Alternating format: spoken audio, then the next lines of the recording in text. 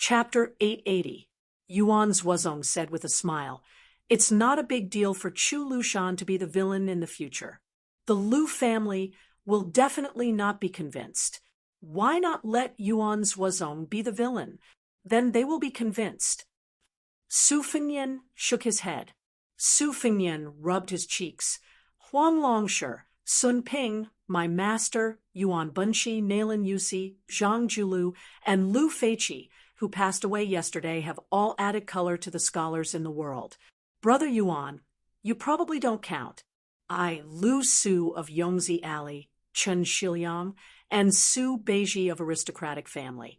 No matter if they have hatred or not, they can only watch the backs of these gentlemen go further and further away. I don't know if there will be younger scholars coming to see our backs in the future. Yuan Zhuozong rarely showed his melancholy in front of others. At this moment, he sighed undisguised. You said Chu Lushan is smart, but even the blind can't see his flattery to His Highness. How smart can such a person be? But if you say Chu Lushan is stupid, he has the ability to make a rhyme. His poems and songs are natural. Only Chen Jibao can be better than Chu Lushan in terms of talent for generals and soldiers. I used to dislike Chu Lushan very much because I thought he was not popular.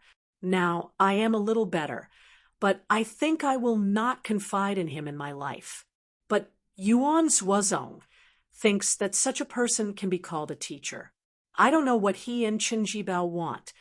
Yuan Zhuozong wanted to say something, but stopped. When he was about to say something, Su Fengnian had trotted to buy a tray of steamed buns from the hawker. Yuan Zhuozong smiled.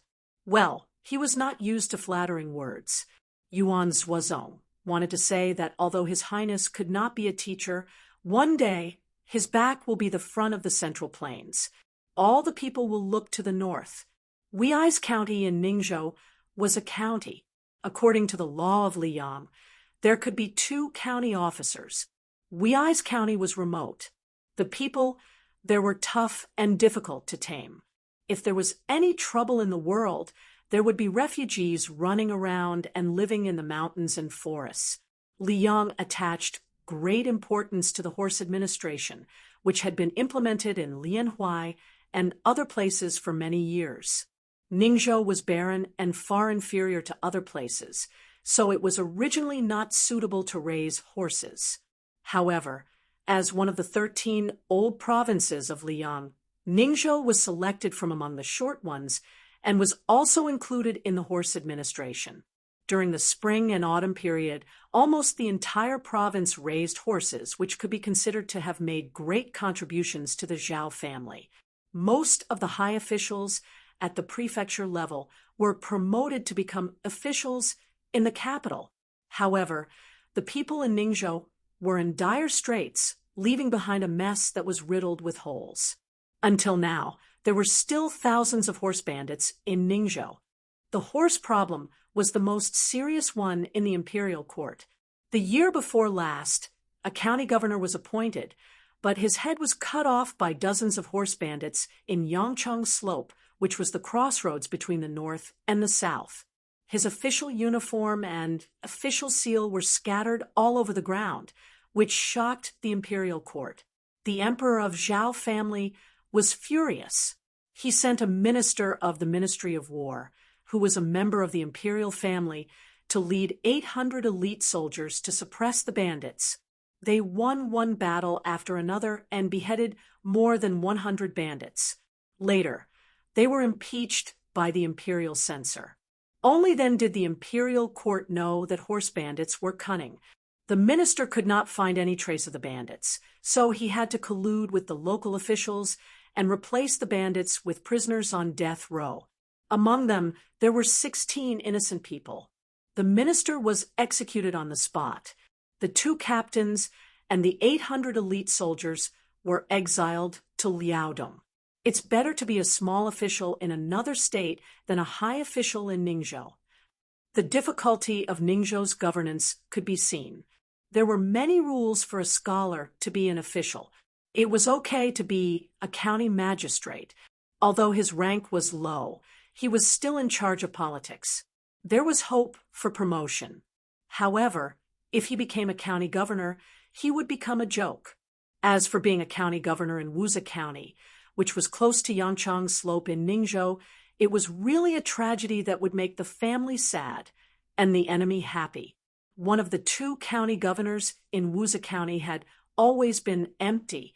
The old county governor, Yan Huasheng, was from the county next to Wusa County. He was addicted to alcohol. He was quite capable of flattering the county magistrate and the chief clerk, drinking and having fun together, and flattering the county governor. However, if he was asked to suppress bandits, it would be asking for his life. Yan Huasheng was not good in the county official evaluation every year, but he had always been a county governor. In Yan Huasheng's words, if anyone was willing to come to Wusa County to replace this *T official, he would put the official hat on that person's head without saying anything. He would even give a thumbs up and praise that person for being a good man. However, at the end of the year, Yan Huasheng did not lose his position. Instead, a strange young man with the surname Song came to Wusa County and became his colleague with the same rank, and salary.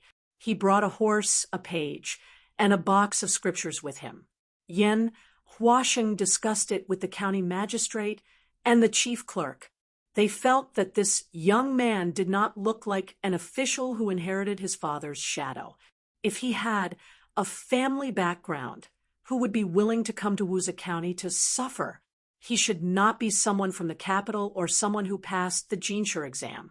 According to the usual practice, if an official outside the capital was not promoted, it would be tantamount to banishment.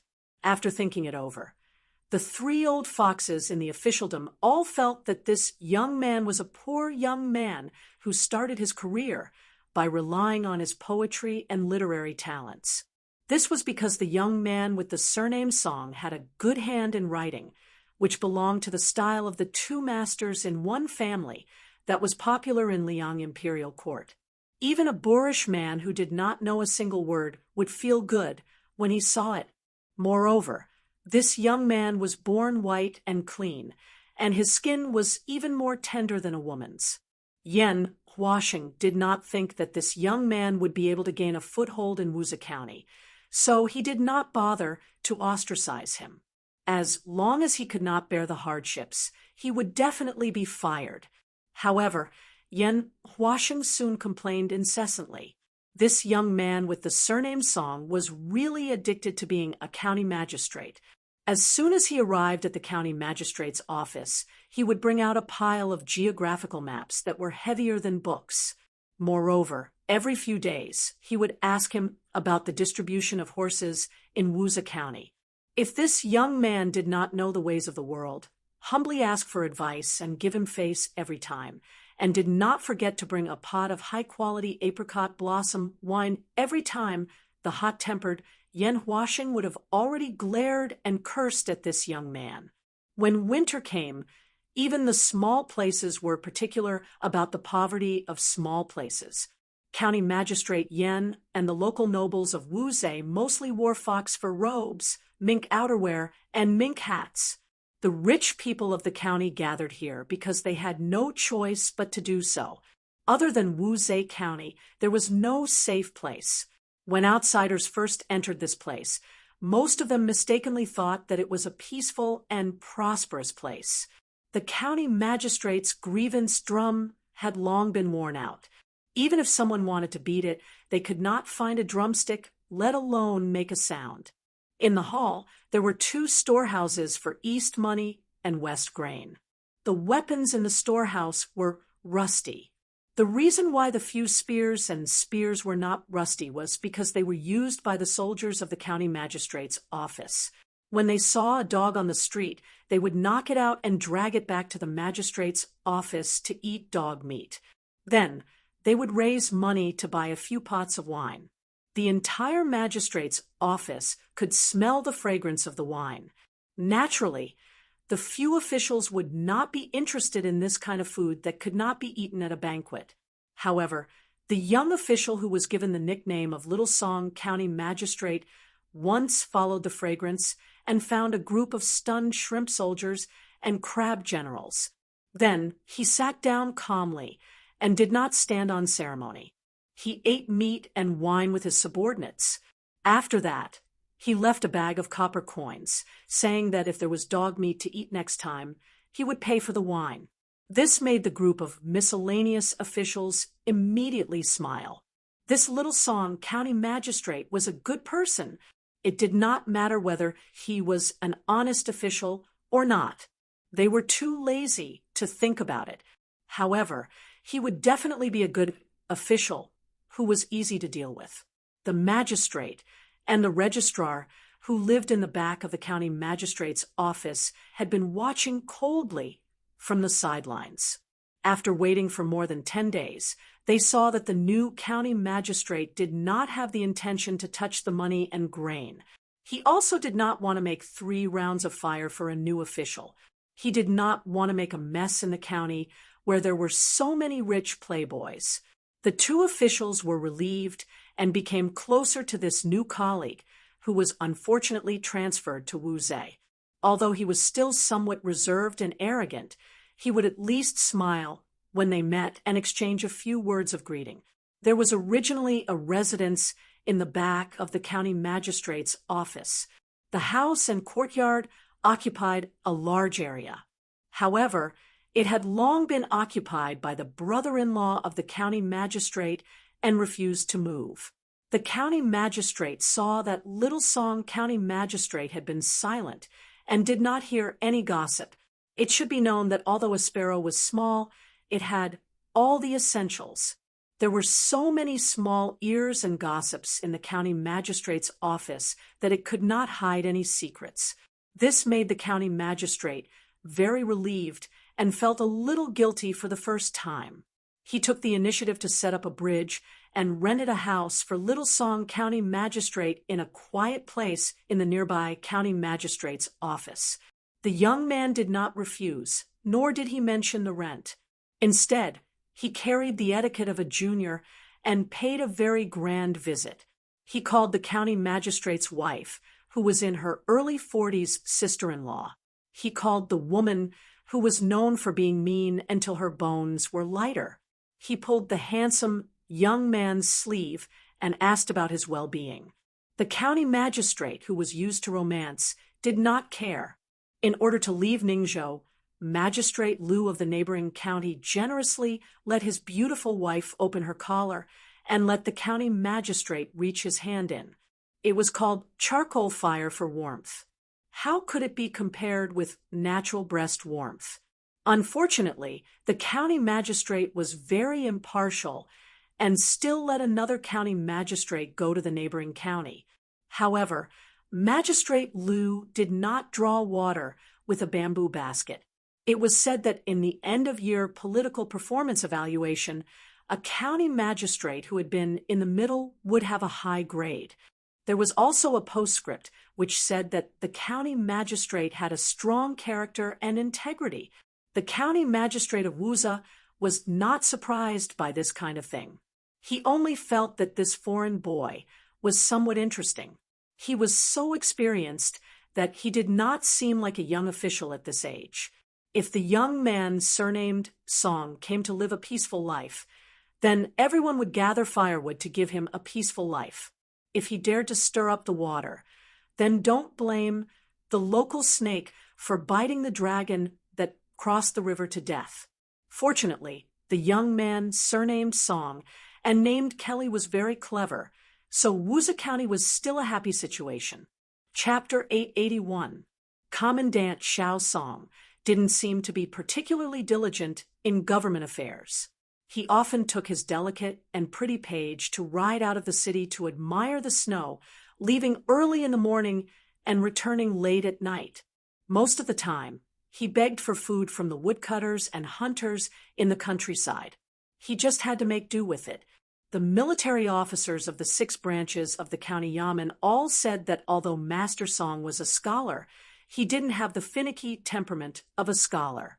After spending a month together, a few of the old ruffians who had no one to rely on discussed it with. They brought good wine, good meat, and a few new fox furs to the residence of the new commandant. Within a few days, these ruffians began to take a dozen or so of their trusted brothers to openly take up the job of guarding the largest brothel in the city. The ruffians, who had been taken over by a turtle dove, flew into a rage out of humiliation. Even the women in Wusa County were valiant. Everyone had connections with the 7 or 8 aunts in the mountains and forests, so there was no saying that the people didn't fight with the officials. The two sides fought on the street. If this kind of dispute was handled in the past, the county yamen would let the officials settle the matter, and then each of them would find their parents' backers to sit down and drink wine, eat meat, give gifts, and talk about friendship. Whoever's backer had more weight would win. However, it was true that Commandant Xiao Song was easy to talk to, and he was quite protective of his own people. He waved his hand and ordered the brothers of the torture chamber to hold spears and put on armor to support the barracks.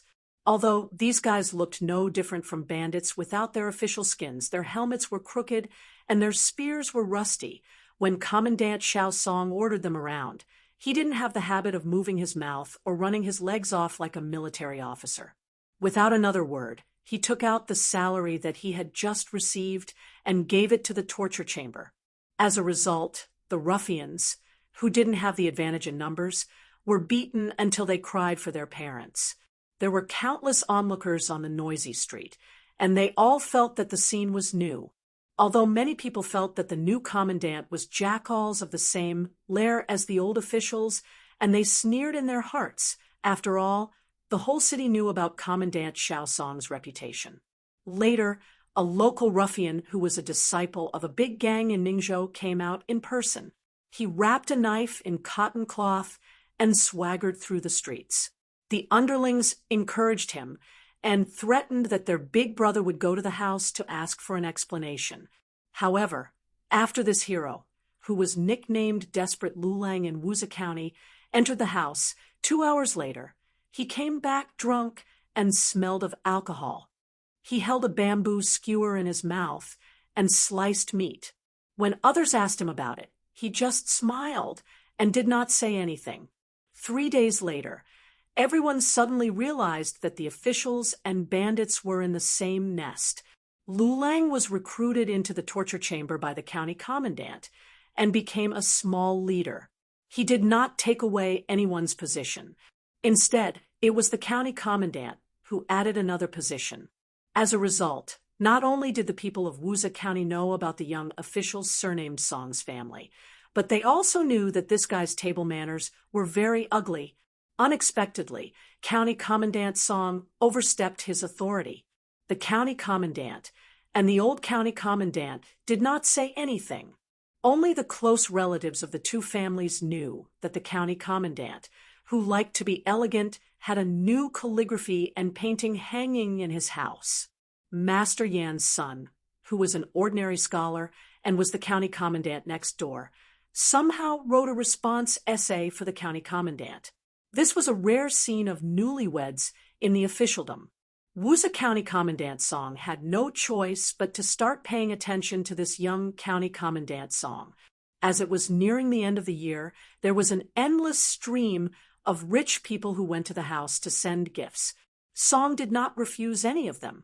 Just the gifts he received were enough to make him a fortune. However, everyone knew that these gifts were not for nothing. Favors should be returned. In the future, they would have to return them one by one. If they did not return the favor, they would be breaking the rules. Even if it was a light punishment, they still did not know the rules. Although Wusa County Commandant was a small county, there were many trivial matters. Song Kelly was a secondary 9th-ranked county commandant and an official who specialized in dealing with troublesome matters. He would be in for a lot of trouble in the future. However, the situation was quickly broken. It was so fast that it could be said that it was like a sudden clap of thunder. The registrar official, who had always been aloof from worldly affairs, took the initiative to make things difficult for the new county commandant. Not only did he make things difficult for the new county commandant, He also made the brothel personnel lose their status.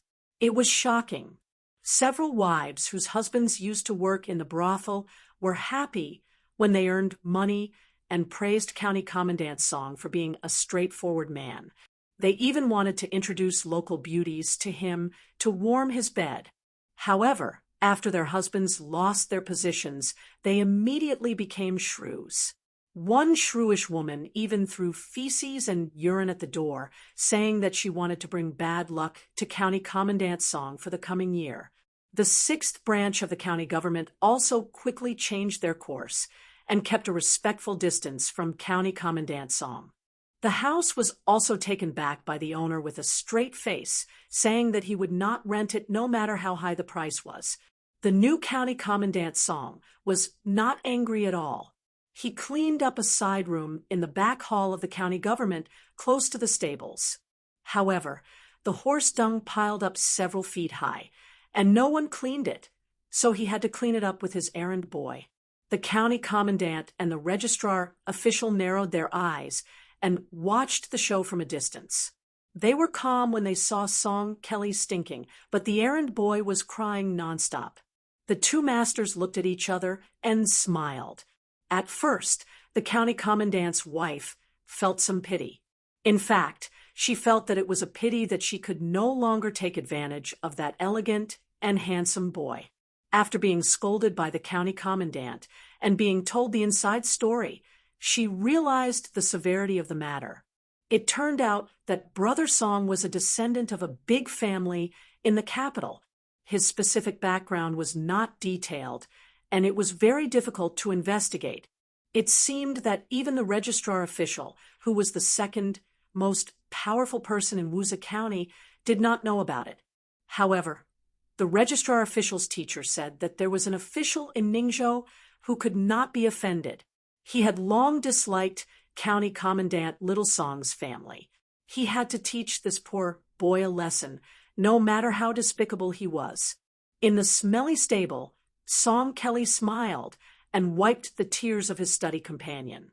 The 14 or 15-year-old study companion wanted to say something but could only cry, as if he had been greatly wronged.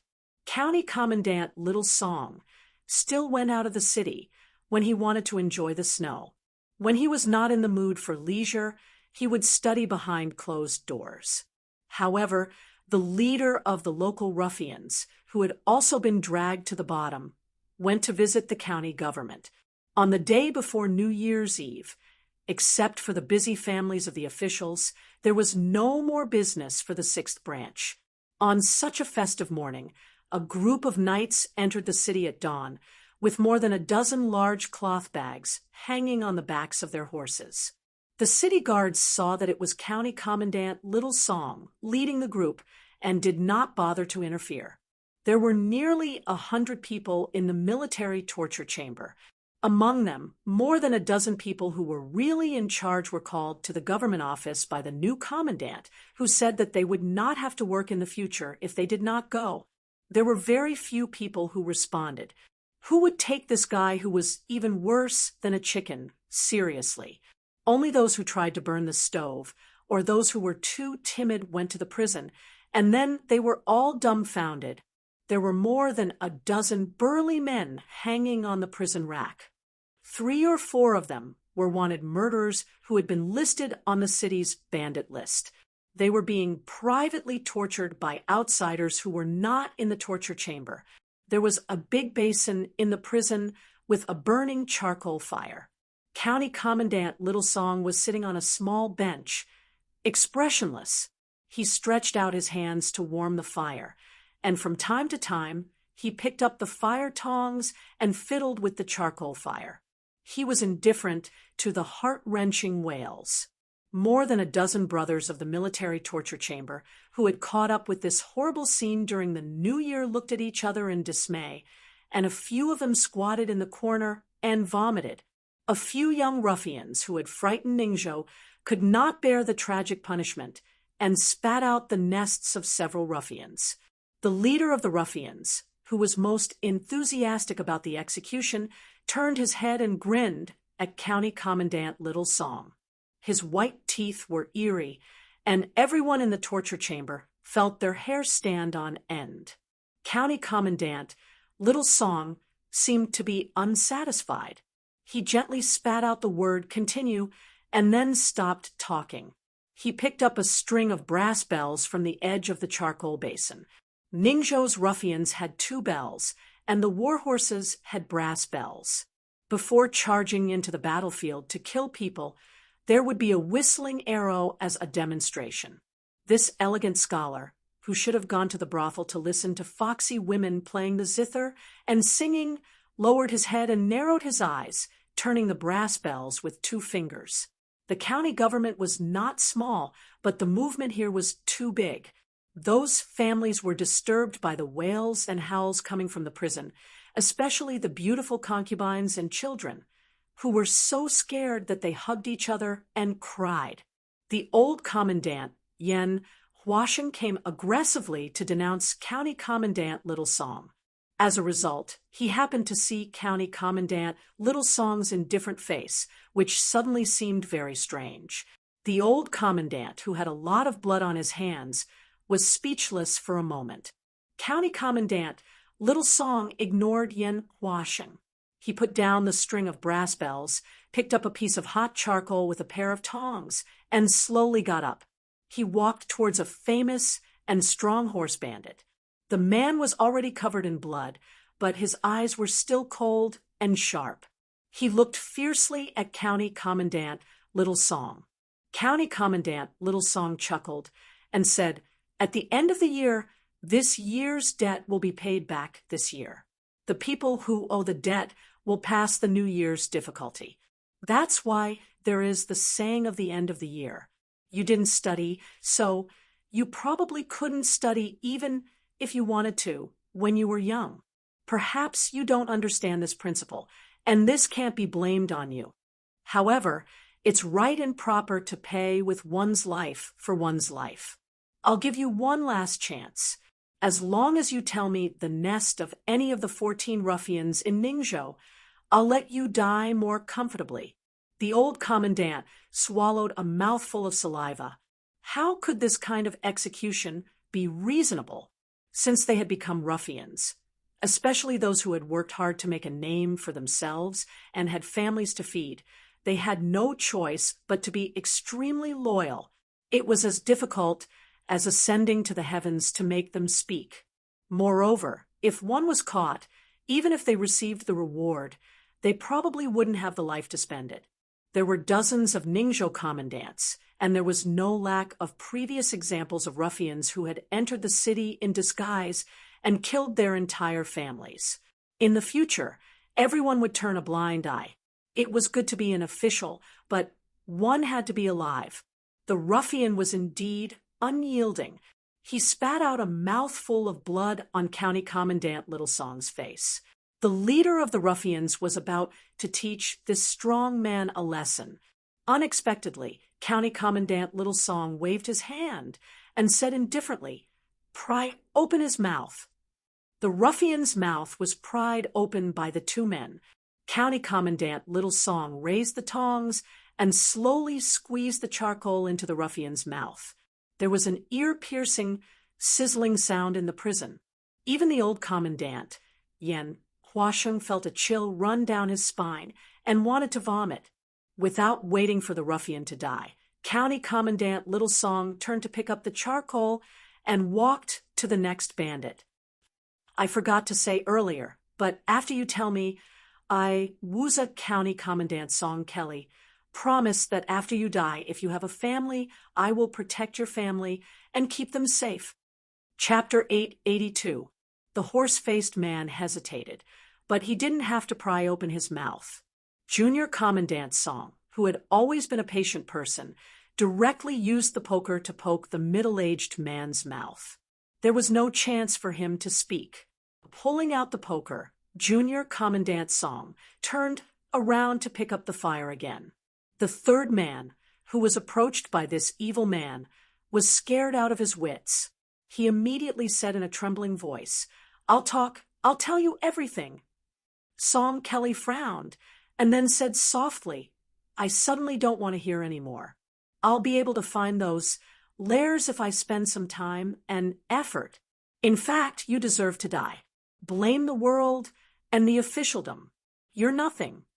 The man who could still laugh sinisterly after enduring several tortures sobbed and said, "Sir, I beg you, as long as you can protect my family, I will tell you everything I know about the two places that are the biggest names in the world. I'm begging you." Song Kelly threw away the poker. The page boy who had been crying in the stables had been silently taking notes. At this moment, he trotted over and squatted in front of the horse with the paper in his hand. He laid the paper flat on his knees. When he looked up, his eyes were cold and hard, showing no signs of weakness. Song Kelly sat back on the small stool next to the brazier and pointed at the leader of the ruffians, who had only been violent in Wuza County. He turned to Yen Huasheng and smiled. Commandant Yen, Chow, and Brother Sherhu were out enjoying the snow when they ran into this group of horses. They were tied up and brought back to the county yamen. It's almost the new year. I didn't want to trouble the brothers in the torture chamber too much, but I was also afraid of being labeled as a criminal. So I asked you to come and take a look. But tomorrow, the bodies of these bandits will be hung on the city wall, so I'll have to trouble the torture chamber. Also, I'm guessing that many of the famous horses are actually in the city. Who knows, they might have some connections with some of the esteemed lords in the city. When the detailed list comes out later, I'm afraid that I'll need Commandant Yan's help to pass on the message that Song Kelly has just arrived in Wuza County and is embarrassingly short of money. Therefore, he can only burn this list. Treat it as a gift for the villagers.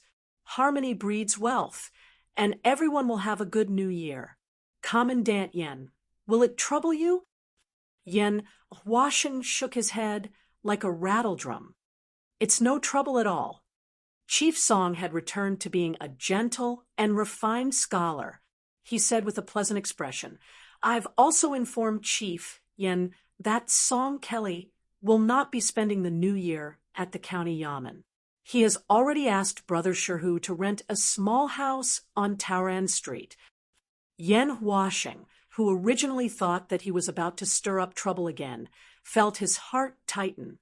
However, when he heard that it was such a small matter, he felt relieved. He immediately squeezed out a smile and said, it's fine. I'll pay Commandant Song a visit later. If the New Year's Eve dinner isn't ready, I have a chef that I know. His culinary skills aren't bad, and he's ranked among the top in Wuza County. I'll have him cook for Commandant Song tomorrow. With the horse gang's good start, the prison finally quieted down.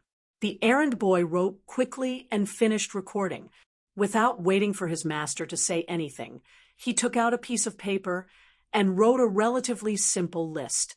After he finished writing, he blew on the ink gently and handed it to the old commandant, who had a complicated expression on his face. Commandant Xiao Song slowly stood up. Everyone in the torture chamber took a few steps back in fright. Chief Song said softly, "Today's matter can be considered a confidential matter between the county yamen and the torture chamber. Brothers, just take it seriously." The group of people nodded vigorously. Only then did Chief Song look at Yen Huasheng. "See Chief Yen off." Yen Huasheng hurriedly said, "No need." However, Song Kelly still saw him off to the gate of the prison. When he turned back, there were only a few trusted brothers who had exchanged their lives with Brother Sherhu, as well as a handsome young errand boy who impressed Brother Sherhu. Brother Sherhu looked at him inquiringly. Song Kelly nodded. There was a burst of unwilling and hurried howls in the prison. After that, it was completely silent. Standing in the stinking room full of corpses, Song Kelly asked, "Can you really find 40 or so clean bandits in Jianghu?" Brother Sherhu rubbed his hands and chuckled. "Don't worry, Chief Song. Although I don't have many connections in Ningzhou, they are very reliable. Those people were originally outlaws with similar moral integrity.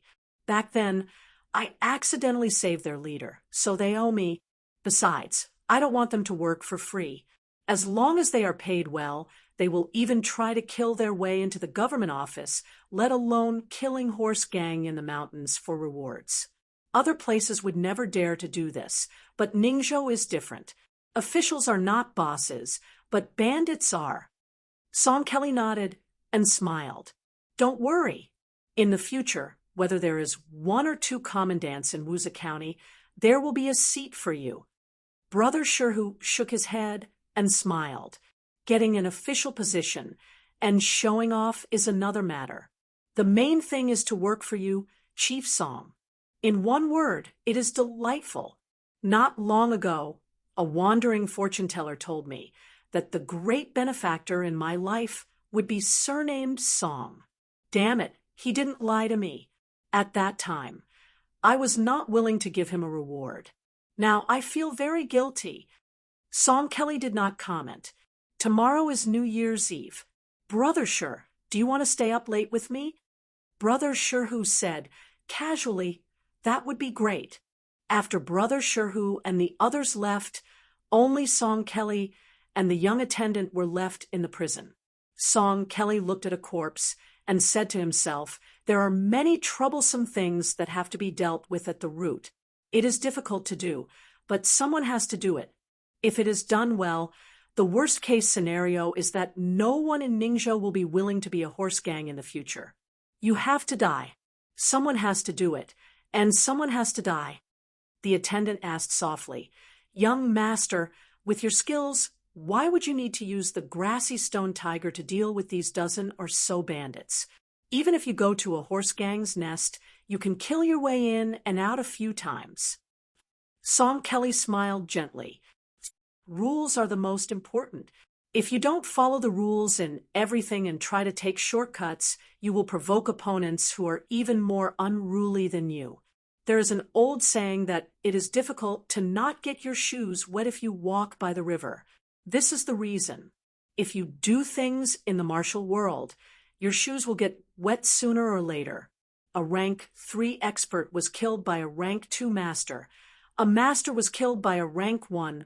A Vajra was killed by a Xian finger, and a Xian finger was killed by a heavenly elephant. Everything has its weakness. No one can escape. Since I am an official, it is like watching the martial world on a boat. The difficult part is that I can't rely on luck. The difficult part is that I can't get off the boat and walk by the river. For example, the chief minister Liang Luan is targeting me because he is an official. He didn't break any rules, so Song Kelly will accept it. If I can't, it means that my cultivation is not good enough. I can only endure it.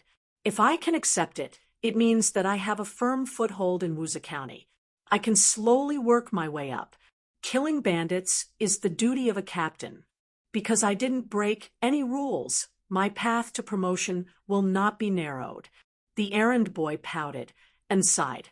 Young master, but you are only at the 9th level of secondary class now. How many years will it take for you to become an important official of the 3rd level of secondary class like your master? Song Kelly knocked on the young man's head. His eyes were warm as he scolded. I just told you the word accumulation, and you already forgot. The young man nodded and smiled. The young man suddenly said softly, that Sherhu is so stupid. He didn't see that the fortune teller was young master in disguise.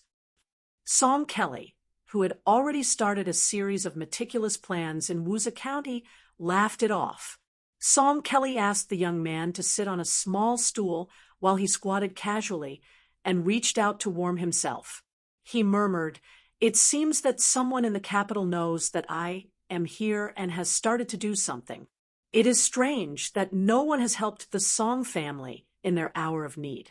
However, the Song family is already in such dire straits. Why would someone still care about a mere captain? The Song family has always attracted attention in the past few years.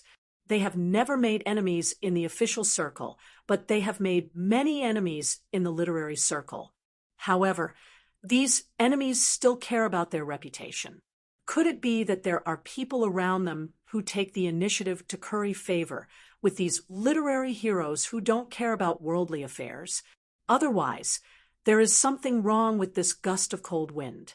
Song Kelly stopped tapping his forehead and grabbed the string of copper bells. He said self-mockingly, "I won't think about it if I can't figure it out. I heard that the princess almost blocked young Master's way when he left the capital. Love is long and the hero is short. It is useless to think too much. I don't have the right to think about it. But young Master still needs to start a family. Of course, it is not bad to find a virtuous woman in Wusa County. How can this be? Why not? How can they be good enough for young Master?" After saying this, the attendant's eyes turned red. He sobbed and said, "Young Master is the young phoenix of the Song family. He was supposed to be the leader of the scholars in the world." Song Kelly smiled gently and wiped the young man's tears. Chapter 883. Jean San Lang, whose every movement could affect the capital's view, began to grow a beard. In reality, with his age, which had just crossed the threshold of 30, unless he wanted to imitate Grand Secretary Zhang and become that beautiful bearded duke, there was originally no need for him to grow a beard. However, after he became the Imperial College's Right Chancellor and was able to work together with the current great scholar of Confucianism, Yao Baifeng, Jean Lanting felt that there was a need to grow a beard to show his ambition. Madame Su, whose wife relied on her husband's noble orders, had to help her husband trim his beard almost every day, striving for perfection. Jean Lanting rose up from the small counties and counties within Bailiang's jurisdiction. First, he broke the rules and became the Great Yellow Door. And then he became the Son of Heaven's close minister. In the blink of an eye, with a shake of his body, he became the Imperial College's big shot that all scholars looked up to, obtaining the authority to control the rise and fall of all scholars under the heavens. Jean Lanting had to quietly wait every morning for the sky to turn white, his line of sight becoming clearer before he rode a carriage to the Imperial College. Occasionally, he would lift the carriage's curtains and gaze at the reverent and burning faces on the road, making Jean Lanting feel as if a lifetime had passed. Back then, when he bent down to lift the carriage's curtain and stepped down from the carriage, Jean Lanting felt as if a lifetime had passed. Back then, when he met people, he would give them handmade proclamations, but almost no one was willing to accept them. Now, countless people wanted them, yet Jean Lanting didn't want to give them the slightest bit. However, Jean Lanting didn't become complacent. After living in the capital for more than 2 years, he had seen many farces of sudden wealth and sudden loss of power. For example, the Song family's 3 outstanding talents, 2 senior and junior teachers, died of anger, and 1 resigned from his position. The Song family's young phoenix, who used to need Jean Lanting's milk to curry favor with, completely faded out of the court's view. The more Jean Lanting knew about the treacherous situation in the imperial court, the more he cherished the few nobles he had when he was dormant and bowing his head. The former left chancellor, Huan Wen, who was a pillar of the nation, was rarely willing to accept the proclamations he sent. Now he had become the Grand Secretary of the Wen Ting Court, replacing the leader of the remnant party, Sun Shiji, and was honorably promoted to the left servant-shi of the province. There was one more person Jean Lanting had never revealed on the surface. Even when he was beside Madame Su, the woman who shared the same bed as him, he didn't mention a word of this person. Jean Lanting clearly remembered that morning's court session. When he was rolling his eyes and ridiculing him along the way, it was only that senior, who also came from the Yellow Door, who patted him on the shoulder and said something extremely heartwarming. A gentleman would die for his bosom friend. As for the King of Bailiang's recommendation letter, Jean Lanting avoided talking about it. In private, he regarded it as his reverse scale. If anyone was tactless enough to mention this matter to him, regardless of whether you were the son of a minister or a descendant of a general, Jean Lanting would immediately leave in a huff of anger on the spot, breaking off all relations and never laughing with Shi Yen again. Moreover, Jean Lanting had never felt that lame Su had any merit in recommending him. The world's orthodoxy was in the house of Zhao. Even if you, whose surname is Su, were bestowed the title of king with a different surname, even if the throne was hereditary, how many generations of glory, splendor, wealth, and rank could you last, casually flipping through the history books? Even if those aristocratic families had the iron scroll of death for those who are not guilty of treason in their homes, weren't they still casually found by the emperor to be guilty of treason and implicated 9 generations of their families? Saying goodbye to the old year and moving to a new residence, a double blessing came at the same time. The Right Chancellor's residence was changed to a new one that was bestowed by the emperor. It used to be the residence of a Li Yang imperial family member. 200 years ago in Great and City, it was extremely glorious because it had lost its hereditary title and was given the title of general. Living in this first-class residence was somewhat suspicious. However, since they were members of the imperial family who hadn't committed any major crimes, it wasn't easy to get them to move out. Fortunately, when they heard that Jean San Lang of the Imperial College was moving in, their face shone brightly. They also privately received a large sum of silver from the Imperial Palace, so they conveniently moved out. The current emperor was thrifty, so the dishes made in the imperial kitchen were just decorations. Later on, it was the empress who suggested that there be a meal list. Every day, the meal list would point out that a certain item was to be bestowed to a certain person.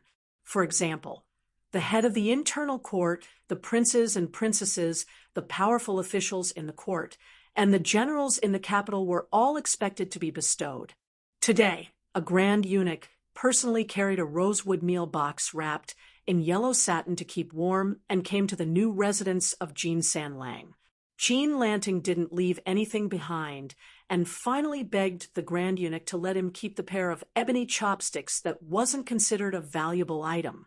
A grand eunuch was secretly stuffed into the grand eunuch's sleeve. The skin was golden and dazzling, and the meat was as fine as fat.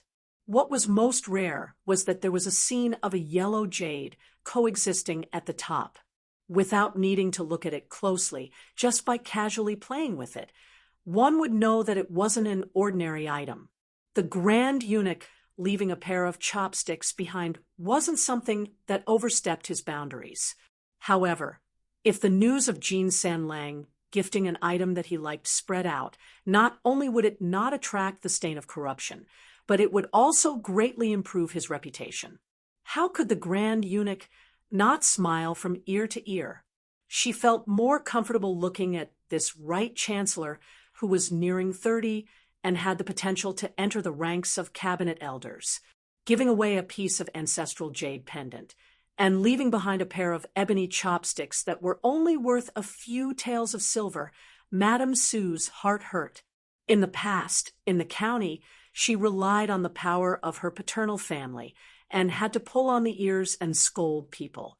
Now, she did not dare to do so. After growing a beard, Jean Lanting looked slightly older. Madame Sue carefully asked, "San Lang, why not go visit the Grand Secretary at the end of the year? San Lang is close to Tannan, and this left servant Shi Darren, and the Grand Secretary came from the same sect. They have been close friends for most of their lives. If San Lang goes to visit, no one will say anything." Jean Lanting said impatiently, "Women, what are you talking about?" Madame Sue smiled angrily. She gathered her courage and did not dare to talk back in the end. In the past, when father and mother saw this husband of a little sure family, they did not have good expressions. Now that the family had moved to Great Peace City, which was right under the Son of Heaven's feet, they could only bow and bend their knees. Madame Su also tried to curry favor on the bed, but San Lang's arrogance grew. Madame Su always felt that the way he looked at her was no different from how he looked at a servant or a servant girl. In this era, where women were as cheap as grass, after a man became famous, it was not hard to treat women as women. What was hard was to treat women as people. Chapter 884. Madame Su suddenly remembered something. Her parents were worried when they talked about it, which made her feel very uneasy. She had just gotten her hands on the riches and honor, but she didn't want to lose it just like that. Madame Su gritted her teeth and sat next to Jean Lanting. Her delicate body leaned close to him, especially her chest, which intentionally or unintentionally rubbed against his arm. Then she said softly, "Sen Lang, I heard that you're in the Imperial College." Jean Lanting quietly pushed her away and sneered, "Why? Are you scared by my husband's words? The people are the most important, and the country is the second most important. What do you know? We're not on the same page. Your parents are shallow, so tell them not to bother me in the future." Madame Su lowered her head and said timidly, "I know." Madame Su got up and left, feeling sad. Jean Lanting didn't care at all. He stared at the pair of ebony chopsticks, and the corner of his mouth curled up. A scholar was conferred the title of Marquis and presided over half of the country. There were thousands of beauties, but only one country. Jean Lanting, who was alone, grabbed the pair of chopsticks and made a gesture of putting food into his mouth. He laughed crazily. During this year's New Year's Eve dinner, Mr. Lu of Jingen Palace, who didn't drink much, was heavily drunk by the young lord.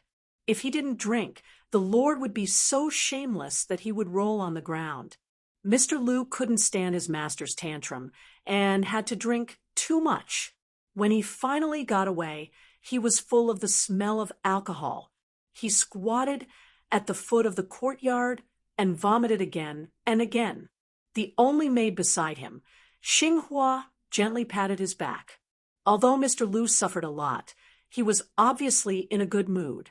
He said that he would take Xinghua, whose real name was Lu Lingbao, to see the former residents. In fact, Xinghua often went to the dilapidated house in her spare time. The house was already bought by the Jing and Palace. Whenever Xinghua went there, she would carefully clean it until it was spotless. She was already familiar with the place. The blind Lu Su didn't enter the house. He just stood at the door and didn't know what he wanted to see. Then he took Xinghua to Yongzi Alley, where he used to make a living by gambling. He squatted on the ground and leaned against the wall quietly. It was as if there was a chess game in front of him. He used 2 fingers to play the game gently. Xinghua did not say anything, but her eyes were gentle. The young blind man did not stop placing his chess pieces. He laughed and said, "When our green party was defeated, I also added a handful of firewood. If I don't do this, Jing and Palace will become nothing more than a decorative vase. I'm a snobbish person, and I'm bound to the prince's mansion for glory and disgrace. How can I just stand by and watch His Royal Highness not be able to display its power?" Xinghua knew that in private, King of Jing and Zhao Sun liked to address him as young Master Lu or Mr. Lu.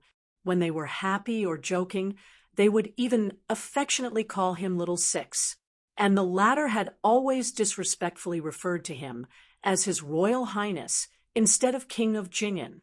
If the Lu family wants to leave, Xiangfan City can't stop them. But it's not difficult to trip them up, although it's not beneficial to the big picture, since His Royal Highness is not happy and insists on making trouble for that Bailiang.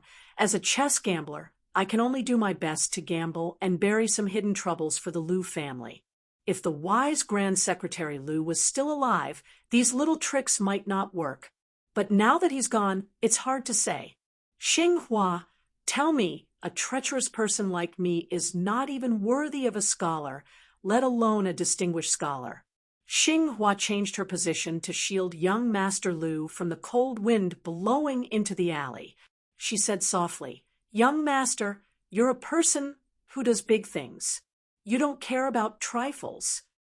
Lu Swan smiled and said, "There's a saying that if you don't sweep a house, how can you sweep the world? And there's another saying that a person who does big things doesn't care about trifles. The ancient books and ancient sayings really make the later generations confused. But I'm a blind man, so I can only rely on you to sweep the house." Xinghua rolled her eyes. "I'd be happy to." Lu Swan reached out his hand, as if the wine had boosted his courage.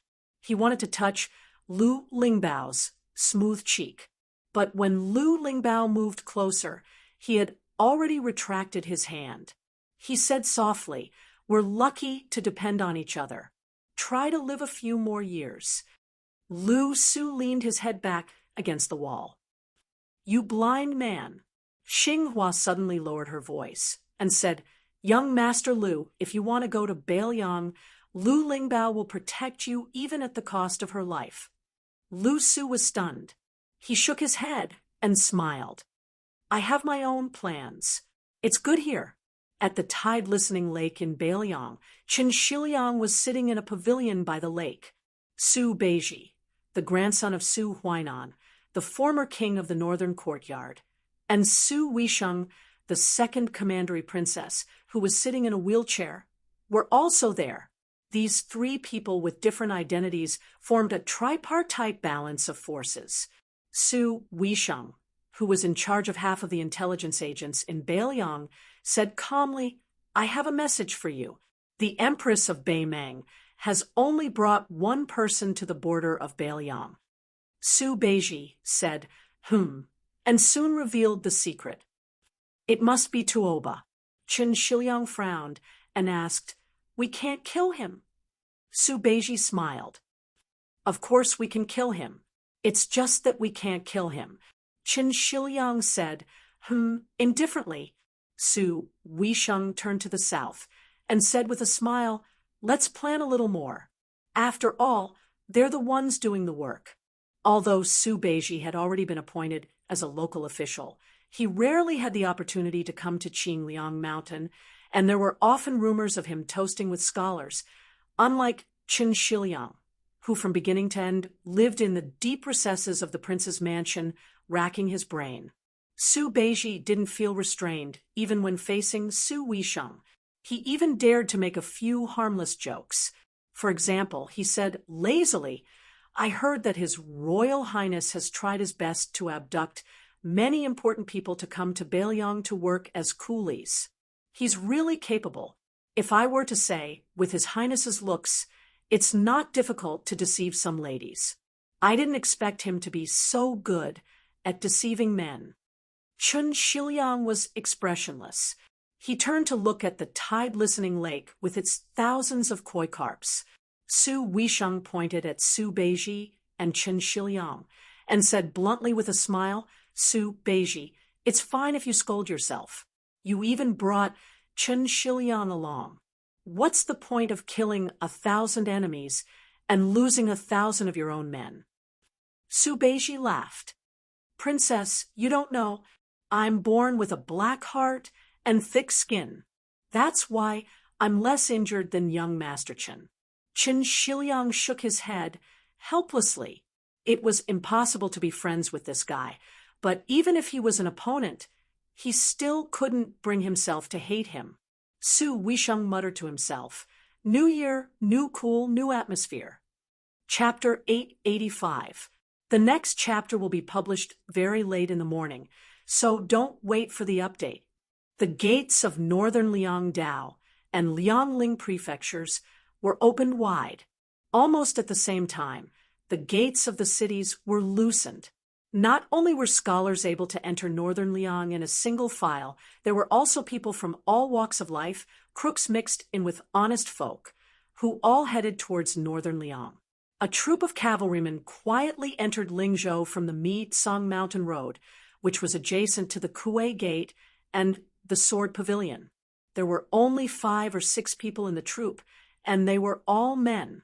The horse and courier routes were gradually shrinking and were no longer as prosperous as they were during the spring and autumn period. However, the Mi-Tsang Mountain Road between Shu and Liang still cost a lot of money every year, and it was perfectly repaired, even better than during the spring and autumn period.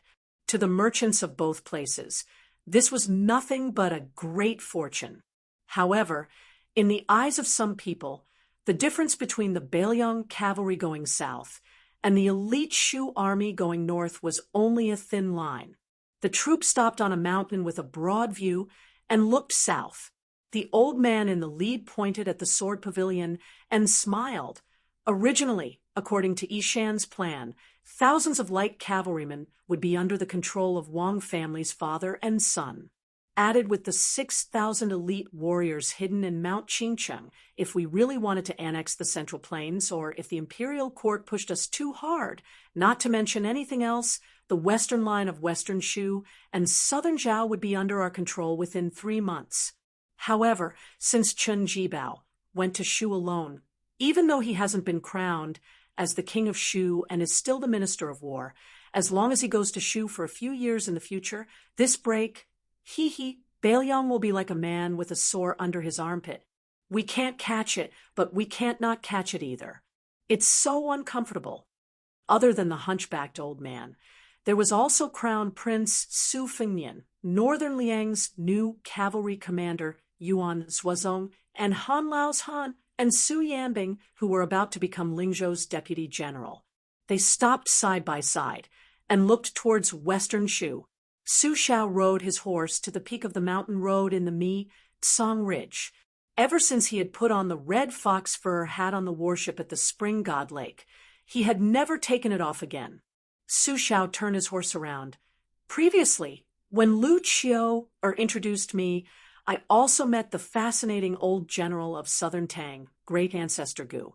From him, an outsider, I learned that our Bailiang's territory is not big, and there are so many things to pay attention to. According to great ancestor Gu, the roads of Bailiang can be divided into 3 regions and 14 terrains. According to great ancestor Gu's teachings, Bailiang occupies the upper reaches of the world and is connected with the aura of all places. It can control the fate of the world. In the past, I only heard from Ishan that after Bailiang was unified by the Great Qin, there were a total of 1,281 wars in history. However, Ishan doesn't believe in the supernatural. Moreover, I also know that Ishan doesn't approve of Bailiang invading the Central Plains with the momentum of a lion hunting a rabbit and causing the Central Plains to be filled with smoke. Therefore, in these years, he has not lived happily. Su Fengnian, who wore a Bailiang saber at his waist, smiled and said, "Master always said that the talents of the world must be controlled by knowledge. Only then can one's heroic spirit be restrained, and one can take advantage of the situation to achieve great things. This is a genuine effort, not to mention your notoriety in the spring and autumn war. Just the background of our Su family alone is enough to make it useless even if that old faker Huang Sanja comes up with some auspicious omens. The scholars and the people's hearts will not lean towards the Su family. Nowadays, scholars, especially those who have failed to achieve their goals, are flocking to Bailiang. This is also because Bailiang has raised the banner of guarding the northwest for the Central Plains, giving them a way out. Otherwise, who would be willing to become an official in Bailiang?" Su Xiao raised his hand and used the horsewhip to push up his leather hat. He chuckled and said, "Who asked father to be born a few hundred years earlier?" Ishan said that he was born a few hundred years later, allowing the scholars of the world to gain power and completely destroying the foundation of the great and powerful clans. They would no longer be as demanding as they are now regarding the legitimacy of the emperor's orders. That would be a great era where anyone could sit on the emperor's throne. As for the common people, who would care what your surname is? As long as you give them a peaceful life, they will recognize whoever you are. They don't care who sits on the dragon throne and who doesn't. But speaking of which, your father only has some prestige left in the military. Not to mention the Central Plains. Even in Bailiang, if one day we are crushed into pieces by Baimang's Iron Horse cavalry, if there is someone in Baimang who can govern the country well, most of the common people will completely forget about the Sioux family's 20 years of guarding their homes and courtyards. Speaking of this, Father feels that the victory in the Battle of the Western Fortress was a fluke. In the Central Plains, the remnant citizens of West Chu, who want to restore their country, are truly inexhaustible. They advance dauntlessly, wave after wave, as if they don't know how the word death is written. In the future, it will be very difficult to rally the people's hearts. Our Bailiang, not to mention West Chu, even compared to Western Shu, is still far behind. This is all Father's fault. He made do with conquering the world immediately, but after he dismounted, he became careless. In the end, governing the world is the ability of scholars. They are the best at it. Father didn't think so in the past, but now I have no choice but to accept it. When Father was young, he suffered too much from them. Every time I see their sanctimonious faces, I can't help but want to beat them up. So in the future, when we interact with scholars and scholars, it will depend on you. Don't learn from Father. You must have a good temper. Chapter 886. Su Fengnian nodded with a smile. Yoshi Plateau, Yubei Plain, Liangshi Corridor, Chilean Mountain, Longdong Longxi, Helan Mountain, and so on. There are a total of 14 places. Since Great Ancestor Gu has carefully divided the Bailiang Theater of Operations, I will have a clear target when I arrange my trusted generals. Then I will slowly encircle the scholars who are in charge of political affairs. Each of them will perform their own duties. With the brave soldiers guarding the border, it will not be easy for Bailiang to fall into chaos. There must be a lot of Zhao's spies in the scholars' rush to the north this time.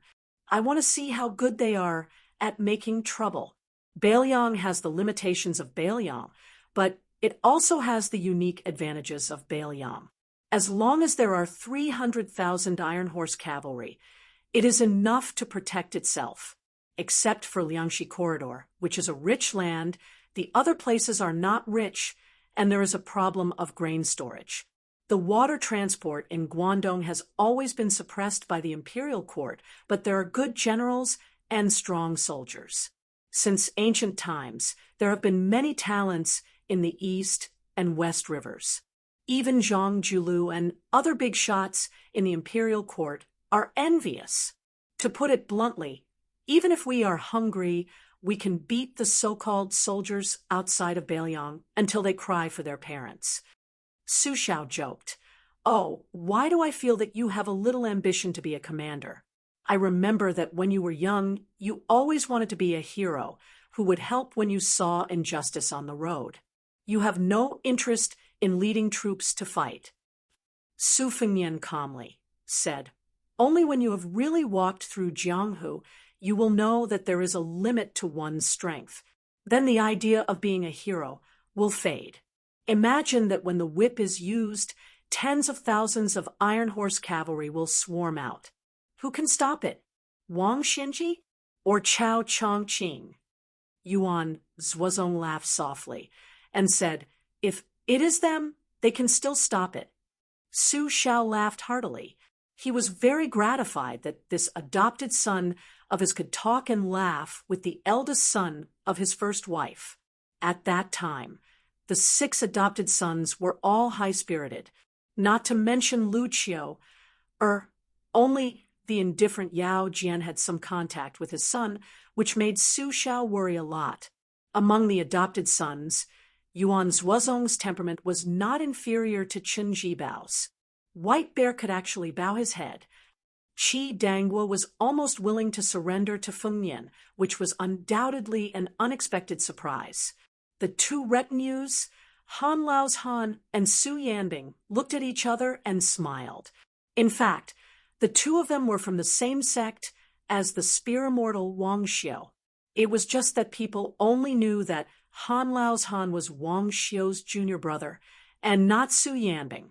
As one of the 4 grandmasters of Jianghu, Wang Xiu was unparalleled in the northwest of the Central Plains. Not only was Han Lao's Han overshadowed, but Su Yanbing, who had left the sect early to explore Jianghu, was also overshadowed. Even Su Fengnian returned to Beiliang with them this time. He learned from Han Lao's Han that Su Yanbing was so outstanding that Wang Xiu, who was much older, almost had no hope of catching up with him. Wang Xiu's father had to banish and invite this disciple, who was not surnamed Wang, out of the Wang family. Su Fengnian figured out that the reason why Su Xiao dared to leave Beiliang openly and enter the hinterland of the Central Plains was not because of Han Lao's Han, the Spear Immortal's junior brother, but because of the unknown Su Yanbing. When the king of Beiliang went to the capital for the last time, Su Xiao went to the imperial astronomer and met the Empress Zhaoji. Rin Tu also brought Su Yanbing and not Han Lao's Han. The group continued to travel north on the courier road. Su Xiao and Su Fengnian rode side by side. Su Xiao said softly, "Other than the protector general of Beiliang and the commander of the cavalry and infantry, the 3 positions have been settled. Lu Qiu, and your second brother Yuan have already taken them. Yan Wenluan's commander of the infantry also has to be given to Great Ancestor Gu. Next, the commander of Beiliang, Daoliang, and Yuling have the most power. The commander of Liangzhou has always been held by the protector general of Beiliang. The commander of Yuzhou has already been given to the ambitious Huang Fucheng. Su Yanbing and Han Lao's Han are the deputy commanders of Lingzhou. What are your plans?" Su Fengnian hesitated and said, "Yan Wenluan's side is not easy to deal with. After all, he is an old general with meritorious service. Yan Wenluan is not as old as Zhong Hanguo, and he is also smooth and slick. I plan to let Great Ancestor Gu take over Liangzhou's commander of Liangzhou from Lu Qiu first. Wang Ji, the meritorious official who submitted his Pledge of Allegiance at Iron Gate Pass, and some of the capable generals of the Phoenix Battalion will wait for these people to gain a foothold before we can make a move on Yan Wenluan.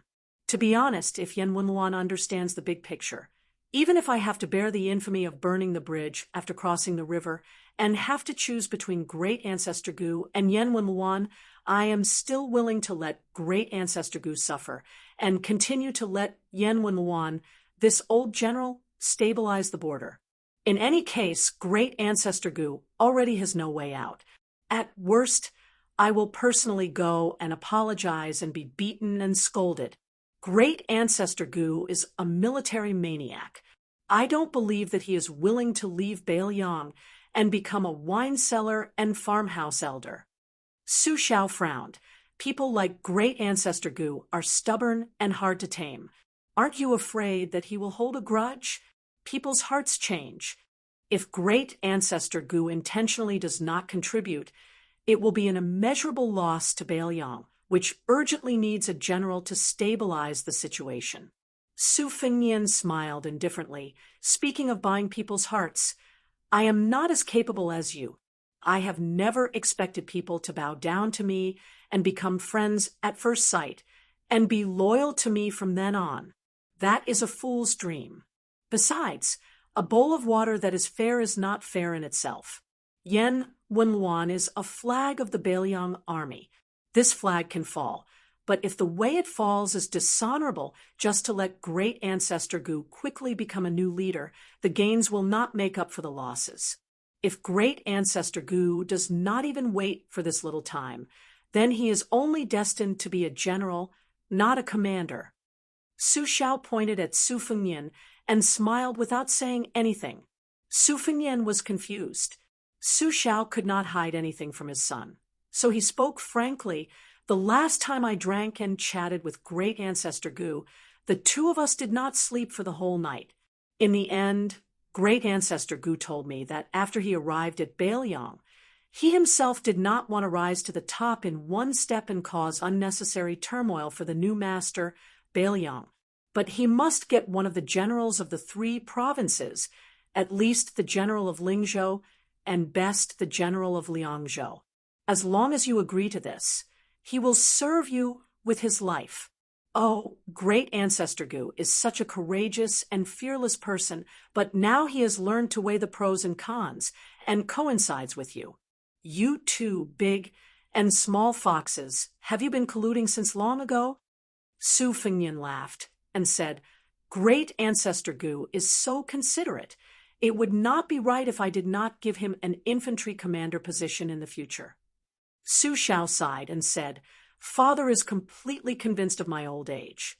Su Fengnian said with a smile, I am just a little clever, not good enough to be on the stage. I am far inferior to you.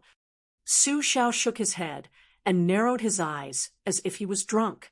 He said, Don't comfort me. As a father, it is never a sad thing to admit that I am old because of my son. There is nothing happier than this in the world. Su Fengnian said helplessly. At noon, we drank and ate meat at the inn at the foot of the mountain, but I did not see you admit that you are old. You are already so old, and you still want to drink with me? How many times did you secretly go to the toilet? Twice or thrice? The old man looked embarrassed. The old man then said with a smile, When we go back to the border and meet that old woman who is protected by Tuoba, I will rely on you to keep up appearances. Su Fengnian said calmly, Okay. Chapter 887.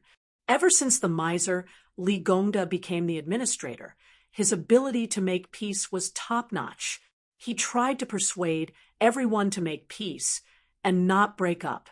Thus, Lingzhou became more and more harmonious. Other than the Zhong family, whose roots were in Longqing County, which was a little unhappy, the rest of the families were still doing well. Moreover, old General Zhong's eldest son, Zhong Qingxin, was still the governor of Longqing County. The new noble of northern Liang, Su Beiji, was just a small soldier who was promoted 3 ranks. His position was not that high, but he continued to work for Sir Zhong. It could be seen that the Zhong family and the Su family were not at the point of falling out. However, there was a piece of news that quickly spread in the Lingzhou officialdom. The 2 retainers of the great general, Han Laozhan and Su Yanbing, had both become Lingzhou's deputy generals. His Royal Highness, who had returned to Beiliang after causing a ruckus in the capital, actually became Lingzhou's general. This made people feel that it was a bit inconceivable. Many retired generals were silently cursing why the crown prince did not just sit on the chair of Beiliang's protector general. Why did he extend his hand into the Lingzhou officialdom? This was not very proper.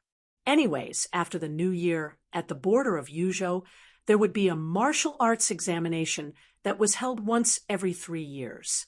Everyone knew that the great general had already started to make arrangements for his death.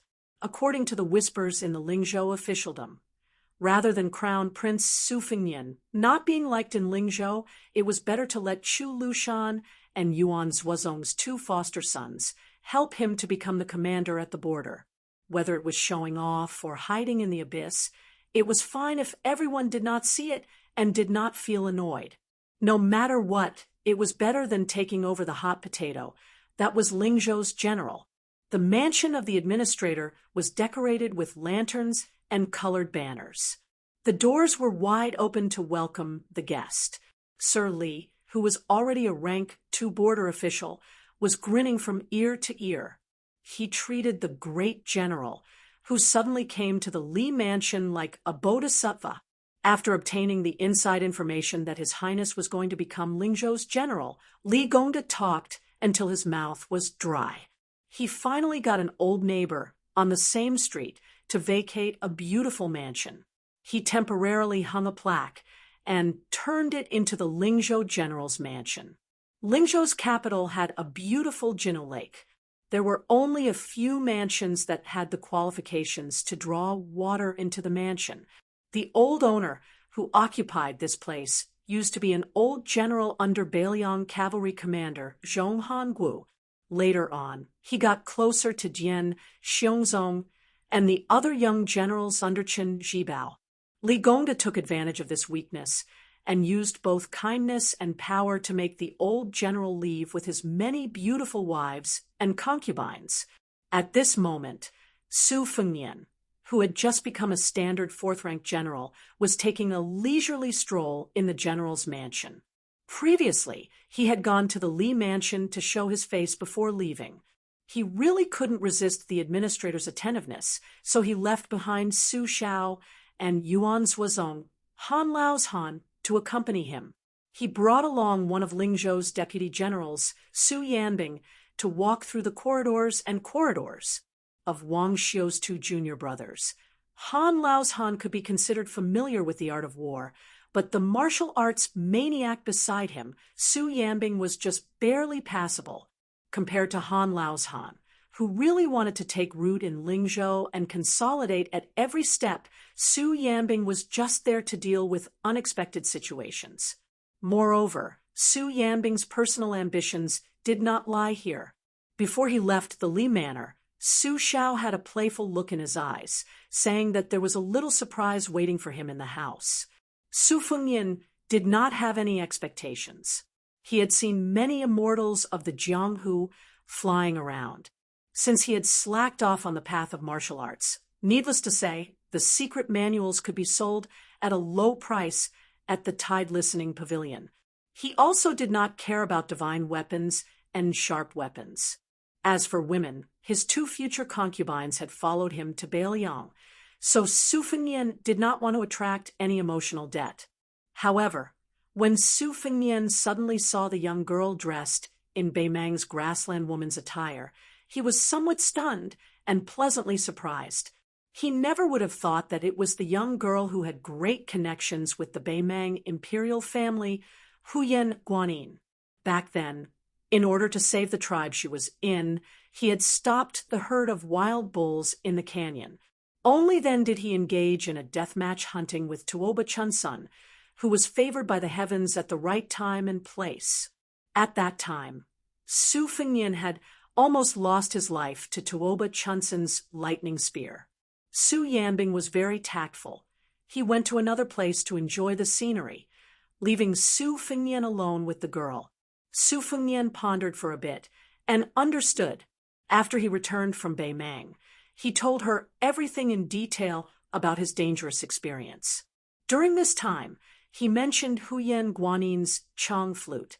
He reckoned that it was Su Xiao who followed the vine to find the melon and brought her from Beimang to Lingzhou. Su Fengnian sat with her in the pavilion.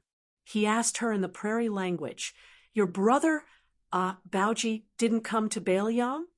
The girl, with the appearance of 95, was obviously not as melancholy and sentimental as the girls of the Central Plains.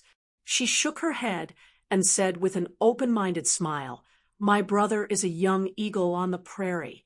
The prairie is his home. My brother also said that he must become the biggest chick on the prairie and have the most extensive and fertile pastures. In the future, he will bring our benefactor to gallop on a horse and snatch the most beautiful girl, the fiercest war horse, and the best wine for our benefactor." Su Fengnian remembered the strong-headed child who liked to roll around in the sheepfold.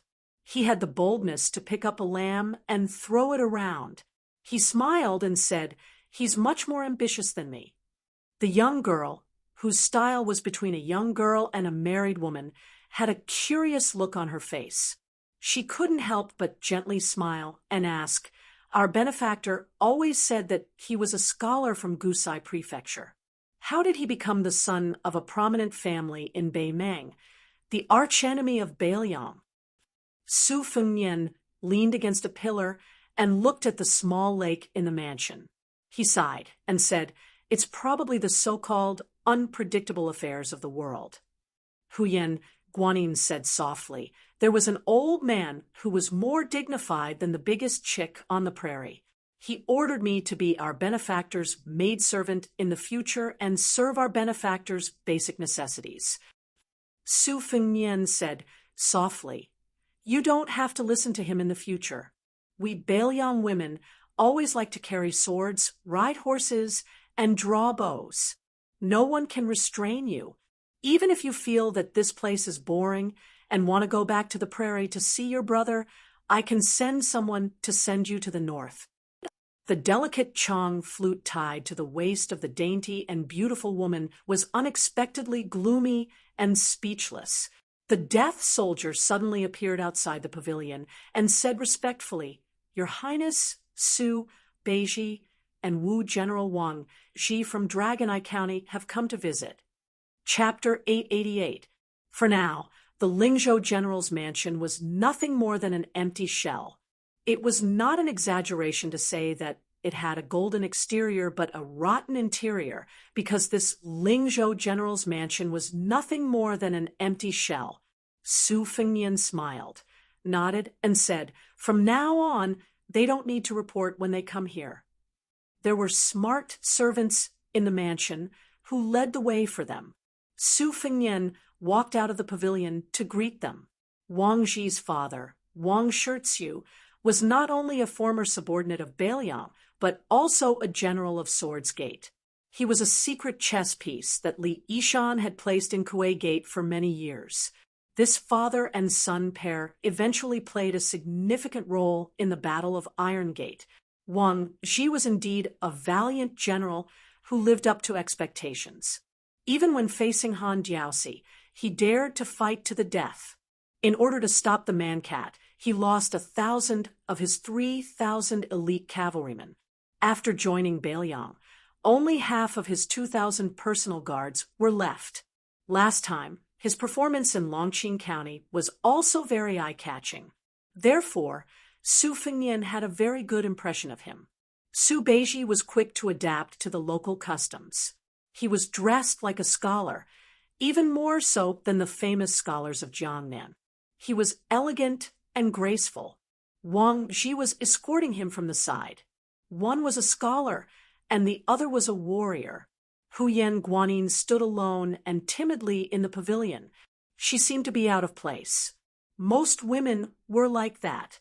They were just the icing on the cake. Su Fengnian put his arm around Su Beiji's shoulder, smiled to Wang Zhi, and said, This time, General Wang, you didn't become the Deputy General of Lingzhou. Do you feel angry? If you do, just say it. But I still can't give you the Deputy General position. Wang Zhi didn't talk about stage fright. Instead, he grinned and said, Your Highness, we are all rough men. We know that we shouldn't take things that we didn't do. We don't have any achievements now, so we don't feel angry. If we do something great in the future, not to mention the Deputy General position, we can even fight for the position of Lingzhou General. We won't hesitate. Su Fengnian smiled and nodded. He pointed at Su Yanbing, who had quietly returned to the pavilion. He introduced the new Deputy General of Lingzhou, Su Yanbing. Wang Zhi, you should interact with him more in the future. General Su is one of the top martial arts masters in Bailiang. He is much more useful than hanging around me, who has no real power. Wang Zhi's eyes suddenly brightened. The words, one of the top, had more weight than the Deputy General of Lingzhou. Yuan Zuozong was the third master in the Liang army after Gu Jiantang and Chen Jibao. If Su Yanbing was one of the top martial artists, he would most likely be a fierce general on the same level as the unparalleled cavalry warrior Yuan Baixiong.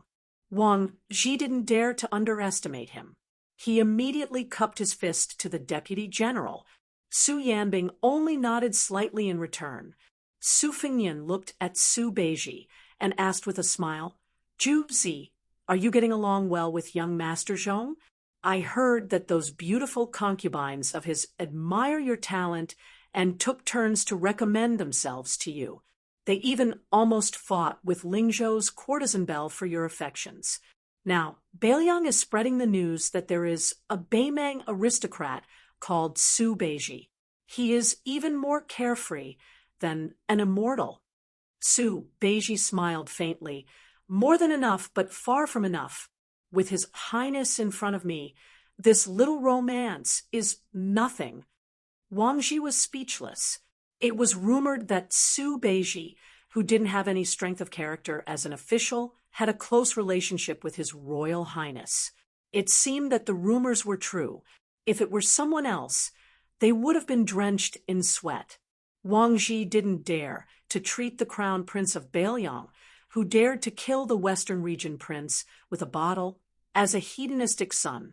Normally, when faced with Zhong Hongwu and the other elders who had fought alongside their fathers in the military, they would try their best to curry favor with them. Su Fengnian and Su Beiji sat in the pavilion.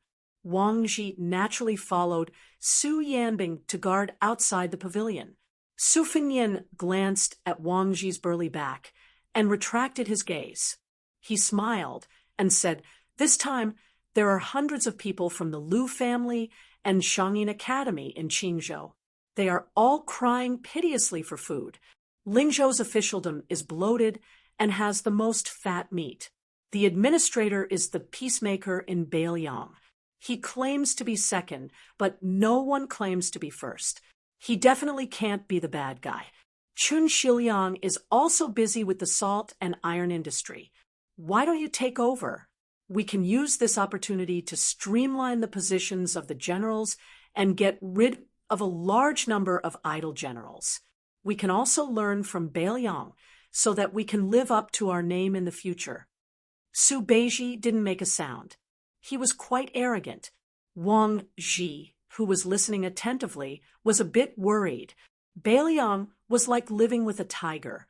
Otherwise, the great general wouldn't have been privately called the second emperor by the imperial court. His Royal Highness was actually no different from the crown prince of a country.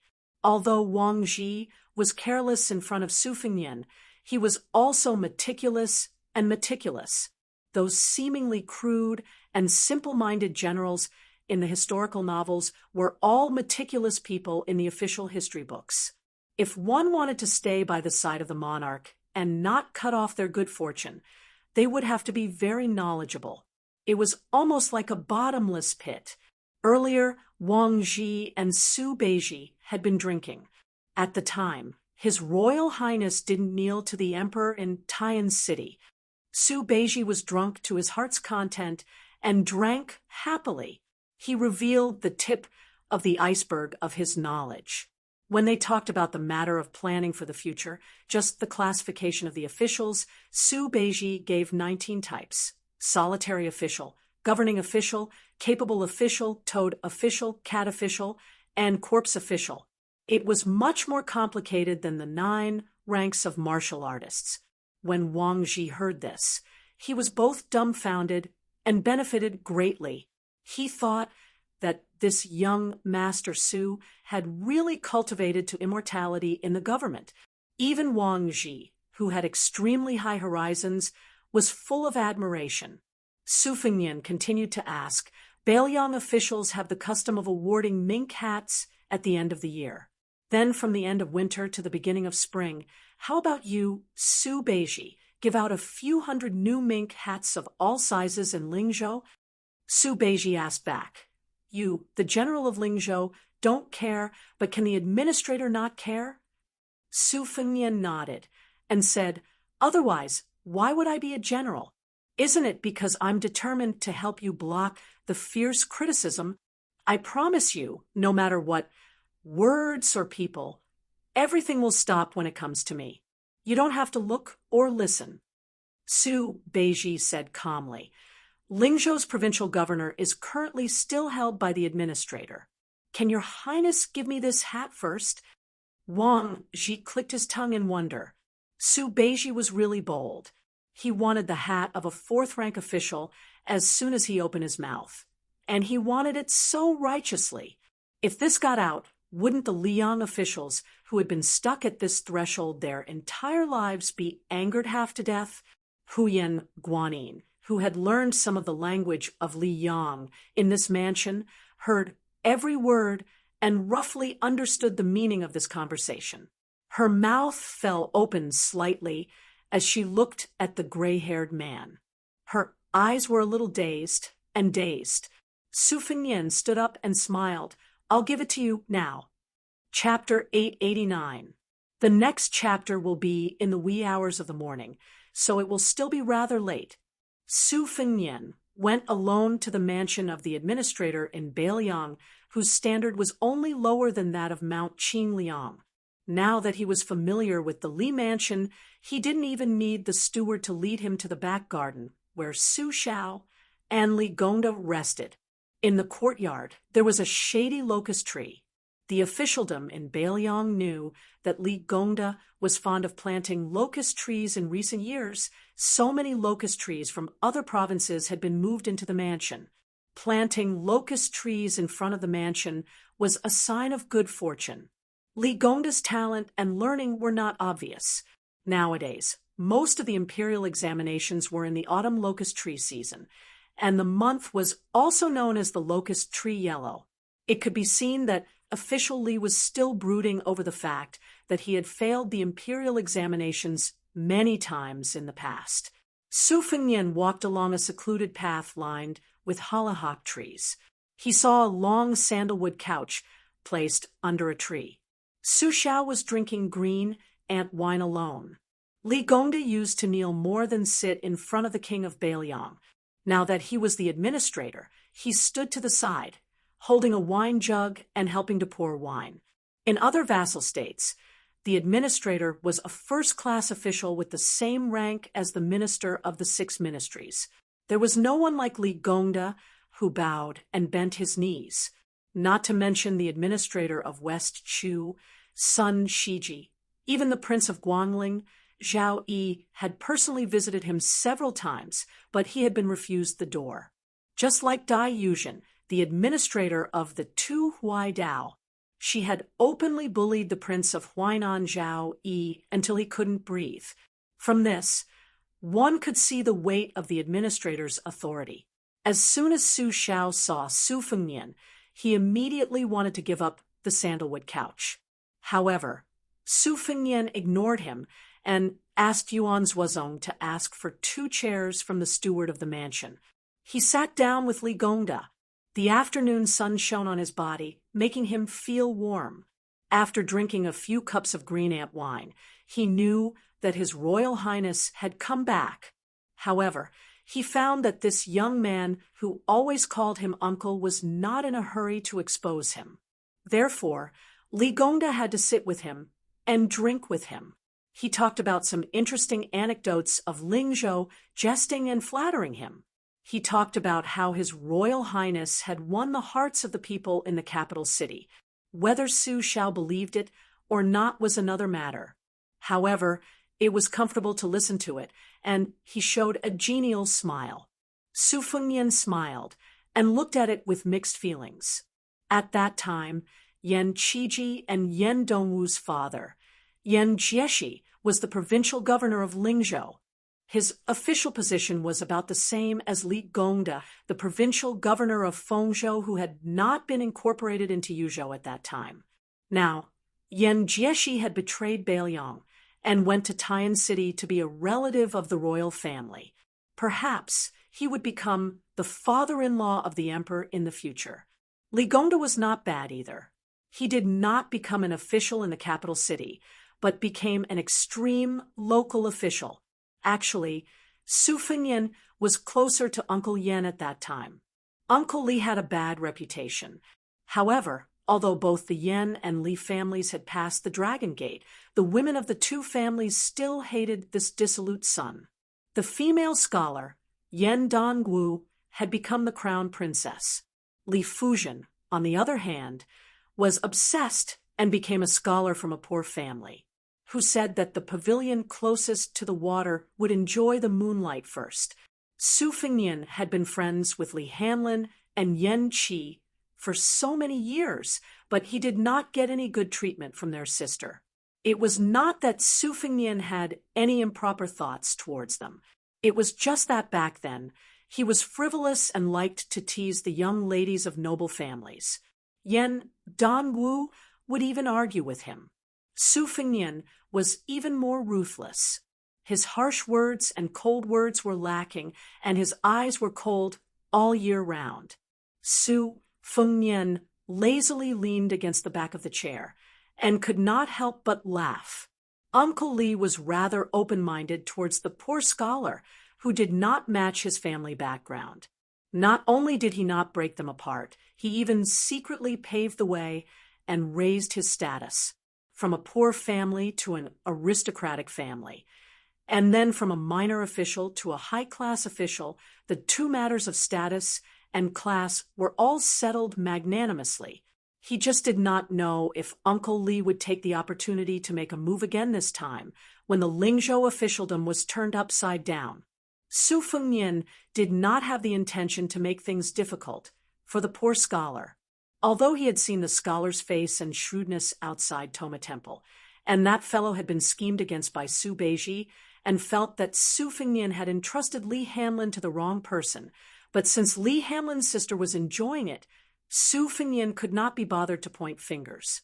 If that poor scholar really had the ability to become an official, Su Fengnian would not mind giving him a slightly bigger mink hat. To the Bailiang, whether or not he was an honest official was not important. Whether or not he was a capable official was the key. Furthermore, that scholar might become the second Bailiang. Who dared to say that Li Fuzhen must have made a mistake? If a woman was foolish, perhaps she would have foolish fortune. When Su Fengnian saw that he had drunk to his heart's content, he looked at Li Gongda in a half-drunk state and said with a smile, "Uncle Li, do you know that there is a young man called Su Beiji in Longqing County?" Although Su Beiji's official position is not high, only a secretary, subordinate to Longqing Junzhu, Uncle Li knows that even Longqing County's Governor Zhong Qingxin is extremely respectful towards Su Beiji. Because this person is extremely knowledgeable, what is even more difficult is that he can learn and use it for himself. He is familiar with governance and is not a self-proclaimed lofty bookworm. Many times, Zhong Qingxin did not hesitate to part with his love and did his best to recommend this person to Uncle Li. If Your Highness did not mention it, Uncle Li would have already decided that after the beginning of spring next year, Su Beiji would be promoted to the position of Lingzhou's Minister of Education, to serve as a province's Minister of Education, so that he can make the best use of his talent. The corners of Su Fengnian's mouth curled up, and he nodded. He turned to look at the old man who had been smiling and did not interrupt. Su Xiao, which official position is higher between the Counselor of Learning and Classics? Su Xiao insisted on being a hands-off boss. He raised his cup and pointed at Li Gongda. "Don't ask the blind. Father is also a layman. You have to ask your Uncle Li," Li Gongda quickly said with a smile. "Their ranks are similar. However, the Classics is in charge of a prefectural's governance, so the salary is slightly higher than the Counselor of Learning." Li Gongda slapped his forehead, and the sound was very crisp. This slap was definitely not light, and he had a look of realization. Look at Uncle Li's memory. Lingzhou's Classics, Yang Qianli, is not young anymore. Not long ago, he was complaining to Uncle Li that his physical strength was not good, and he had the idea of retiring and returning to his hometown. Coincidentally, Uncle Li feels that Su Beiji should not be a Counselor of Learning. Being a Classics is very good. Lingzhou's governance can only be managed by Su Beiji, so that Uncle Li can be at ease.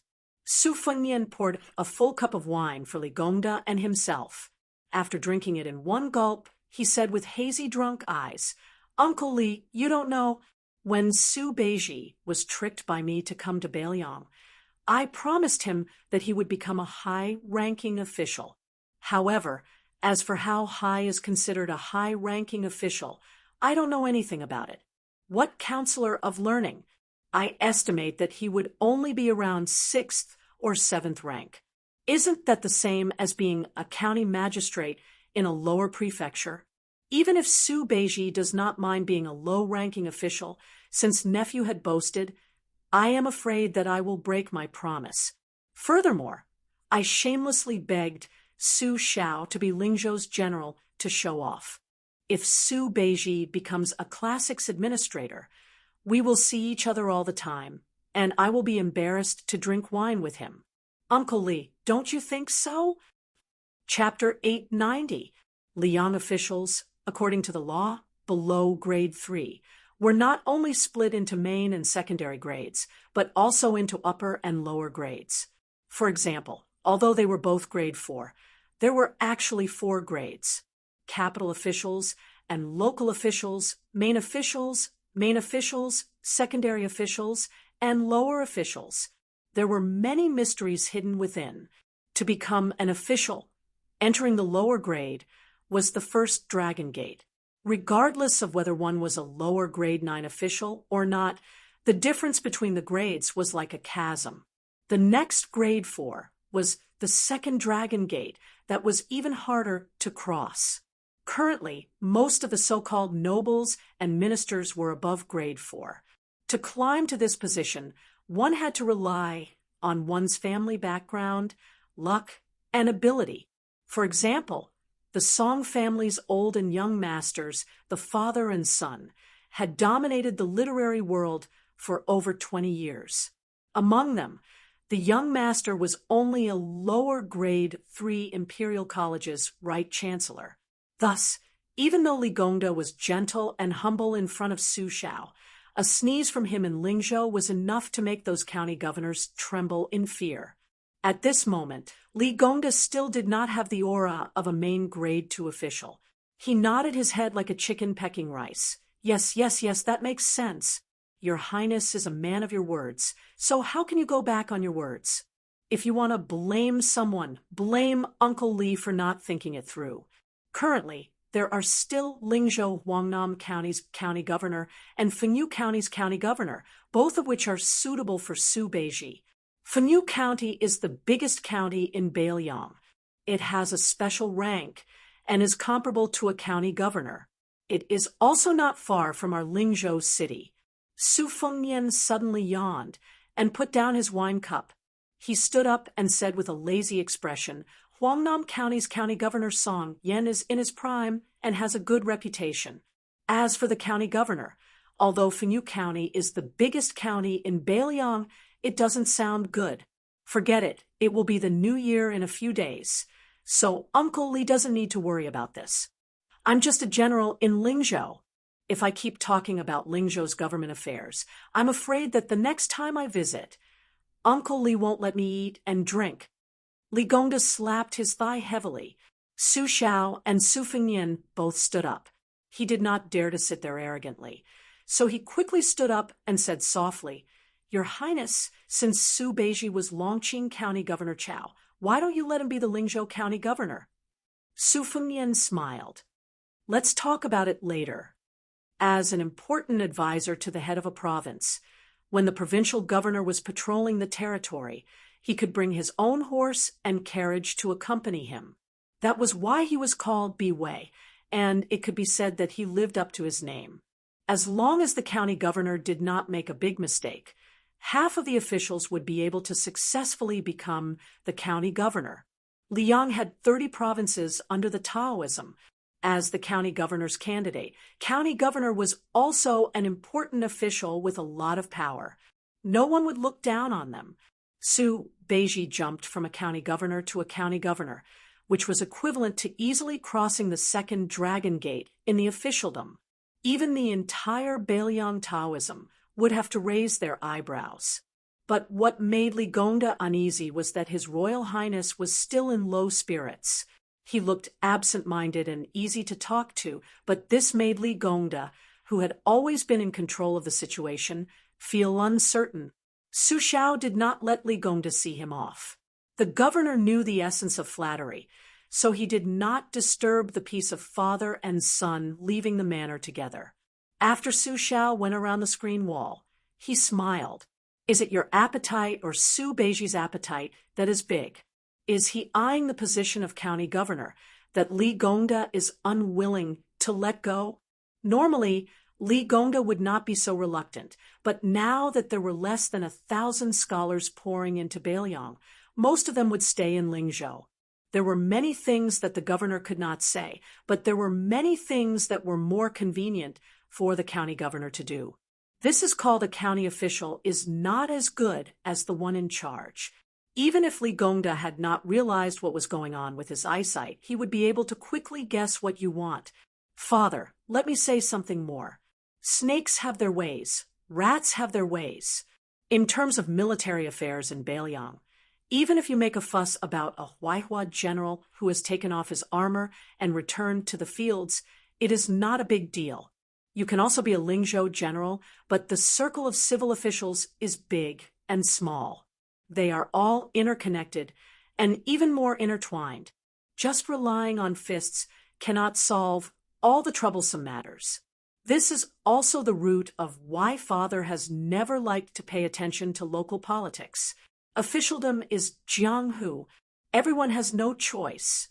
Officialdom is also not jianghu. You can't just use force to convince people. Su Fengnian laughed softly. I know the severity of the matter. Actually, the governor of Huangnam County, Song Yan, is Li Gongda's favorite student. This official position is very sincere. If Su Beiji goes to Huangnan, even if Li Gongda's student does not support him, they will not cause trouble. However, Lingzhou is a joke. I know better than anyone that the governor is waiting for Hanlin to return home in glory. This position is simply tailor-made for my son. It is reasonable for him to become the county governor of Lingzhou in the future. If it were anyone else, even if it is Su Beiji, who I think highly of, they are destined to not be successful. However, to be honest, whether Hanlin goes from joining the army to Lingzhou's deputy general and then to a general, or whether he goes down the path of a county magistrate instead of a county governor, I am happy to see it happen. No matter how unreasonable I am, how can I not have some selfishness towards Hanlin? Uncle Li, you are still a little petty. Su Xiao walked forward with a hunched back and smiled. The size of the situation is not fixed. After being promoted, one's field of vision will be broadened, which may be of help. However, it is still not as good as some people's natural situation. Li Gongda became the governor not because he is very capable, but because he is suitable for this position. Speaking of which, if Li Gongda was not petty, he would not be able to reach this step today. Speaking of this, Father had to talk about his experience again. Many people might not be doing well at the moment, but you still have to be more patient. Not to mention others just like Father, he didn't have this kind of breadth of mind from the start. Before he joined the army, he was still fighting with the street thugs every day. After he became a lieutenant, he never thought that one day he would be on the same level as those high and mighty court elders. When he begged them for soldiers, horses, money, and provisions, he still didn't have much face left. The only thing he didn't do was kneel down. The hardships I faced, even when I left Liaodong with those old brothers, Father has never said anything about it. Su Fengnian nodded. Su Xiao laughed without warning and said happily, "Just now, I saw you and Li Gongda arguing over there, drinking and scheming against each other. Just thinking about it makes me happy." Su Fengnian rolled his eyes and sighed. He said self-mockingly, "In the end, I still did not get the position of Lingzhou provincial governor. I was still worried about how to meet Su Beiji.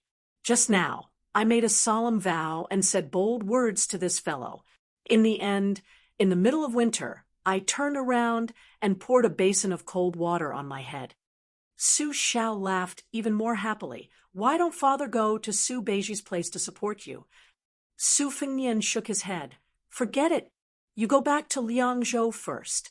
I will definitely rush back to eat New Year's Eve dinner.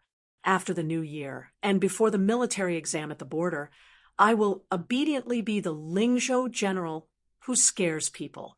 When Lingzhou is over, I will return to Qingliang Mountain. It should not take long." Su Xiao nodded and walked out of the Li residence. Su Xiao said with a playful smile, "Because of you, Li Fuzhen, that girl, is hiding behind the projector wall. She doesn't even greet me when she sees me. Won't you turn around to take a look? Su Fengyan did not turn around. He sent Su Xiao to the carriage outside the residence and glared at him. Yuan Zuozong was riding a horse to protect him. Su Fengyan looked up and said, "Second brother Yuan, don't let Su Xiao drink too much. If he really wants to, let him drink 1 cup at most." It was rare for Yuan Zuozong to have the leisure to joke with a straight face. Wakame smiled and looked at the carriage. "Father, who should I listen to?" The old man in the carriage laughed. "You will listen to him in the future." Chapter 891. As soon as Su Xiao left, the surplus generals and captains of Lingzhou gradually gathered outside a mansion and handed over their letters to the general's gatekeeper. Most of the letters were made of expensive materials and were written in gold. One could not expect these rough men from the general's family to have any lofty and ancient style. On this street, the governor's mansion had the highest threshold. Logically speaking, it should have the most visitors, but the Lingzhou general's new mansion was full of people, which made people gasp in amazement. Inside the mansion, Su Fengyan was chatting with Su Beiji. Unexpectedly, when Su Beiji heard that he could not get an official position on Li Gongda's side, not only did he not find it strange, he even said that this was reasonable. Su Fengyan could not tell whether this fellow was praising him for being slippery or mocking him for being a fox relying on the tiger's might to get things done. However, since Su Beiji was not in a rush to become an official of the provincial governor, Su Fengyan took advantage of the situation and waited for the news happily. The housekeeper of the mansion, Zhang Fulu, was an old member of the prince's mansion that had been transferred from Mount Qingliang to Lingzhou. He was middle-aged and had a dignified appearance. In the past, His Royal Highness had spent a lot of money to buy poetry and literature. The silver had all been handled by Zhang Fulu, so he was very reliable in his work. At this moment, he jogged to the door of the study with a face full of joy and reported to the heir about the bustle outside the mansion.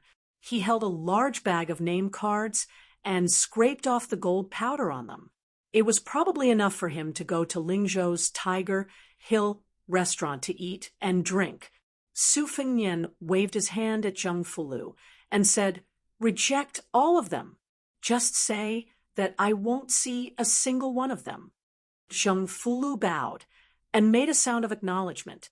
He did not have any doubts and went back the way he came. He said that the Lingzhou general would not be seeing any guests today, and then directly closed the gate of the mansion. He did not even let the side gate go. It was clear that there was no room for negotiation, and this made everyone give up completely. These martial artists who were tyrannical in Lingzhou were not very dejected when the gate was closed. They had originally called their friends and came in groups to join in on the fun.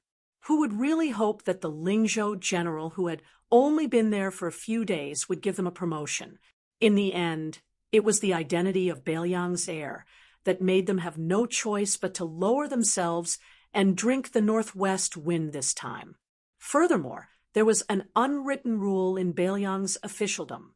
Yuzhou was mostly Yan Wenwan's, while most of Lingzhou was Zhong Hongwu's private backyard. The two sides had never interfered with each other. This group of people were mostly the old subordinates of General Huaihua. Some of the direct subordinates, who were deeply indebted to General Zhong, were not even willing to show their faces. For example, a few captains with real power under the deputy general all gathered around the stove to boil wine. They secretly cursed that this heir was too vicious. He had just destroyed General Zhong's face, and he actually did not want to stop while he was ahead. He swaggered into Lingzhou and stepped on the old general's face that had already fallen to the ground. There were no young people who were as unparticular as him. They were all filled with righteous indignation, fighting for the old general's justice. One or two captains with bad tempers immediately slammed the table and stood up. A few of the more shrewd ones also had a dark expression as they drank wine.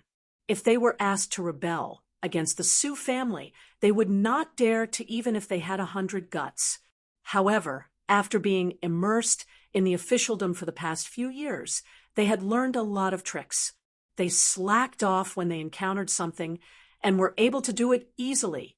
Furthermore, not only were they a group of martial artists, everyone present was also related to the civil officials of Lingzhou's officialdom by marriage. These old foxes who sat behind the official's desk were well aware of the rules and regulations. They did not even need to say anything angrily for the Lingzhou officialdom to operate properly. Most importantly, no one could find fault with it. Didn't you scholars from other places come to Lingzhou to steal rice bowls? The hatred of stealing someone's official hat was far greater than the hatred of stealing someone's love. After these military officers discussed and weighed the pros and cons, they all left with sinister smiles on their faces. Bailiang had a small number of scholars, so most of them were officials from humble backgrounds. This group of people actually did not lack intelligence, naturally keen on currying favor. If the high officials could be said to be the awe-inspiring king of hell on the stage, then this group of people were the even more difficult to deal with little ghosts guarding the door.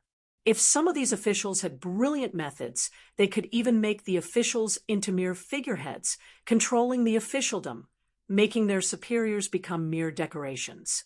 When Zhang Julu governed the imperial court, one of his policies was to target the shortcomings of the officials, directly viewing them as a disaster that harmed the country's throne. However, Grand Secretary Zhang was publicly acknowledged to be good at governing the country, but when it came to dealing with the officials, there was no improvement. There were also many important officials in the imperial court who criticized and ridiculed him. In particular, some of the pillars of the imperial court who came from humble backgrounds even chose to watch from the sidelines. If the imperial court, where scholars made up the majority, was still in such a state, Bailiang naturally would not be able to escape this fate. As a result, Lingzhou, which was right at the end of the year, was quickly thrown into chaos. Documents gradually piled up, gangs fought in the streets, criminals killed each other in prison. The granaries of the government either caught fire for no reason or became moldy by a few inches. All kinds of trivial matters sprung up like bamboo shoots after the rain. Forget about those county and county officials who were badly battered, afraid that they would not be able to have a peaceful year. Even the administrator, Li Gongda, began to feel tired dealing with it. Every day, there were lower-level officials who came to complain. On the contrary, Huangnam County seemed like a crane in a flock of chickens, its political affairs large and small orderly. Longqing County was the complete opposite, its situation especially miserable, leaking air from all directions. It was rumored that Governor Zhong Qingxin personally took care of everything, busying himself to the point where he lit a lantern every night, so worried that he already had a few strands of white hair. Lingzhou's officialdom was a mess. The front of the Lingzhou general's manor was deserted, matching the cold winter season. A carriage silently drove out of Lingzhou's capital and headed toward Huangnam County. The coachman wore a short jacket made of yellow wolfskin. The more burly he was, the more shabby he seemed. No one would believe that he was the deputy general of Lingzhou. In the carriage, other than Su Fengnian, there was also the servant girl Huyan Guanin. These days, Su Fengnian had been reading through the records of Lingzhou's officials in detail. There were many red circles, and he did not pay much attention to this young girl who would have made it onto the rankings if she had come to Bailiang earlier. For this trip, when Su Fengnian crossed the threshold, he decided to have Zheng Fulu call her over to follow him out of the city. He did not know if it was because she was not acclimatized to the environment, but Huyan Guanin was not as lively as she was when she was in a difficult situation on the grasslands. Her spirit was dim, and she was not as spirited as before. Su Feng Nian thought that after returning to Lingzhou, if he had the chance, he would send her to a safe and quiet place. It was better than being sick and slowly destroyed in a noble residence. Some women were either held tightly in the palm of one's hand or truly treasured. Instead, it was a waste of natural resources. Originally, if Huyen Guanyin could adapt to Bailiang, Su Fengnian would not mind keeping her by his side. It did not matter if he ate her or not. Looking at her was pleasing to the eye and was good for the eyes. Su Fengnian was not idle during this trip. He had a document on the background of a few important officials in Huangnam County. These densely packed and delicate small regular script were the painstaking efforts of the second-class servant girls in Wutong'an after working through the night. Su Fengnian, who had been with them for many years, could tell at a glance which was written by the green ants and which was written by the cucumbers. Su Fengnian rubbed the space between his eyebrows and put down the stack of letters. After going through it in his mind, he lifted the curtain. The unique cold air of the cold land hit him in the face. Su Fengnian did not put down the curtain for a long time. After leaving the city, Huyen Guanyin was a little sleepy. She curled up in the corner of the carriage, unable to endure the drowsiness. She was slightly dozing off. When the wind blew, she suddenly woke up.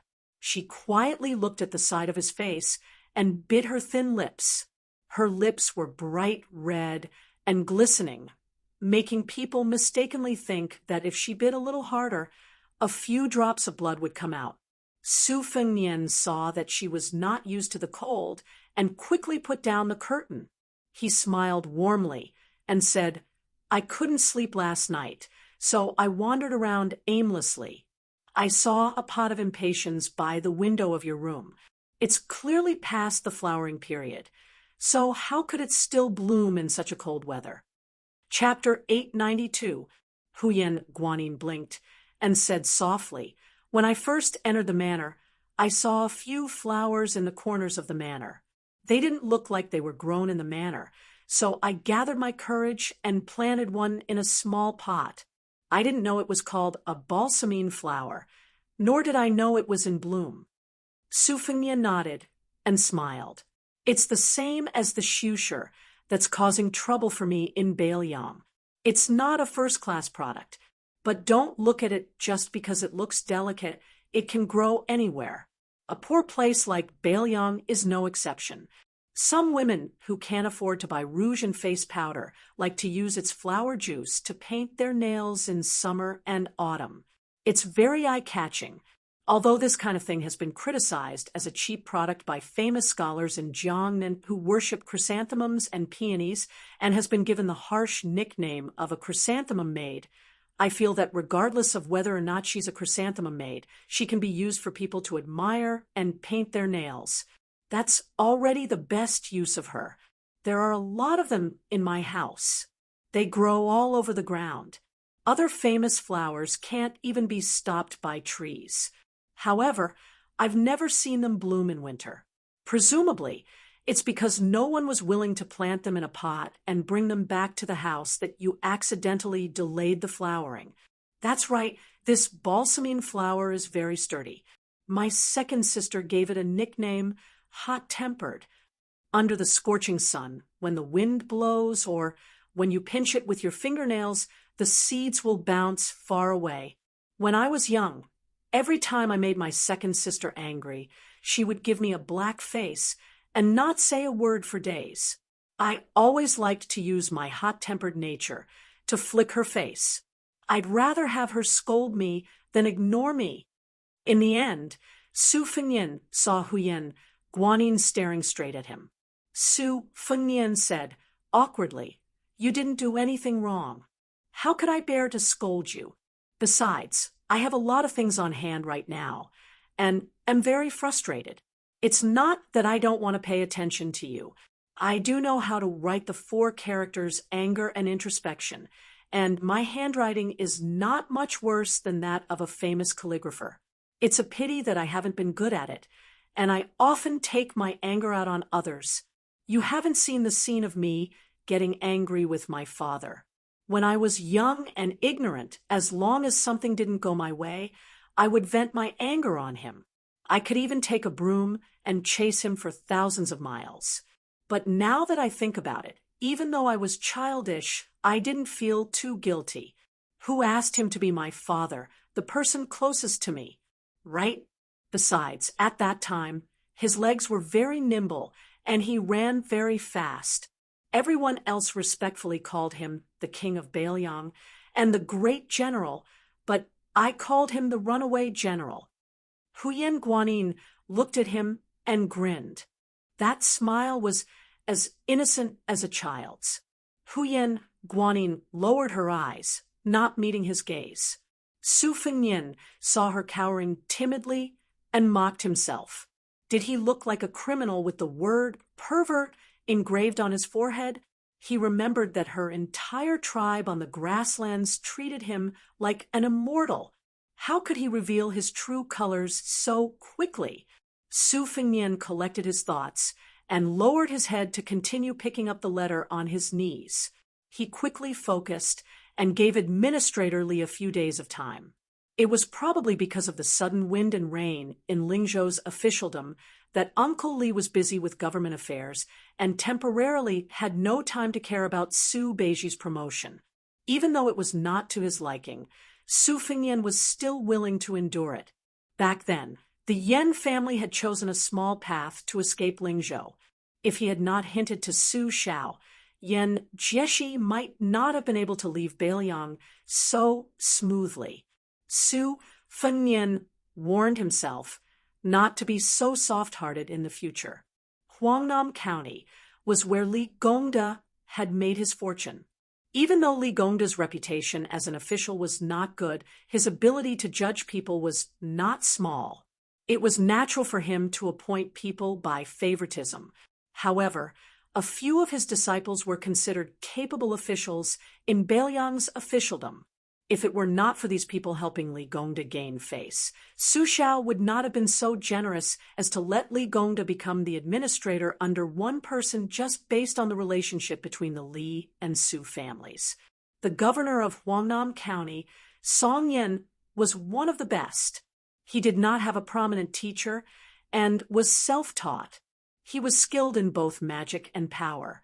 If it were not for the fact that he had many objections towards Su Xiao and could not help Li Gongda's other lackeys, he would not have stopped at being the governor of a county. This time, the reason why Li Gongda was so concerned and anxious was because Huangnam County was not normal. Normally, this would be a bright political achievement. However, with the new Lingzhou general in a quagmire, wouldn't Huangnam County become a dazzling bird out of the forest? His Royal Highness was not moving forward in the quagmire. What was going on with him? Song Yen, who was high up on a branch. Even if he did not make a sound, it would make people feel that he was being noisy. Li Gongda's heart ached for the Lingzhou provincial governor. He just had to act dumb. It was not a crime.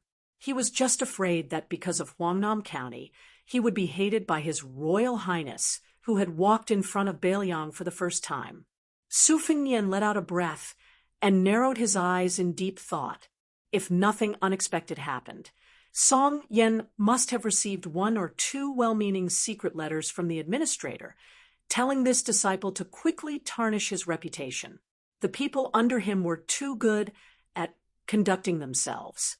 As officials, they did not even care about doing things. What a headache. Now, with Zhong Hanguo as an example, no one would be stupid enough to go head-to-head with him, the Lingzhou general.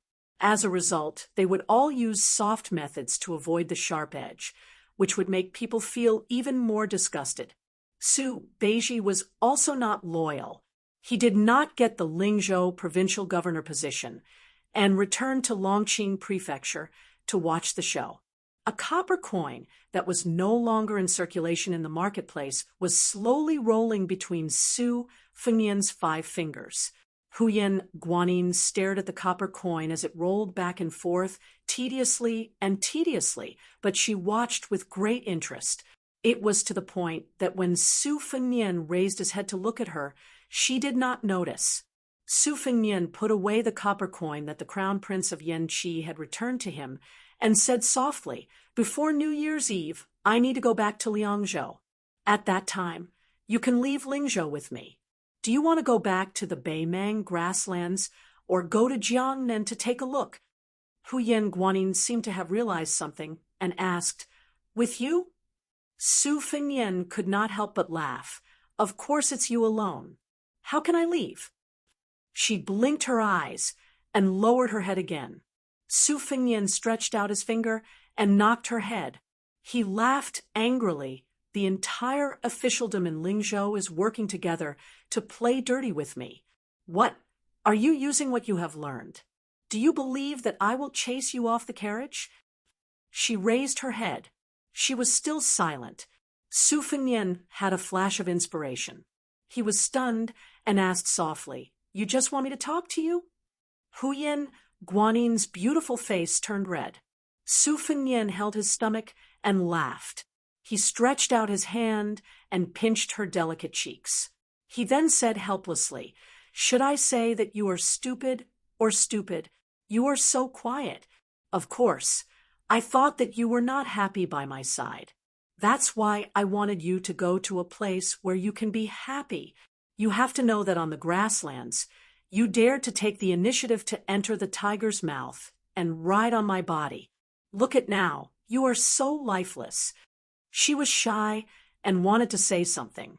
Su Fengnian sighed and let her sit sideways on his lap. He put one hand around her round shoulder and rested his chin on her head. He continued to flip through the letters. "This is called a saint's calmness. It is really unreasonable that I can't become a land immortal in this lifetime." The woman who was sitting sideways leaned forward, her chest squeezing one of his arms. Su Fengnian did not pay much attention to it at first. He only thought that she was uncomfortable. However, when his arm felt her restlessness, he quickly realized that it was not strange that he could not become a land immortal. Su Fengnian put the stack of letters on the ground. He only picked up one of them. His other hand slid into her collar. There was only a thin layer of satin between them. He held a ball of smoothfulness. His 5 fingers sank slightly.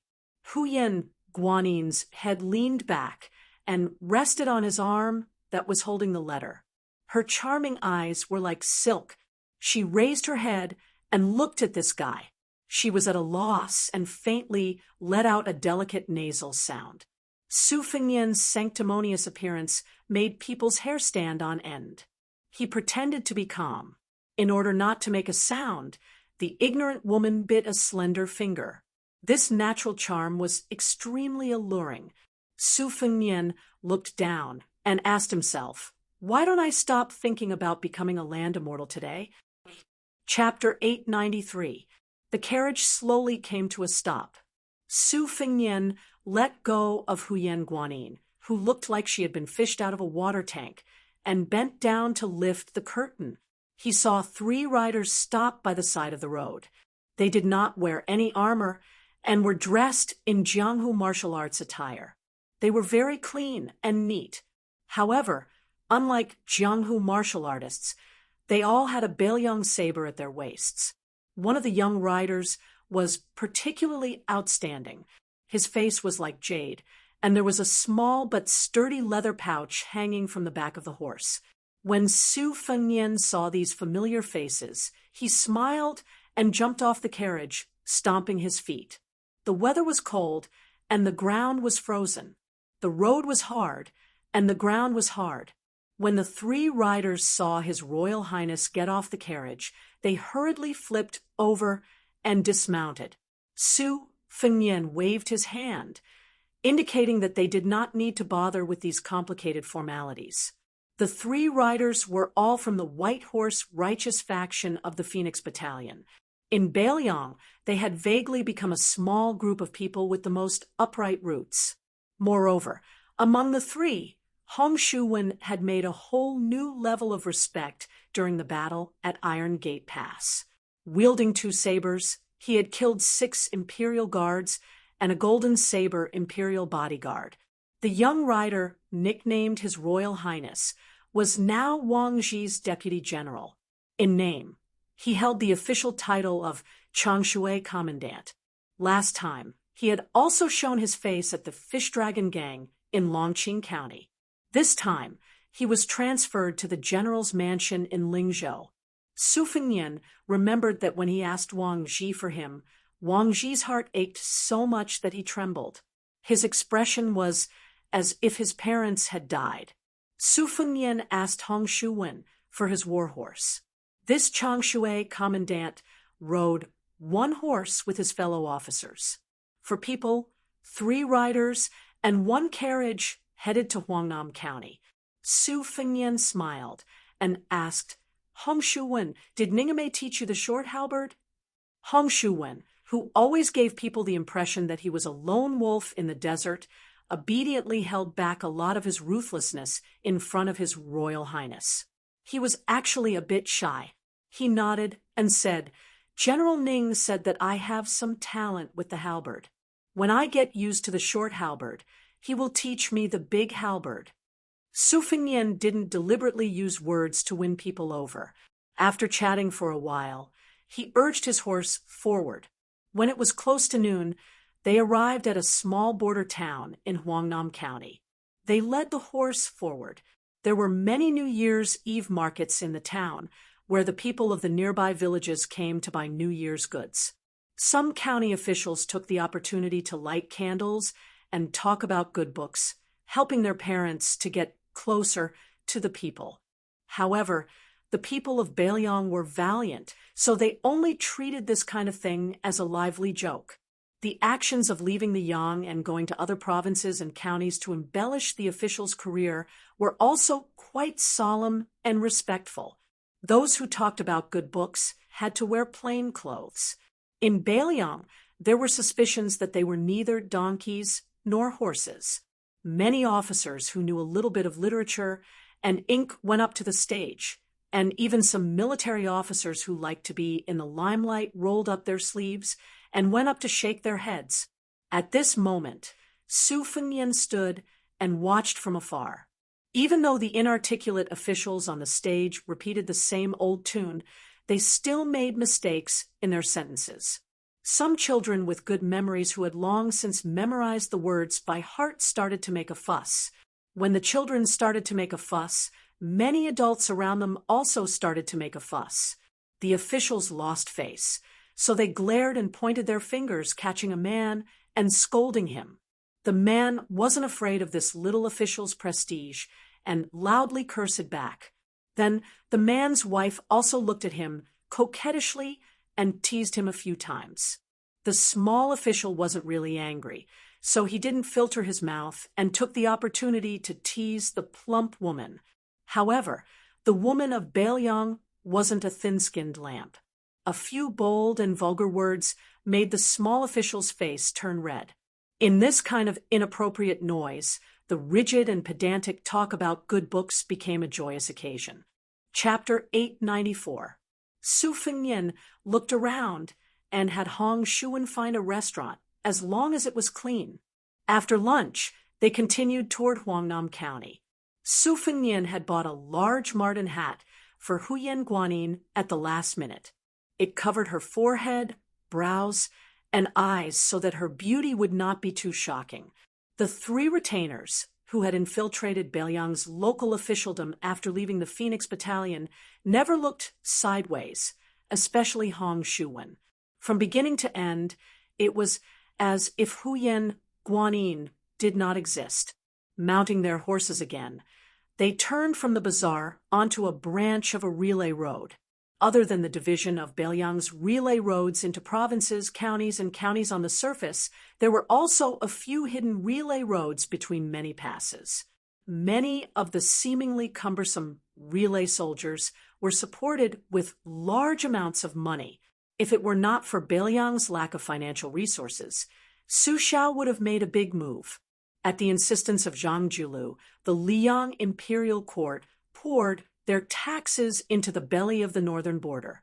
South of Jiangnan, most of the relay roads had been reduced to varying degrees. Regarding this, Zhang Julu sternly reprimanded a few local officials who were heading to the capital. After the incident, he changed his view slightly and immediately returned to normal. In addition, compared to the relay roads, Zhang Julu wanted to personally arrest the horse administration. The Grand Secretary did not have 3 heads and 6 arms, so he really did not have the energy to personally deal with the matters of the relay roads. Furthermore, the Gu Party had controlled the Ministry of War for a full 18 years. Not only did Zhang Julu meddle with the horse administration, he also directly took away the shockingly lucrative horse administration. The entire Ministry of War had long had complaints in their hearts. As a result, the popular palm eunuch Sun Tonglu had made a trip to Beiliang and returned to the capital to talk all night about the affairs of Beiliang that he had seen with his own eyes. After he mentioned the relay roads, the emperor sank into deep thought and speechlessness for a long time. Su Fengnian did not whip his horse to gallop quickly. Beiliang's relay roads were developed under the iron hooves of the Beimang war horses. It was a double-edged sword that could ensure that the troops, horses, and provisions could move quickly. At the same time, if the 350,000 border troops defeated the Beiliang cavalry, then they could cross the border in one spurt of energy. Without a doubt, the road to the south would be unimpeded. The reason the Zhao family had tolerated Su Shao time and time again, even turning a blind eye to the salt and iron matter, and not making things too difficult for the water transport over the years, was not that they were not worried that Beiliang's door would open and bring disaster to the Central Plains. In the future, when Chen Jibao was enfeoffed as a prince and entered Shu, it was also because they did not think that Su Fengnian would be in charge of Beiliang's armaments. The court had prepared for the worst. In case the Su family in Beiliang could not support the northwest of the Zhao family, at least there was Chen Jibao's Shu land as a second line of defense. When one reached the level of Su Shao and Zhang Julu, conspiracies and machinations actually became meaningless. In the end, the one who had power still ruled the world. Su Fengnian waved his hand at Hong Shuwen and said, "Commandant Hong, today Beiliang has an abundance of meritorious and dishonorable officials. Not to mention lieutenants and commandants, there are even generals all over the streets. If I remember correctly, Beiliang and Liang share the same law. The civil and military official ranks and dishonorable official ranks add up to as many as 74 ranks. In addition to those scattered titles, there are simply too many to count. If one day I take back all of them or eliminate most of them, tell me, what do you think will happen to Beiliang's officialdom?" Hong Shuwen hesitated for a moment. Su Fengnian laughed and said, "There's no harm in saying it directly." Hong Shuwen said in a low voice, "Your Highness, then our Beiliang will really become a pot of porridge. If the people at the rear are not stable, those who work for the generals at the border will all have families to feed, and will also not be at peace. For example, in Hong Shuwen's family, father was conferred the rank of a 6th-rank Cloud cavalry officer because of his military exploits. Second uncle has some knowledge, and was also conferred the rank of a 6th-rank Confucian scholar, which is considered not too common in Beiliang. These titles with ranks but no official rank are only used to give face to the elders and old brothers when they gather. If they really want to use these things to make a profit or to plunder the land, they can't do it even if they want to. If they were taken away all of a sudden, the old fellows' hearts would turn cold. Furthermore, it would be even worse than losing a few thousand taels of silver. Your Highness, I dare to speak from the bottom of my heart. This time, I heard from the elders in my family that a few thousand scholars from other places have come. They are all here to steal the old Beiliang's rice bowl. This time, when I went to the Lingzhou General's Manor from Longqing County, I also heard a lot of rumors. They are all unfavorable to your highness. Su Fengnian nodded and said with a smile, many people are working together to fan the flames of evil and make the stove that is Lingzhou's officialdom very warm. I'm afraid there are still a lot of people who are conscientiously adding firewood to the stove. This year's end in Beiliang is very different from previous years. It really isn't cold at all. Hong Shuwen was a bit puzzled. His Royal Highness could still smile because Hong Shuwen was His Highness' close official. The local prestige of the Hong family did not join the crowd this time. They closed their doors and refused to receive guests. They did not care about disputes and were already isolated and alienated by many families who were originally on good terms with them. If he wanted Hong Shuwen to go into battle to kill the enemy, he would definitely not hesitate. Hong Shuwen always felt that men should shed their blood on the battlefield. Before he became a general that brought glory to his ancestors, he had already thought about where he would die on the battlefield. However, if he wanted to criticize the current situation, it would really be asking for his life. Since His Highness asked about this foul and disgraceful matter, this ruthless Hong, who once dared to slap his concubine mother half to death in the family, could only say what he wanted to say. Su Fengnian slowly said, prescribing the right medicine for the right illness has a difference in urgency. Hong Shuwen, let me tell you something first. I plan to set up 14 rank 5 captains based on the geography of Beiliang. Captains are named after the important passes in the territory. If nothing goes wrong, there will only be 3 in Lingzhou. Wang Zhi will go to the Maikong Mountain Pass that borders western Shu to guard Laziku. As for the other 2, one will be given to Han Lao's Han, who is temporarily the deputy general of Lingzhou.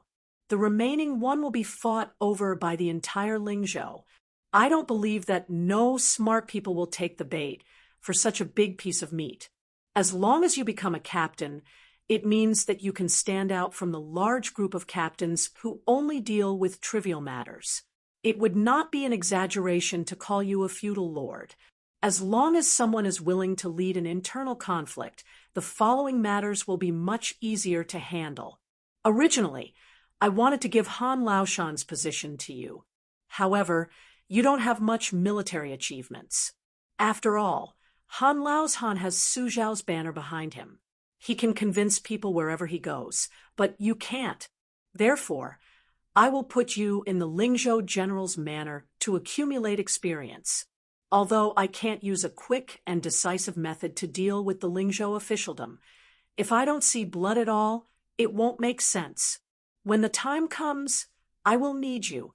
Beiliang's local captains don't have many chances to kill people, so don't treat it lightly. In the future, when I leave Lingzhou, you will most likely have to help the new provincial governor, Su Beiji. I believe you know my relationship with Provincial Governor Su Beiji. I believe you know about my relationship with Provincial Governor Su. I'll say the ugly words first. If anything happens to him, you, Hong Shuwen, won't be able to compensate for that head on your shoulder. Hong Shuwen subconsciously wiped his neck and chuckled. Anyway, I will do whatever your highness says without any objections. However, can I ask your highness for a favor? Su Fengnian laughed and scolded. Why are you the same as Wang Zhi? If you have something to say it quickly. Hong Shuwen said softly, Your Highness, in the future, if there is a war at the border, you can't forget about Hong Shuwen. Su Fengnian asked, 20 years ago, so many people joined the army because there was no peaceful life anywhere. They were all aiming for glory and wealth. If they took a gamble, they might be able to get an official position. However, it's different now.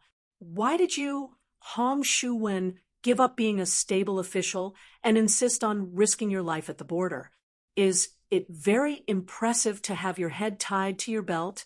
Or do you think that you can't be a high-ranking official on the ground? As long as Hong Shuwen grinned, he was naturally sinister. Hong Shuwen is different from others. I just can't get used to living a leisurely and happy life. especially after hanging out with your highness. I feel uncomfortable if I don't kill people for a day. I would go to the brothel to find soft and tender women to have fun with. After I'm satisfied, I would feel sick of it and couldn't help but want to break their necks. I don't think this illness can be cured, so I can only go to the border and kill people. Su Fengyan smiled and didn't comment. In a time of peace, the people slept. When they woke up, their homes were still there and people were still alive. They worked hard every day. If there were one or two good thoughts, then this was a good world. In the eyes of the people, Hong Shuwen was definitely not a good person. However, without people like Hong Shuwen and Li Hanlin, Bailiang's good world wouldn't last long.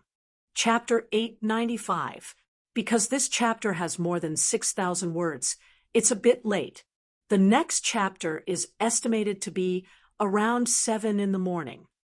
Huangnam County's Governor Song Yan's house was empty and sparse. There were few servants, and it was cold and cheerless. In fact, this house was one of the top high-rise houses in Huangnam County.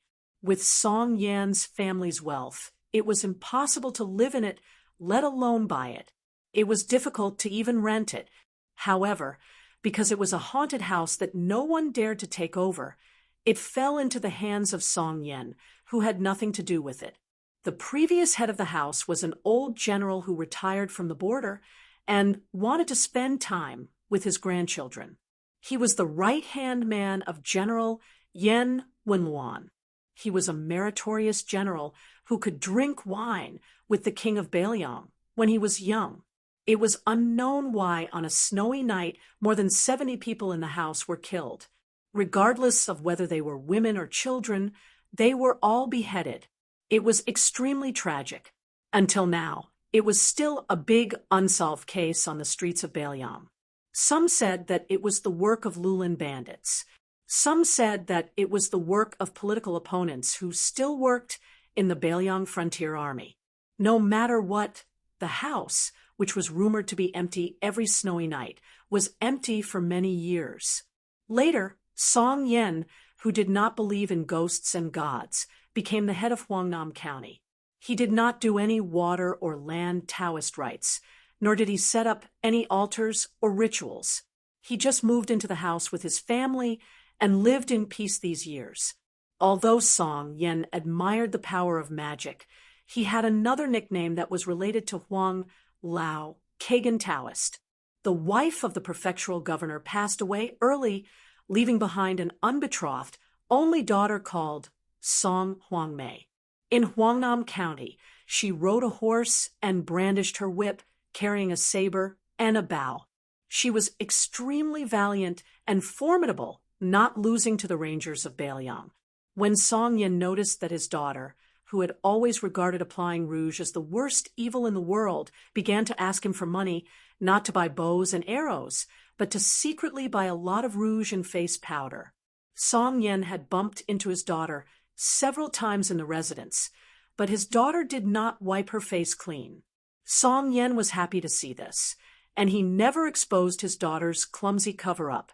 The library of the prefectural governor's residence was adjacent to the garden.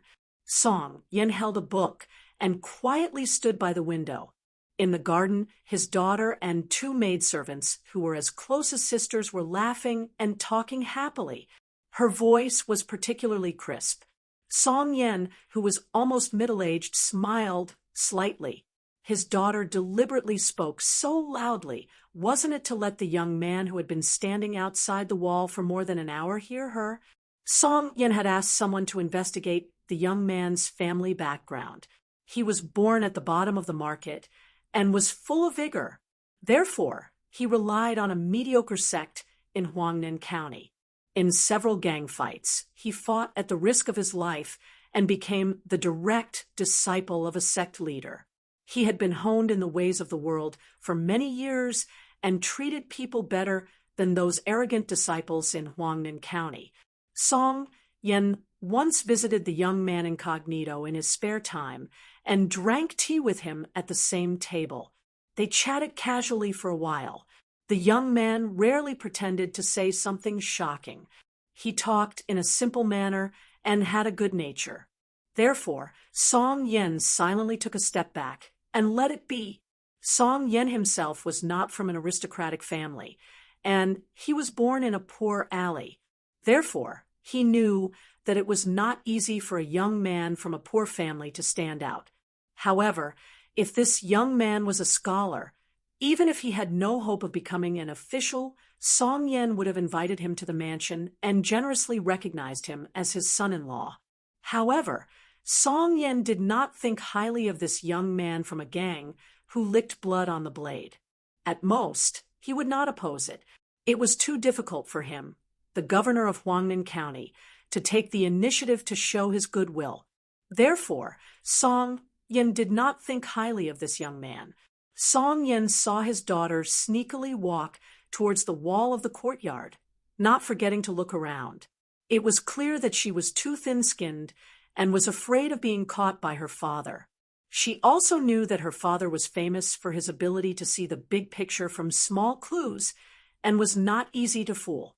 Song Yen could only smile bitterly and retreat from the window to near the bookshelf.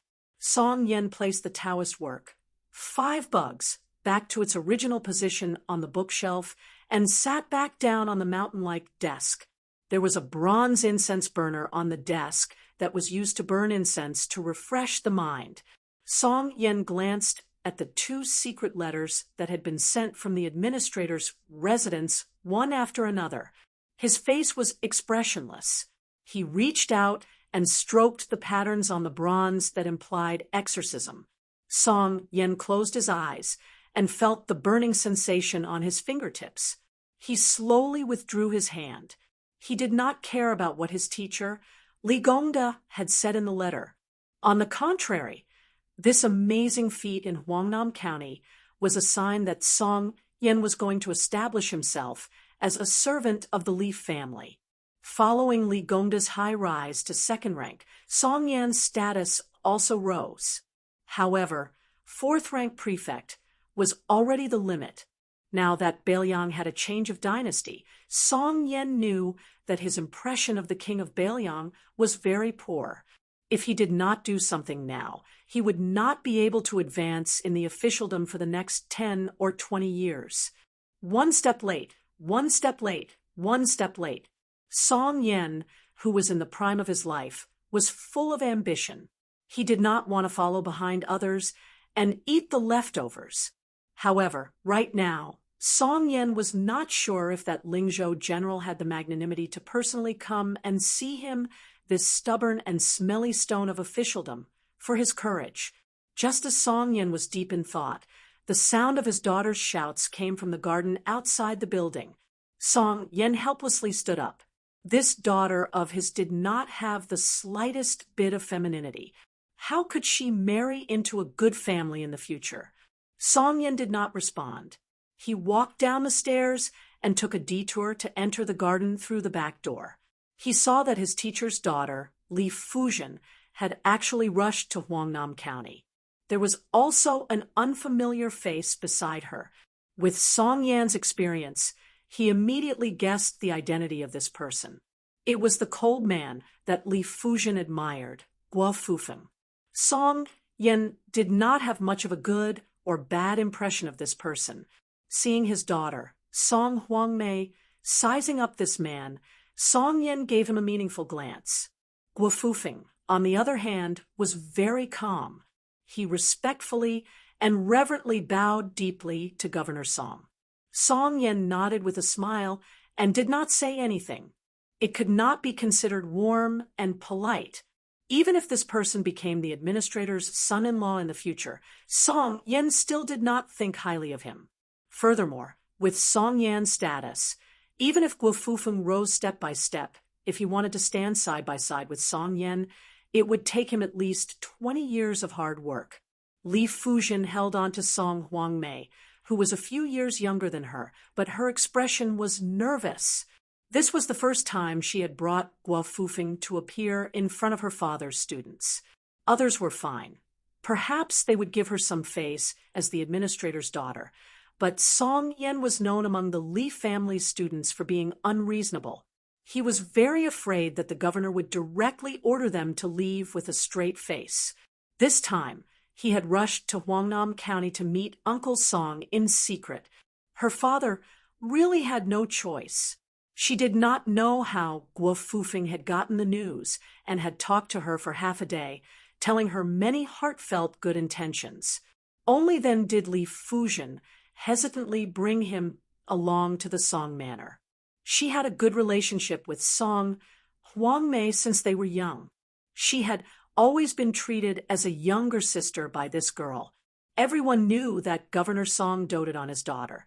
And this girl also had a dark relationship with a Jianghu boy whose background was even worse than Guo Fufeng's.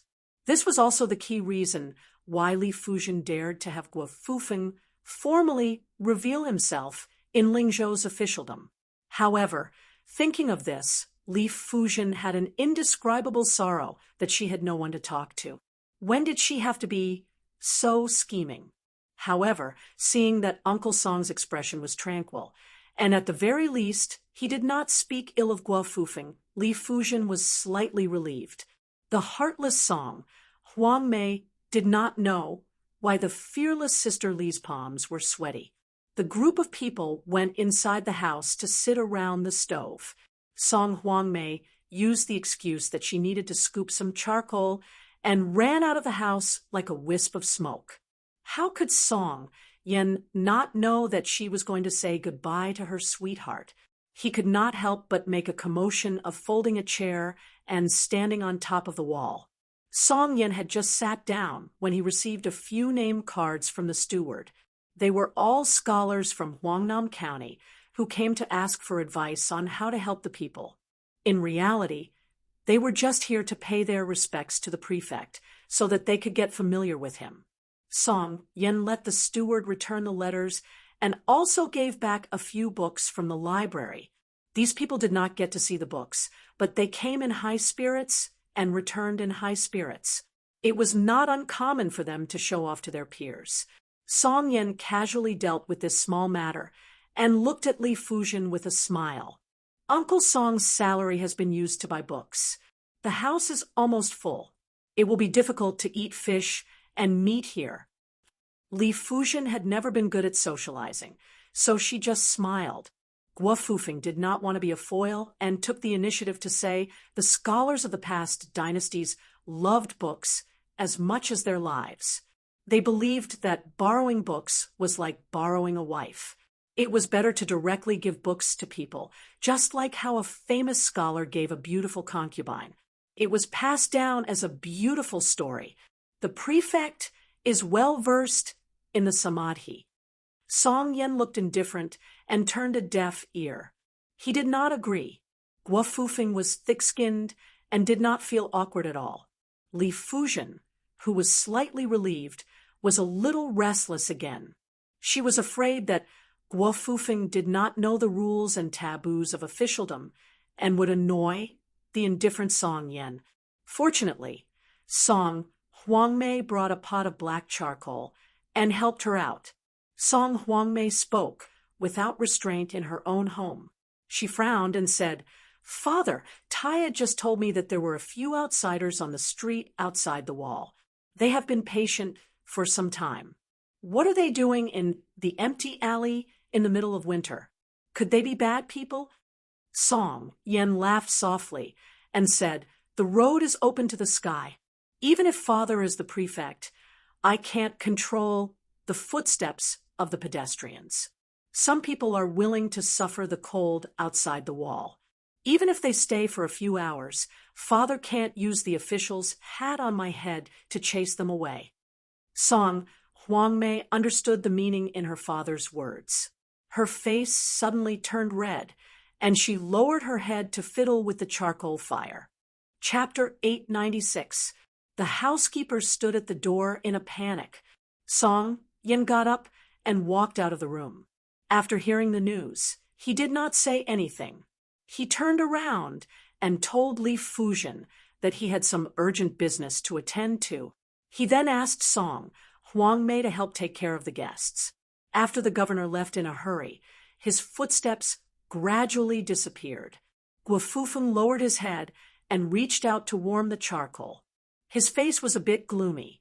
Guofufeng raised his head to look at Li Fuzhen and the governor's daughter, who each had their own merits, whispering intimately to each other. Guofufeng's smile quickly turned into a warm one.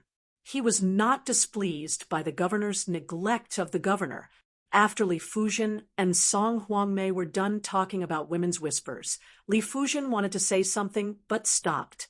She caught a glimpse of Guofufeng's look from the corner of her eye and said, "Huangmei, do you know that there are many unethical and obscene temples in Huangnan County? Someone told my father about it. They said that not only did Uncle Song not ban it, but he allowed it to flourish. These temples were actually secretly manipulated by someone and became a means to amass wealth. It is a crime against public morals and morals. I came here this time to inform Uncle Song. Song Huangmei was shocked. She then narrowed her eyes and smiled. What do you mean by ruining public morals? Our Bailiang is like this. What is there to ruin? No matter how bad it is, it can't be that bad.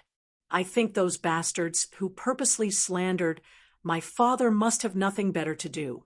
Either they are afraid that my father's position is too stable, and if my father doesn't move, they won't be able to climb up the ranks. If they don't get promoted, they won't be able to get rich. In the end, it's all because of money. I heard in the restaurant that a few counties in Lingzhou are pointing their spears at the Lingzhou general and purposely muddying the waters. Only our Huangnam County is peaceful. My father has become a target." Li Fuzhen's lips curled into a bitter smile. Guofufeng glanced at the girl and was a bit surprised. Song Huangmei glanced at the elegant Guofufeng from the corner of her eyes and said to Li Fuzhen, "Sister, Brother Hanlin is really something now. He is so successful that he has become the leader of the crossbowmen in the upper reaches of the border. I heard that he has killed hundreds of Baimang barbarians. There are so many heads on the back of his horse that they cannot fit. Is Brother Hanlin coming home for the New Year this year? If he comes back, please remember to invite him to my house. I have to tell Brother Hanlin about my endless admiration for him. Men have to be like Brother Hanlin and go to the battlefield to kill the enemy. Otherwise, they are not men." Hearing these words, Guofufeng sneered in his heart, but his face remained calm. Li Fuzhen carefully glanced at Guofufeng, then turned his head and forced a smile. "Let's go out for a walk." Guofufeng naturally stayed behind. After the two sisters left, Li Fuzhen reached out and pinched Song Huangmei's ear. "Stupid girl, you dare to lecture your sister? Didn't I clearly write in your letter that you should not give him a dirty face? Look at you." Song Huangmei curled her lips and said, "Anyway, I didn't like that person at first sight. My father said that a scholar shouldn't be too enslaved and jealous. Such a scholar won't have a great future. I think the man surnamed Guo is not lacking in either of these two problems. Sister, listen to me. You refused our northern Liang devil incarnate at that time, which was such a great feat to vent your anger. Why are you becoming more and more useless in the end? If I had known it would be like this, it would have been better to follow the lecher surnamed Su and become the concubine of the King of Fan in the future. Our administrator will be grinning from ear to ear. Besides, Brother Hanlin was able to turn over a new leaf. Maybe one day that Su guy will suddenly wake up and really go to the border to kill the enemy. Of course, I think that with that guy's nature, it is as difficult as ascending to the heavens for him to kill people with his own hands like Brother Hanlin. He only dares to bully women. I really don't know what those people who say good things about him are thinking. What Bailiang soldiers sent to the capital? What Baimang soldiers? What Liang Lake? Who would believe that? Li Fuzhen knocked hard on the forehead of the chattering Song Huangmei and angrily glared at her. "No one will think you are mute if you don't talk." The two walked to the corner and saw a group of people walking quietly on the blue stone path of the mansion in the distance. Except for the prefect Song Yen, who was wearing official uniform without a sword, most of the other men had eye-catching Baelyang swords hanging on their waists, which added a bit of a cold winter atmosphere. Song Huangmei, who liked to join in the fun, quickly pulled Li Fuzhen's sleeve and said in surprise, "Hey, who is this handsome guy with gray hair and murderous aura?" "Sister Fuzhen, look, my father is such a proud person. When he walks, he is actually one shoulder away from him. No, I have to find an excuse to pay a visit to this hero." Li Fuzhen's expression was complicated and obscure. In the end, Song Huangmei still had some loyalty. She did not leave her sister Fuzhen alone. She was different from the ordinary girls from the noble families. Since young, she was obsessed with playing with guns and sticks. In order to secretly keep a Baelyang sword, she had been nagging her father for many years. In the end, Song Yen had to agree to give her one when she got married. This was because there was an iron law in Baelyang. As long as one was out of the army, even a general was not allowed to secretly wear a Baelyang sword. Even if one was bestowed one was not allowed to take it out. Of course, whether one abided by the law or not was another matter. Many playboys in Baelyang were proud of wearing a cold sword. As long as they were not exposed or seen, most of them would be fine. However, there was a world of difference between carrying a sword privately and carrying one openly. So far, no civil official in Baelyang was qualified to carry a Baelyang sword. This was like the honor of carrying a sword in the palace in the capital. Even though Song Huangmei was the daughter of the prefect, she still admired those soldiers who relied on their own ability to carry a northern cold saber. The disciple of the gang that she fell in love with also swore to her that in the future, before he married her, he would carry a northern cold saber and visit his father-in-law's house to propose marriage. Chapter 897. Song Yen led these uninvited guests into the meeting room at the back of the house. He dismissed the servants and personally poured tea for them. He was very polite, but there was not a hint of fear on his face. Even if the young man sitting in front of him was His Royal Highness of Baelyang and was the new Lingzhou general who had appeared out of nowhere. Su Fengnian took the teacup and said calmly, "Back then, Beimeng's Jianghu wanted to infiltrate Baelyang under the orders of Spider Webley Mibby. They specifically targeted the weak civil servants and used this to disrupt Baelyang's foundation. In the end, before they could even enter the country, they were all killed at the border. However, there were still some who managed to slip through the net and sneak into Yu and Liang provinces. At that time, to appease the people, many of the incidents were covered up. Lingzhou was relatively better, but the tragedy in this mansion still happened. Over the years, Baelyang spies have mostly focused on Beimeng's men of sacrifice. Every now and then, there would be a seemingly random murder case, but the people did not know about it." Song Yen smiled. "Last year, there was a murder case in Huangnam County. It startled a group of cavalry from another county to cross the border to kill. They uprooted a gang and almost killed the entire family. At that time, I did not know the secret behind it and almost wanted to personally stop it and demand an explanation from that famous school's commander. Later, a spy under General Chu sent me a military order. Only then did I know the danger." Su Fengnian said, "Huangnam County is known as Jiangnan beyond the Great Wall. It is where Baelyang's granary is located. As the granary of our Lingzhou, Sir Song must have a heavy responsibility on your shoulders." Song Yan's tone was calm as he replied, "It is my duty." Su Fengnian sneered and said, "It is also the duty of the prefectural governor to forbid all unsuitable offerings in the county. Lord Song has always been known to be swift and decisive in Lingzhou. How is he neglecting his duty? There were 3 ghost temples in Huangnam County, and the memorial tablets enshrined there were neither the souls of Bailiang heroes nor the gods conferred titles by the imperial court. It was obvious that this was against the etiquette system.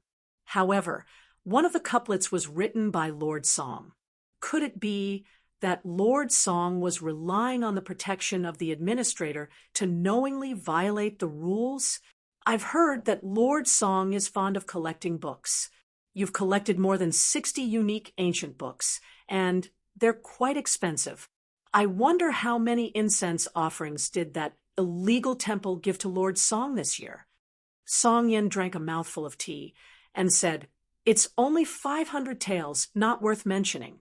There were many rare books that were coveted, but they were not able to get them. It is a pity." Su Fengnian smiled. Excessive offerings in the territory, embezzling more than 300 taels, the punishment for these 2 crimes is the death penalty. Does Lord Song want to use your head to help me establish my prestige in Lingzhou? Song Yen was indeed the smelly and hard rock in the latrine pit of Lingzhou. He actually smiled. "Since your highness has brought a knife and I have admitted my crimes, then it's just a matter of 1 knife." Su Fengnian put down the teacup. "You and I both know that you have disobeyed the wishes of the administrator. You want to come out of the Lingzhou officialdom so that I can take note of you, the person who once angered Su Shao. As long as you're willing to start an uprising in Huangnan County and let outsiders misunderstand that the administrator has made up his mind to lower his head to the general of Lingzhou, many officials would tactfully restrain their petty actions. After all, if they were really dealt with later, those who came up with the idea would clean their hands and feet, while those who did the dirty work themselves would have to bear the consequences. Although the law did not punish the majority, who did not know how to punish the majority? After all, there would always be a few unlucky chickens that would be picked out. In fact, these crafty and slippery petty officials were also afraid of the consequences from the bottom of their hearts.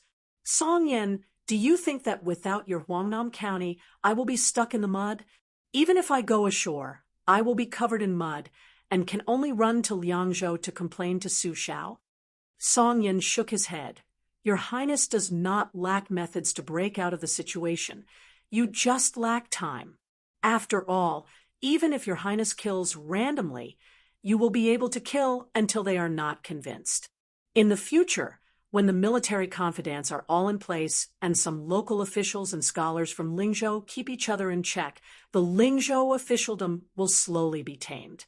However, your Highness does not seem to have such ruthlessness and decisiveness, and you cannot wait.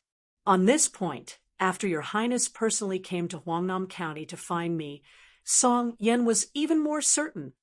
Seeing that Su Fengnian did not speak, Song Yen continued to speak slowly. "If I become the Lingzhou provincial governor, I can be a vanguard for your Highness to get rid of the filth and also appease the administrator on the surface. Both sides will have a way out, and I can secretly weaken Sir Li's control in Lingzhou." Su Fengnian smiled and planned on what the prefectural governor would say. "Prefectural governor, you overestimate yourself. The provincial governor of Lingzhou can only be Su Beiji, not you, Song Yen. At most, you can only be the governor of Lingzhou. However, I can tell you something straightforward. When Su Beiji becomes the administrator of Bailiang, you have hopes of becoming the Lingzhou provincial governor. However, that is still too early, and you will have to wait. This is because Bailiang will not touch Sir Li, who has done meritorious deeds without any mistakes. The Su and Li families have accumulated 2 generations of incense. Not to mention Sir Li's hard work. Just my relationship with Li Hanlin is enough for the administrator to enjoy being an official. Furthermore, it is better to not do something as immoral as killing the donkey after it has outlived its usefulness. Of course, if you, Song Yen, really have the ability, with Su Beiji in front of you, even if you can't become the Lingzhou provincial governor, there are still 2 provincial governor seats for me to consider. There are 30 provinces in Liang. Let's not talk about Su Beiji, who is an anomaly. Count them. How many of them are under 40? Sir Song, you should be content. Song Yan's expression was uncertain. In the end, Su Fengyan said something that made Song Yan not know whether to laugh or cry. Also, there are many people who want to be promoted to Lingzhou provincial governor. If you, Song Yan, want to be promoted, you have to give me half of the books in the building. Many scholars have come to Beiliang, and I can use them to buy people's hearts. Without waiting for the governor to nod, Su Fengyan stood up and muttered to himself, Motherf *******. No wonder so many people want to be the emperor. They can be so righteous when they are selling their positions for money. Chapter 898. It was probably because this self-proclaimed Lingzhou general was too direct that Song Yan, who had been immersed in officialdom for many years, found it refreshing. At the same time, he also felt a fear that the governor did not want to admit. For a moment, he was speechless and did not make a sound. The tea had already turned cold, but Song Yan still sat there and swirled the cup lid. Su Fengyan did not care about this kind of harmless rudeness. There was a secret report that Li Fuzhen had also come to Huangnam County. He did not want to meet her. If that happened, it would be difficult for both sides, so he prepared to leave this manor that was indeed filled with a gloomy aura. Song Yan was not so conceited that he would not move from his chair. He stood up and sent him to the door. Su Fengyan told him that he would stay in the county capital until tomorrow morning. Song Yan nodded his head and stood in place for a long time before walking back to the chair with heavy steps. He gently pressed one hand on the armrest of the iron pear-wood chair. The steward, who had been rejected by the honored guest of the manor, carefully stood at the door. He could not help but be worried. Everyone knew that the heir of Beiliang was a strange and absurd person. Now that he had placed the title of Lingzhou general on his head, who knew if he was going to openly attack Lingzhou? His master had better not be the first. Song Yan patted the armrest and turned around to say, Go to Wild Ape House and organize 2,000 books. Then have General Tao send them to the Lingzhou general's manor today. The steward could not help but ask, Master, how will you divide them? Song Yan's face was filled with helplessness, as if salt had been poured onto his wound. He sighed and said, Other than the 40 or so rare books that are kept in yellow rosewood boxes, choose the best ones and move them out of Wild Ape House. The steward made a sound of acknowledgement and quickly left. Song Yan rubbed his forehead and said with a bitter smile, It really is more painful than marrying off a daughter. Su Fengyan brought Su Yanbing and Hong Shuwen along the small path of the Song Manor. Huyan Guanyin did not enter the manor and remained in the carriage outside the manor. The reason why Su Fengyan chose Huangnam County's Song Yan was mainly because this prefect was quite knowledgeable, but he did not have the temperament of an old scholar. Back then, Song Yan had purposely criticized Su Zhao's unclear rewards and punishments in public. It was just a ploy in the officialdom to attract Su Zhao's attention. It was not really Song Yan who did not understand the rules of the officialdom. It was a pity that he met Su Zhao, the king of Beiliang, who did not know how to read the customs. Of course, Su Fengyan also began to suspect that Su Zhao had intentionally left this stubborn Lingzhou rock for him to subdue. While Su Fengyan was thinking, he raised his head and saw a tall servant girl from the manor. She was dressed simply and strangely had a long sword at her waist. She had an unfriendly expression towards them. After she blocked their path, she pressed down on the hilt of her sword and asked sternly, Who are you? You had bad intentions on the street outside earlier. Why did you barge into the backyard without permission? Young people who did not wear armor but carried cold swords in Lingzhou were definitely those hedonistic sons who did not know the immensity of heaven and earth. She had followed the young miss and taught them a lesson countless times. These wastrels who only knew how to rely on their parents' achievements to do evil did not have any memory at all. This time, they actually dared to barge into the prefectural governor's manor to show off. Su Fengyan glanced at her. Hong Shuwen behind him was eager to try. His eyes were dark and cold, and he was about to use the scabbard to knock this girl unconscious. Su Fengyan threw a look at Hong Shuwen, indicating that he should not cause trouble. He smiled and explained to her, "I am a guest of your manor. The carriage is parked at the back door, and I am about to leave. It is not what you think. Barging into an official's manor is not a small crime. I do not have the courage to come to the prefectural governor's manor to cause trouble." Su Fengyan finished speaking and was about to walk around her.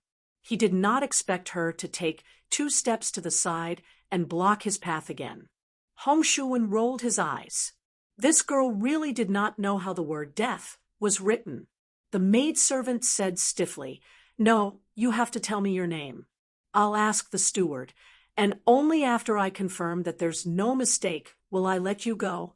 Otherwise, if you're a daring book thief or a bandit who intends to commit murder," Hong Shuwen could not help but scold. "Scram!"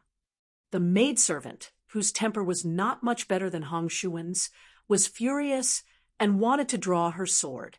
However, what scared her out of her wits was that no matter how much strength she used, her sword could not leave the scabbard. It was as if it was nailed to the scabbard. Su Fengyan knew that Hong Shuwen did not have this ability, but to Su Yanbing, who had once suppressed Wang Xiu, it was just a small trick. Su Fengyan directly brushed past her. Su Yanbing, who was as calm as an ancient well, followed closely behind. Hong Shuwen had a mischievous expression on his face as he swaggered past her. The maidservant, who had practiced swordsmanship for many years, only thought that she had seen a ghost in broad daylight. She did not dare to be rash, and turned her head to look at the 3 people in a daze. Only when she found that they had shadows did she breathe a sigh of relief. She was really afraid that they were the wandering ghosts who had died tragically in this mansion. The maidservant no longer dared to move, but there was someone in the mansion who was still lingering around. His sword was like a rainbow as it flew straight towards them. Su Fengyan frowned. Hong Shuwen was happy that someone had bumped into his blade. However, with His Highness present, he did not act too ruthlessly. He quickly took out his blade and used the scabbard to stab the assassin's chest. Then he kicked the man's abdomen. Hong Shuwen seemed to feel that he had let the man off easy. He quickly walked over and was about to fiercely step on the assassin's face when Su Fengyan spoke. "That's enough." Hong Shuwen took back his boots that were only an inch away from the man's face. He put on his Bailiang blade again and turned around to walk towards His Royal Highness, who had a bodhisattva's heart.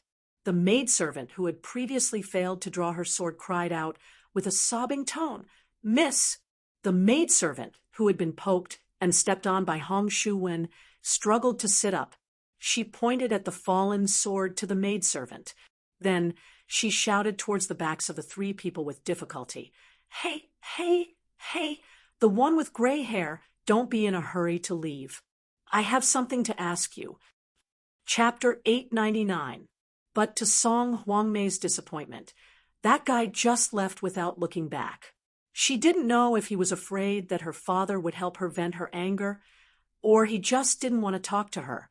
But Song Huangmei, who had the spirit of the Jianghu, didn't have the thought of being unforgiving.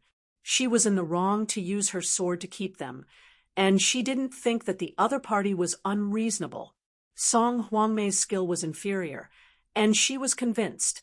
Although Song Huangmei's face was pale from the pain, her curiosity was far greater than her anger. But the maid Iron Cliff was not so open-minded. She helped the young miss pick up the long sword, and after helping the young miss stand up, she knew that she was not the opponent of that group of people, but she still wanted to fight.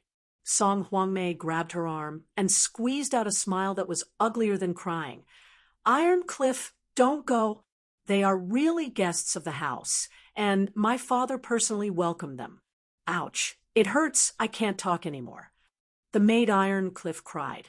Young miss, how can there be such guests? I have to reason with the master. Song Huangmei, on the other hand, sucked in a breath of cold air and smiled with satisfaction. Iron Cliff, we finally met a master. Go, go, go, help me to Sister Fusion. After I catch my breath, I will ask my father who that guy is. Su Fingnian walked to the front of the carriage and said to Hong Shuwen, Huangnam County has a few Bei Mang spies that have been rooted here for many years. Seeing that you have nothing to do, you can go and work with our spies tonight, but we won't record your military merits. Remember, you have to follow their rules. If I know that you killed people, don't think about getting involved in this kind of thing in the future. Hong Shuwen nodded vigorously, his eyes were burning, and he licked the corner of his mouth with a smile that was terrifying. Guo Fufeng sat alone in front of the brazier in the room. He did not feel that he was being looked down upon. He even had the leisure to look at the decorations in the room. If he did not have such shrewdness and broad-mindedness, how could he have made Li Fujian, one of the few wealthy women in Beiliang, fall in love with him? Guo Fufeng was not dissatisfied with his current situation. Guo Fufeng believed that his plan was flawless. If his brother-in-law Li Hanlin continued to be an unruly hedonist, it would be fine. Guo Fufeng had never been a rigid scholar and did not mind helping Li Hanlin do evil. Now that Li Hanlin had joined the border, it was even better. In the future, when Li Hanlin returned to his hometown with glory, he would most likely take the path of a military official. A family also had to walk on two legs. Wouldn't the path of a civil official be filled by him, the virtuous son-in-law of the Li family? The two of them helped each other. With Li Gongda, who had only been the administrator for less than 2 years, guiding him, the Li family would naturally be prosperous. Guo Fufeng even thought of the scene where he would meet the new Prince Liang in the future. Now, what was a little disdain? Even Li Fujian did not know that two officials highly regarded by the administrator had approached Guo Fufeng in private. They were just short of calling each other brothers. Guo Fufeng narrowed his eyes and looked at the charcoal fire in the brazier. This trip to Huangnam County was a secret. Li Fujian was thin-skinned and inarticulate. He still needed to rely on him to solve his father-in-law's problems. Huangnam County was the place of prosperity for the administrator. If there was a fire in the backyard, it would be a topic of ridicule in the prince's household. Guo Fufeng believed that Song Yen knew the severity of the situation. Previously, he was neither cold nor warm to him.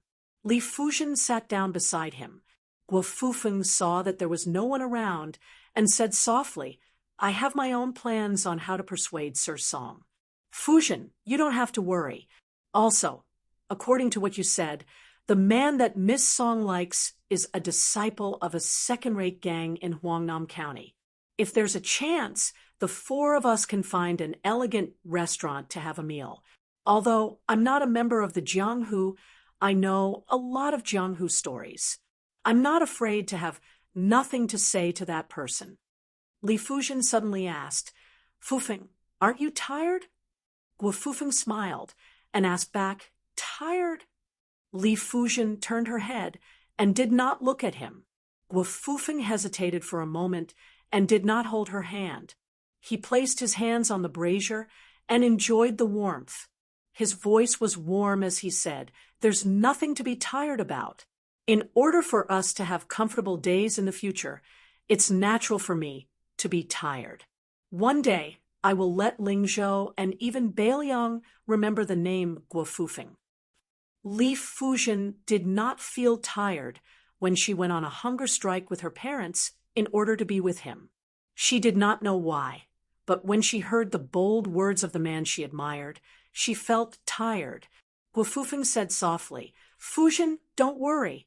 Sooner or later, I will let your father and Hanlin acknowledge me. Li Fuzhen nodded her head. Song Huangmei held his chest with one hand and his abdomen with the other. He entered the room and sat down. Li Fuzhen asked worriedly, What's wrong? Song Huangmei said mysteriously, It's nothing. Didn't we see those people full of killing intent earlier? I personally went to test them. Guess what? I was taught a lesson by them. That's nothing. What happened to Iron Cliff was strange. They were not even able to draw their swords. Those people are definitely experts. Li Fuzhen asked with a panicked expression, Does your father know about this? Song Huangmei shook his head and said, Not yet. When I'm not in such a sorry state, I'll go and ask. Otherwise, my father will definitely ground me for half a month. I might not even be able to go to the lantern market. Li Fuzhen, who wanted to continue hiding the truth, grabbed Song Huangmei's hand and blurted out, The person in the lead is surnamed Su. He's the current general of Lingzhou. Song Huangmei was dumbfounded. He then shook his head and smiled. No way. Where did Su get his killing intent from? Him. Even if he wears a Bailiang sword, he's just an embroidered pillow. Impossible.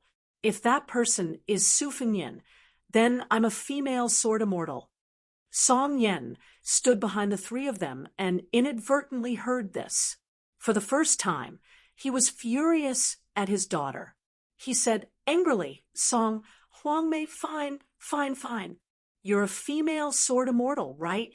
You'll be grounded for a year. If you dare to go out, I'll break your legs. This time, I'll do what I say. Song Huangmei shrunk her neck and asked softly, Father, is it really that Su guy? Song Yen said sternly, What Su guy? It's His Royal Highness.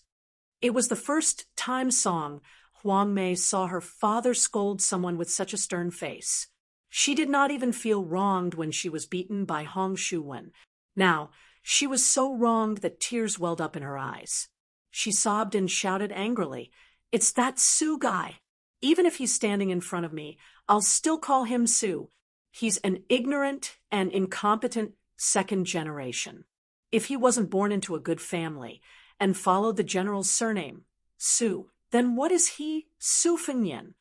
Outside the door, the housekeeper of the Song residence wished he could dig a hole and hide in it.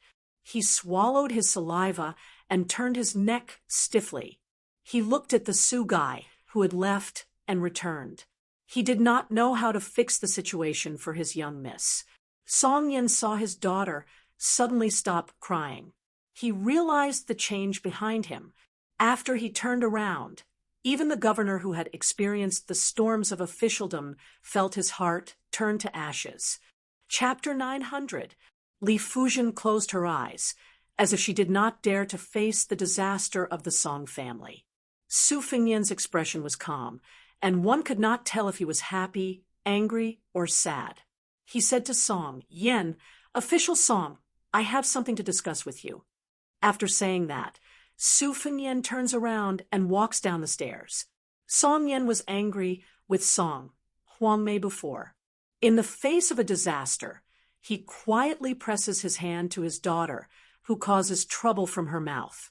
He tries his best to squeeze out a smile, indicating that she should not panic. Turning around and stepping over the threshold, Song Yen let out a long breath, which was a bit cold. He quickly followed the Lingzhou general.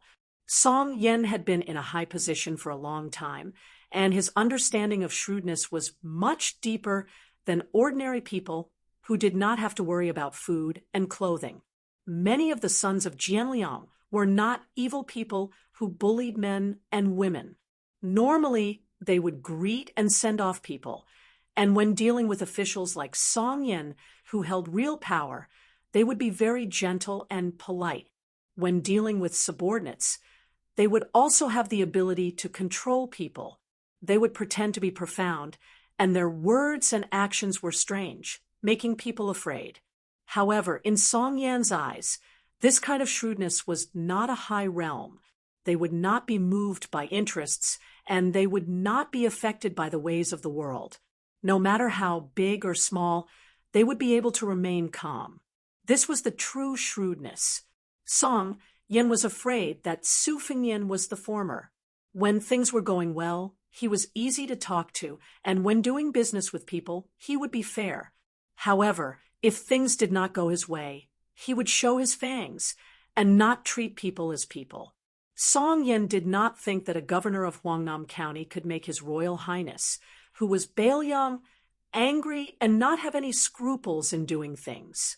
Su Fengnian slowed down his steps and walked side by side with Song Yen. He softly joked, "In the past, you scolded Su Shao, and now your daughter scolded me. Does the Song family have a grudge with the Su family?" Song Yen was a bit embarrassed. Su Fengnian smiled and said, "I came back this time to tell you that your daughter and a maidservant tried to stop me from leaving the manor and suffered a little. The Song family is in the wrong for this matter, but I'm afraid that when a woman holds a grudge, she will be unreasonable and talk nonsense. This will cause the governor to hold a grudge against me. So I felt the need to come back and make things clear. However, if it was just this matter, I wouldn't have bothered to make a big fuss about it.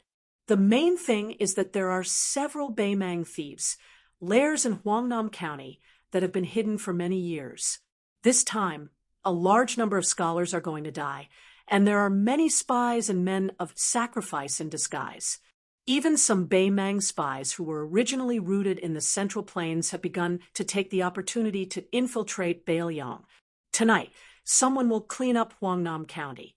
I will leave tomorrow morning, so I felt that I needed to inform you in advance so that you won't be flustered when the time comes. When I returned to the residence, I saw that the wild ape house had started moving books. Song Yen didn't dare to form a grudge with the young man next to him. He didn't care about etiquette and directly asked, "Your Highness, are you really not angry at my daughter's rudeness?" Su Fengnian asked in return, "Scolding people in my own home is better than those people who stab me in the back in Lingzhou. I can still endure the latter and haven't made a move until now.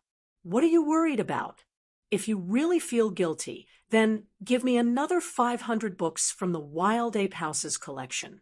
Song Yen sighed and said, "It was me who measured the heart of a gentleman with the yardstick of a villain." Su Fengnian said self-deprecatingly, "What kind of gentleman am I? You guys once bitten, twice shy, based on my bad reputation in Bailiang."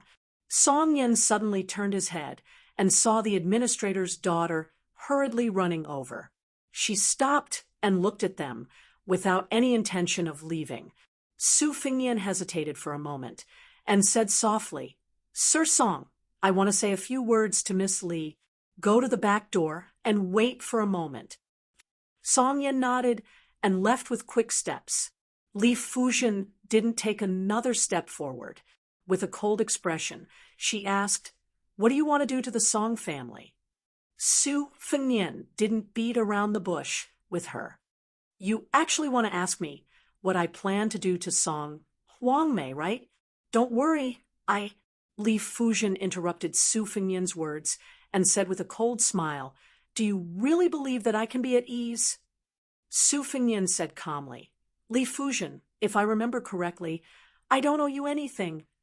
Li Fuzhen gritted her teeth and said, "If something happens to Hanlon at the border, I will hate you for the rest of my life." Su Fengnian turned to leave, but he was stopped by Song Huangmei. However, the swordswoman learned her lesson this time and said timidly, "Your Highness, I will take responsibility for my own actions. Don't make things difficult for my father." Su Fengnian reached out and pinched her cheek. "You scolded me, and I took advantage of you. Let's call it even." Song Huangmei was stunned on the spot. After a long time, she came back to her senses. She jumped up and ran toward Li Fuzhen, chirping like a bird. "Sister Fuzhen, did you see that? His Highness really has a murderous aura. He took advantage of me, but I didn't even dare. to move. If it were a normal lecher, I would have chopped off his dog's paw. Sister, you don't know, but the two retainers by his side are very powerful. I've always said that a man with a cold blade is considered handsome. Sigh. Now, I feel that most of the rumors are true. Sister Fujian, you don't practice martial arts or swordsmanship, so you don't know that there is a saying in Jianghu that His Royal Highness is definitely an expert. I just don't know if he can fly on a sword and make a sound. Su Fengnian came to the back door of the mansion. Song Yen asked softly, "Do you need me to do anything to clean up Huangnam County tonight?" Su Fengnian shook his head and said, "No need." Song Yen said, "If your highness doesn't mind this mansion's lifeless atmosphere, you might as well stay here." Su Fengnian smiled and said, "Why? Are you afraid that I will suddenly die in Huangnam County?" Song Yen, whose thoughts were exposed, laughed. Su Fengnian didn't let Song Yen see him out. He sat in the carriage and quietly drove out of the alley. Su Yanbing drove the carriage to a private mansion located in the southwest corner of the county. Su Fengnian pushed the door and entered. The small courtyard was narrow. On the cold floor, there were more than 20 people kneeling. Su Fengnian crossed his fingers and laughed at himself in his heart. Finally, he felt a little like His Royal Highness. He said a few words and stood up. These 20 or so people wore different clothes. Some wore the brocade and marten coats of the rich, while others wore the rough hemp clothes of the countryside. There was even someone who wore a jade pendant that matched the official's uniform. Su Fengnian walked over and pulled off the jade pendant. The official wasn't low either. He was a lower 9th rank official.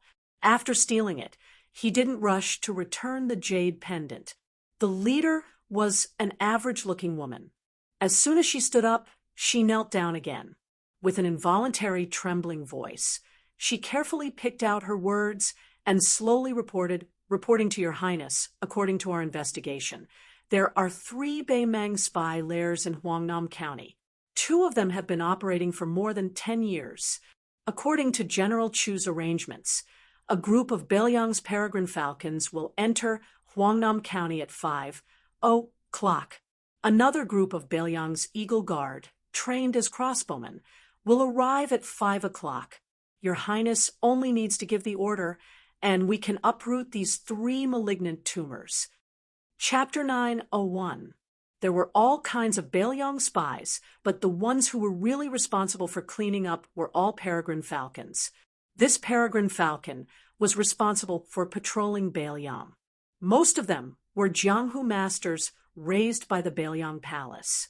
Lu Qiantang, Xu Xiu, and the group who later intercepted and killed Prince Zhao Kai were all men of sacrifice who killed people in exchange for secret martial arts manuals and wealth.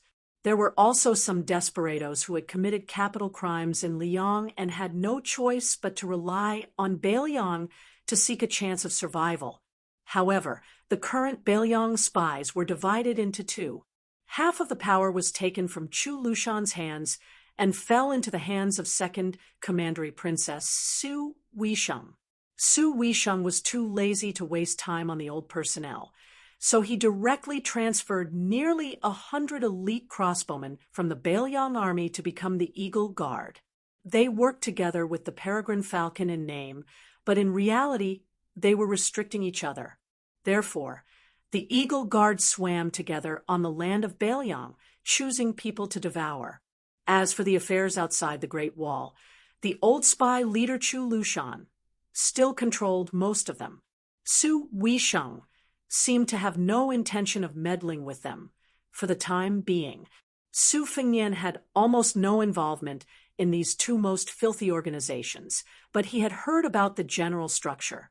For example, the spies in the courtyard at this time were mostly turtle fish who were dormant in one place all year round and were not allowed to move. There were also a few herring fish who were more flexible. They regularly returned to Liangzhou and were responsible for acting as the middleman to pass on military intelligence. Many turtles died of old age without knowing the identity of their companions. It was very unusual for them to gather together like this. When they were waiting, they were told by the female spy leader, Huang Nan, nicknamed Black Carp, that a big shot from the top was coming to Huangnam County to personally set up a trap. However, almost no one thought that it would be the Crown Prince of Bailiang who would come to my house, so they were a little scared for a moment. They were not commoners who only knew how to spread false information. Based on their experience and status, they had seen some secret records and heard some secrets with their own eyes. They had heard some secrets with their own ears. His Royal Highness's actions. Su Fengnian smiled and said, "Hey Li, stand up and speak. Originally, it was agreed that your immediate superior, Wang Tongke, would come to Huangnam County. This crown prince came up with the idea on the spur of the moment and replaced Wang Tongchua's position. Don't mind a layman telling you what to do. For tonight's operation, this crown prince will only watch from the sidelines and will not participate." The woman who had been in charge of Huangnam County's espionage operations felt relieved. She stood up and was about to say a few polite words when His Royal Highness grabbed her neck and broke it with a crack. Then he threw her to the side with a smile on his face. Su Fengnian continued to smile and said, "I forgot to mention that Wang Tongke didn't come to Huangnam County not because he didn't want to, but because he couldn't. On the way here, he was killed by Chu Lushan's men. This He Li has been flirting with a Beimang official for many years. Huangnam County has been rotten from the beginning to the end. This crown prince knows that other than her, there are actually a few people in the courtyard who have sided with Beimang's spider web. This time, we have mobilized so many people. In the end, the ones who will die are just some insignificant minions. This won't do." The remaining people in the courtyard looked at each other in dismay. The jade turtle, who had already become a Bailiang official, took a step forward and gently looked at He Li's corpse. There was a desolate smile on his face, as if he had accepted his fate. Su Fengnian ignored this spy who had exposed his identity and ignored him. He walked up the steps and put his hands in his sleeves, leaving only the jade pendant dangling from his sleeves. He smiled and asked, "Is there anyone else who wants to die a quick death? If you are caught by this crown prince, you won't receive the same treatment as He Li." The courtyard was dead silent. It was obvious that no one responded to His Royal Highness' good intentions. Su Fengnian slowly said 3 names. The 3 of them were swiftly and violently cut in half by Hong Shuwen's saber. Su Fengnian said, "According to a secret report, there is a Beimang loyalist in the courtyard. His identity is unknown, but it doesn't matter. Huangnam County's spy agency was originally going to be overthrown. In order to save time and avoid future troubles, we can only kill them all. Huangnam County is a feng shui treasure land that Beimang's spiderweb has worked hard to develop. This crown prince believes in that big fish. His life is more valuable than all the Bailiang spies in the courtyard combined. Bailiang won't lose out on this deal." A fat, rich merchant was surprisingly agile. He stepped lightly on his toes and was about to jump over the courtyard wall when Hong Shuwen stabbed him in the back with a halberd. His body hung heavily on the wall. Hong Shuwen walked over and grabbed his legs and pulled him back into the courtyard. With his death, the turtles and reeds who were still standing in the courtyard breathed a sigh of relief. If this guy had refused to give himself away and insisted on implicating the rest of the spies, they could only stretch their necks and wait to be slaughtered. Otherwise, they wouldn't have dared to go against the cold-blooded Bailiang crown prince. As turtles and reeds, most of them had families, old and young. If they died here today, they would be sacrificing their lives for the Bailiang. If they wanted to hate someone, they could only hate those Beimang spies for being too cunning. However, after they died, their families, old and young, would still be able to live without worry. Just when everyone thought the dust had settled, Su Fengyan followed Su Yanbing's finger and stared at a middle-aged man with an old-fashioned face. This fatty is willing to die for you in order to protect you. It can be seen that your identity is not ordinary. Otherwise, if I were him, even if I were to die, I would drag the rest down with me. You're Han Shang, right?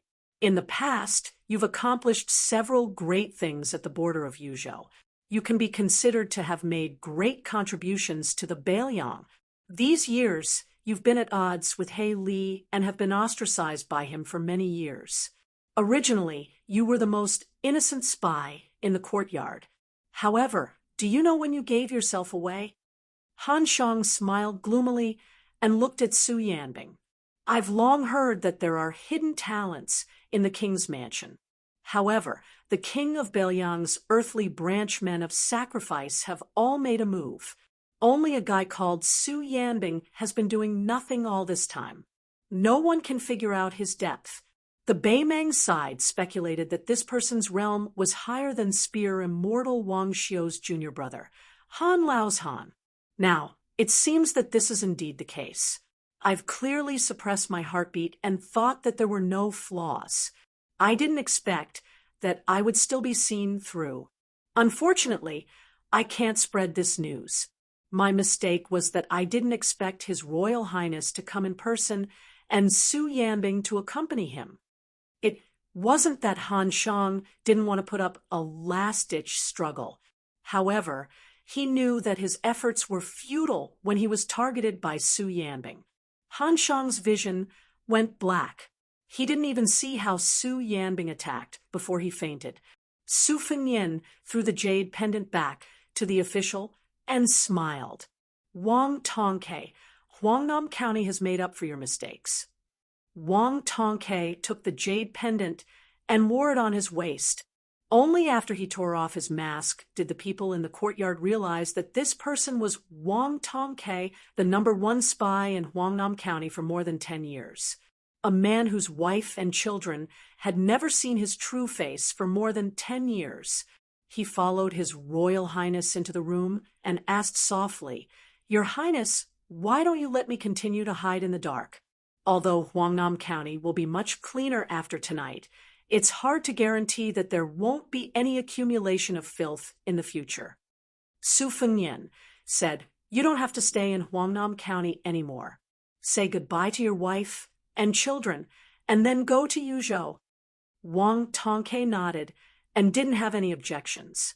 Su Fengyan suddenly said, "I know that you've nurtured a disciple with a very clean background. Chu Lushan thinks highly of him. Take him to Yuzhou and work hard for a few more years to train that young man. When he takes over your mantle, you can stop being a spy and reunite with your wife and children. In the future, you can change your appearance and live a stable life." Wang Tongke, who had been honed to the point that his appearance wouldn't change even when faced with blades and axes, was stunned. Su Fengyan smiled and said, "Although most people would be even more worried if I said, 'Don't worry,' I hope that you can rest assured. Bailiang hasn't mistreated its meritorious subjects in the past, and it won't do so in the future." The man suddenly laughed and said, "I appreciate your Highness's good intentions, but Wang Tongchue's life is cheap, and he has long been used to scheming against others. If you suddenly ask this lowly one to plant flowers, this lowly one will feel even worse than killing this lowly one. Besides, our line of work isn't like mounting a horse to fight and killing enemies. It's useless once you're old. The older you get, the more proficient you'll be." Su Fengyan was speechless. Wang Tongke blushed for the first time and said, "Your Highness, my 10-year-old son is full of admiration for your Highness after listening to the storyteller's story. This kid has been very strong since he was young and wants to go to the Phoenix Battalion to be a White Horse loyal follower." Su Fengyan nodded and smiled. "Good, I'll allow him to go to the Phoenix Battalion when he's of age." Wang Tongke suppressed his excitement and said in a low voice, "Your Highness, shall we plan tonight's extermination?" Su Fengnian waved his hand and said, "Leave Han Shang to me. As for the rest, Chu Lushan's arrangements will remain unchanged. Hong Shuwen will move with you tonight. You can go about your business. The remaining people in the courtyard still need you to pacify." Wang Tongke made a sound of acknowledgement and quietly left the room. Chapter 902. In the Song Manor, Song Yen took the initiative to find Li Fuzhen and went for a walk in the manor. Song Huangmei, who had a lively personality, had experienced many twists and turns and dared to touch this bad luck. She obediently took off her sword and went to learn embroidery. Song Yen thought about it and slowly said, "Niece, let's talk about something that might be a little boring. After Uncle is done, you can go back and tell the administrator why Huangnam County has changed. Now that Lingzhou's officialdom is undergoing a drastic change. If Song Yen, were not the administrator's disciple, but the Lingzhou general's advisor, I would put myself in his shoes, standing in His Highness the Heir Apparent's point of view, to look at the problem. There are 3 ways to deal with it. The worst way is to try to use killing people to convince the masses. There are also 3 levels of high, middle, and low. Killing a large number of officials was a bad idea, so it could only cause the people in Lingzhou to lose their confidence. Not only did the local officials in Lingzhou feel that this Lingzhou general was useless, even the scholars from other places who were watching the show thought that they had married the wrong man and had met the wrong person. If they could kill the officials that caused trouble today, they could kill them tomorrow. The situation was precarious, so what if they got an official position in a short period of time? The best plan was to kill a few officials like Song Yen, which was relatively better, because Su Li was not the main instigator of the chaos in Lingzhou. He was ordered by officials around the same level as Song Yen. There were civil officials and generals, and they were all deep-rooted local snakes. With this group of people secretly instructing them, Lingzhou was able to work together. As for whether to kill Song Yen, kill the governor, or take the chance to cut off the limbs of the Huaihua general of Longqing Prefecture, there was not much of a difference. The officials that caused trouble were timid and kept quiet out of fear. The Lingzhou officialdom would have a moment of peace, but this plan was not a long-term plan.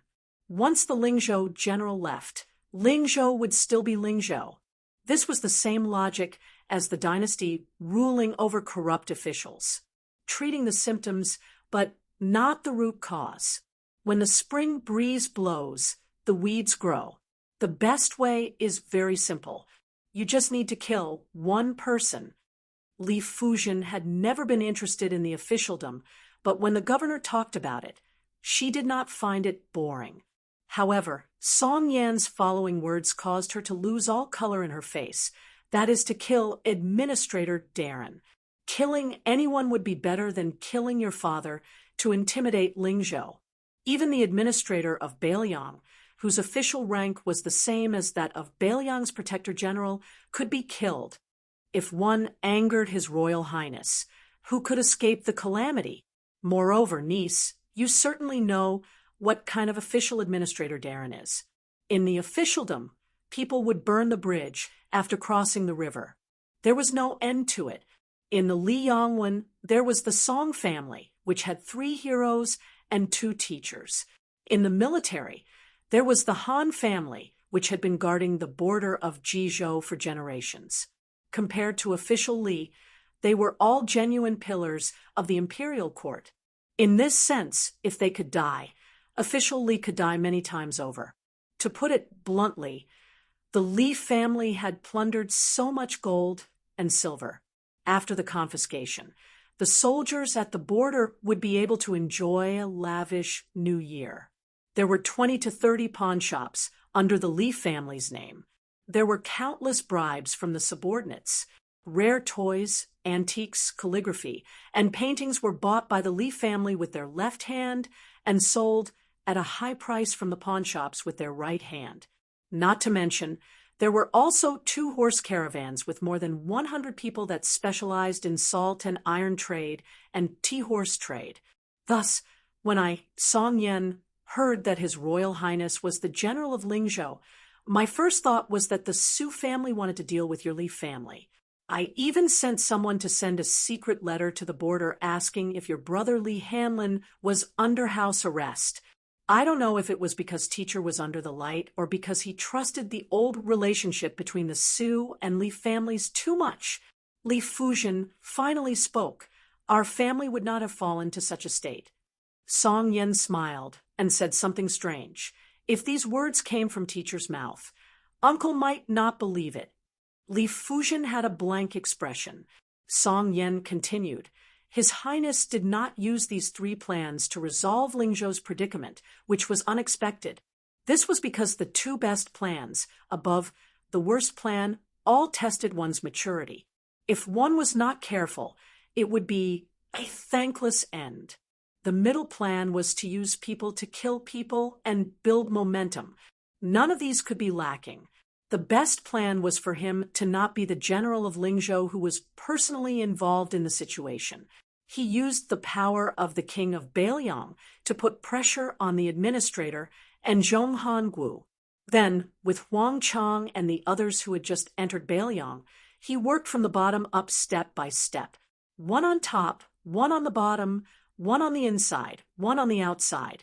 In the end, he had Su official who was caught between the 2 sides, go with the flow and follow the trend. However, while such a method was meticulous, it could only be done gradually. At the very least, it would take a year or 2. Since His Highness, for some reason, chose the middle plan, which was more radical than the worst plan, then Uncle, who did not want to be the governor of a prefecture, had a chance. Other than Uncle's own ambition, there is actually one thing that I need to tell Sir Li. The one who needs to defile himself is not Song Yen, but teacher himself. Song Yen is not so important as to defile his own reputation. On the other hand, it is time for teacher to reduce his own power. Song Yen leaving the Li family is the right time. Li Fuzhen said softly, I don't know how much of Uncle's words are true or false. I also don't know if these plans are good or bad. I only remember that Father once said in private that Uncle Song was not as good as him as an official, but he saw the situation better than him. It was just that Beiliang is small, so Uncle Song could only use 2 of his power. Song Yen was stunned. After a long time, he sighed heavily. Teacher knows me. Li Fuzhen raised her head and looked into the distance. She asked, Sir Song, is His Royal Highness a smart person like you? Song Yen had probably just joined the Lingzhou general, so it was hard for him not to be a bit worried. He did not directly give an answer. He only said, in the past, it was not good to make wild guesses. Now that we have met, it is clear. In Beiliang, there is no one more self-deprecating than him. Since Li Fuzhen called him Sir Song, and not Uncle Song, Song Yen knew that his relationship with his teacher's family had pretty much stopped there. He said calmly, Song Yen will say one last thing from the bottom of my heart. That Guo Fufeng is a person who can only share riches and honor.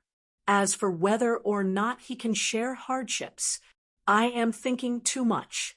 The Li family will probably not collapse one day.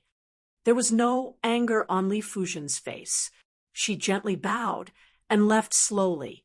In the secret room of the private residence in Huangnam County, Han Shang had already been skinned alive and had his tendons pulled out, but he still stubbornly refused to say a word.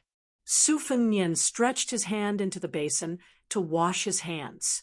Looking at the slightly rippling, thick blood, he sighed, not everyone can be a great spy.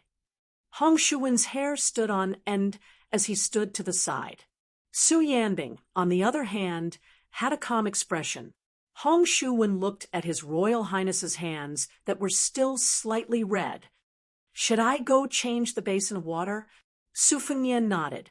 Su Yanbing waited for Hong Shuwen to change the basin of water before quietly saying, "Your Highness, if I am not wrong, is this Han Jiaoxi's unique silk drawing technique?" Chapter 903. Su Fengnian didn't hide anything from this loyal and devoted senior. He pointed at his own head and said with a smile, "After Han Shengxian was killed in Divine Martial City, I had an unorthodox method to use his head to learn some things. Back then, when I killed Raccoon Diwu in northern Mang, I also benefited greatly from it. However, my foundation in the Yellow Court was stripped away by Lu Hao's astronomical technique. My cultivation is not good enough. Even if I know how to use many techniques, I can't use them. It's like a low-level swordsman who has memorized all the moves of the two-sleeved green snake, but his strength is not enough. 4-realm first level. I have already entered the false realm 3 times, maybe 4 times. No one has ever done it before. I don't have any regrets." Su Yanbing did not say anything else. Hong Shuwen brought in a basin of clean water. Su Fengnian washed his hands thoroughly and shook off the water. With a thought, 7 or 8 flying swords flew out of Han Shang's body one by one. They spun around in the basin of water and then disappeared into his sleeves. As long as the sword embryo was complete, these little things did not need to be supported by internal energy. Thus, Su Fengnian could use them with ease. Su Fengnian left the secret room and returned to the house. In the courtyard, the turtles and reeds from Huangnam County, who had been cleared of suspicion, began to move stealthily in an orderly manner. Some acted as bait, while others acted as camouflage. Wang Tongke also disappeared without a trace. Although everyone in the courtyard was on the brink of death, it was actually very common for some mobile spies other than the turtles, especially spies near the border. In the past, there was a county in Yuzhou where spies were so exaggerated that Chu Lushan had to personally lead 600 cavalry to encircle them. Only one of the 17 spies did not stand in Beimang's camp. The rest were infiltrated by Beimang, while the rest were lured or forced to side with Beimang. Chu Lushan walked in alone and faced the 17 spies. He said self-deprecatingly, "I am honored to tell you that after I joined, you only have 2 enemies." Of course, Beimang's southern dynasty was not much better than Beiliang's. Su Fengnian moved a chair and sat under the eaves, quietly waiting for the peregrine falcon and eagle guard to arrive. According to the secret report, the 3 lairs of the 2 old and 1 new in Huangnam County were located in a Taoist temple, a gang, and a brothel. During the Spring and Autumn War, the brothels of various countries were no doubt the spies. So when Chu was in charge of the spies, he was disdainful when he took charge of the report. He said he captured a popular courtesan from each of the 10 brothels, 3 or 3. At the end of the Spring and Autumn War, there were very few idiots who would do such a thing. Firstly, it was very difficult to train an elite spy who was a woman. Secondly, everyone already knew that it was easy to gather information in brothels. The local spies kept a close eye on the prostitutes in brothels. If there was even the slightest bit of suspicion, they would rather kill the wrong person than let the wrong person go. Now that the smoke had dispersed, female spies began to hide in the brothels again. It was just that there were not many of them. Su Fengnian leaned against the back of the chair under the eaves. He slowly thought of Dun Huang and Wu Meinyang. Compared to Jiang Nan, Beiliang was late at night. Su Fengnian looked up at the quiet and peaceful twilight. The Beimang spies, who did not know they were in danger because of the Korean merchants and the black carp shelter, could still live for a few more hours. There was a series of subtle knocks on the door. Hong Shuwen, who was in charge of odd jobs, went to open the door. Su Fengnian looked over and smiled. He saw a familiar face. When the person saw His Royal Highness, she was also pleasantly surprised. Su Fengnian knew her name was Run Shanyu. She was a woman in her 30s. She used to use a pair of Xian Hua axes. She still had the face of a young girl. What was especially rare was her chest. In Shunwu City, she had almost died at the hands of a cat man. In front of the cat man, who was known as Invincible Han, anyone could die at a moment's notice. Su Fengnian smiled and asked the woman, who was kneeling on the ground, to stand up. He said softly, "Ren Shanyu, this time you are leading 40 Eagle Guard into Huangnam County? That's a promotion. Congratulations." Ren Shanyu, whose name was called out by His Highness, smiled brightly, revealing a pair of cute little canine teeth that did not match her age. It was hard to imagine that such a little girl, who caused people's imagination to run wild, would wipe the blood on her chest with the axe after chopping people like cutting vegetables. She said shyly, "Your Highness, it is Wang Lin, who appeared in Shenwu City with me, who is leading the team. I am just a pawn who is scouting ahead, similar to a scout in the army. The Peregrine Falcon has already met with Wang Tongke. Wang Lin and the others entered the city at 5:15. Su Fengnian nodded and asked Hong Shuwen to bring a chair for the woman. She seemed to have received a great reward that she did not dare to hope for. Her face was filled with surprise and anxiety. She sat down gently, but only dared to put half of her butt on the chair. Su Fengnian smiled and asked, "You just became a small official? It doesn't match your achievements. Do you want me to help you say something?" The woman, who had once become a bandit in Jinzi Mountain and killed countless people, was fidgeting uneasily. Her earlobes were already red. She tried her best to calm herself down and not let her chest tremble too much. She said solemnly, "This servant was born in a lowly family in Dongyue.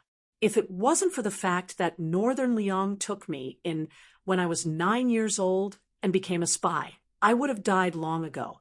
I'm also stupid. I've delayed military plans twice. If I were anywhere else, I would have slit my throat and committed suicide to atone for my sins. I'm already satisfied to be alive." Su Fengnian put his elbow on the armrest of the chair and rested his chin on his hand. He smiled and said, "I didn't expect Lu Qiu'er to still have some humanity left." Hearing His Royal Highness's frank comments about General Chu, whom all Bailiang spies respected like a god, Ren Shanyu thought she had made a big mistake. She was so scared that she wanted to stand up and kneel down again. Su Fengnian pressed down with his other hand. "I'm just saying, don't be nervous." Ren Shanyu's but fell back on the chair. She was even more afraid to speak. Ren Shanyu gathered her courage and sneaked a glance at Su Fengnian. She saw His Royal Highness squinting his eyes and smiling enchantingly. She clenched the corners of her clothes tightly. Her face was covered in sweat. She wanted to say something. Su Fengnian said helplessly, "If you have something to say it." Ren Shanyu gritted her teeth. She lowered her head and murmured, "Your Highness, I only have one wish in my life." Su Fengnian turned to look at the woman. He asked curiously, "Tell me." She raised her head. After saying this, she fell limp on the chair. This time, but was finally able to sit firmly on the chair. Hong Shuwen wanted to laugh, but didn't dare. He felt uncomfortable holding it in. He admired this woman from the bottom of his heart. She actually dared to take liberties with His Royal Highness. Her wish was to have His Royal Highness personally touch her chest before she died. She even said that this was the only thing she could give him. Hong Shuwen didn't know why, but when he saw the woman's resolute and clear eyes, he felt an indescribable sadness. Su Fengnian stretched out his hand and helped her tidy up her hair. Then Su Fengnian retracted his hand and looked forward. He muttered to himself, "This time, on the way to Huangnam County, I kept thinking about how to do things in Lingzhou. With those people who only talk about rules and not reason, is it worth it for me to talk about rules, reason, and affection. But now I understand. The woman who forgot to be shy clearly didn't understand what His Royal Highness was saying. Su Fengnian's lips curled up. I don't need to touch it. I know that place is very... After pausing for a long time, His Royal Highness finally spat out 2 words. Spectacular. Chapter 904. 9,000-word chapters. In the 17th day of this month, I have only updated 18 chapters, only making up for the 5 chapters one owed last month. However, the 18 chapters already have a total of 90,000 words. The average word count of each chapter is close to 5,000 words. I think that the lack of updates is still a necessary effort. Moreover, this kind of updating without deliberately splitting the chapters to make up for the lack of updates is also an effort. In the future, I won't talk about updating in the chapters. In any case, I will remember it in my heart. When night fell, Hong Shuwen excitedly followed Wang Tongke to fish with the net. The other 2 members of the Phoenix Battalion stayed in the courtyard. Su Fengnian left the courtyard and only brought Su Yanbing and Huyen Guanyin, who had disguised herself as a page boy. They came to a place that would make a virtuous gentleman both spit and swallow his saliva. The brothel was coincidentally adjacent to the brothel alley in Huangnam County, where the net was being collected. Lingzhou was rich and populous. Visiting prostitutes was a common practice. Many of the bodhisattvas and heavenly maidens that merchants spent a lot of money to provide for also had plump bodies. Many monks and monks who saw the sculptures and murals all lamented that the human heart was not what it used to be. Walking in the brightly lit and powdered fireworks alley, there were many ambitious and arrogant guests wearing mink coats. Huyen Guanyin followed behind Su Fengnian, afraid that she would lose him. No matter what situation Su Yanbing was in, his state of mind was like an ancient well without ripples. Perhaps he was also like this when he attained Heaven's Gate. As the former hedonistic leader of Bailiang, Su Fengnian was familiar with this kind of work. He chose the most brightly lit Peach Cheeks brothel. The brothel was 3 stories high, and the lanterns hung high. It was not like the neighboring brothels where a few women with heavy makeup were sent out to solicit business. Su Fengnian waved his hand and threw a piece of silver to the brothel's turtle leg. The silver did not even need to be weighed, and instantly slid into his sleeve. The young man's smiling face immediately became attentive. This kind of person was not simple. He had good eyesight, a good tongue, and a strong body. He sized them up from head to toe and decided that there were a few distinguished guests who could spend a lot of money.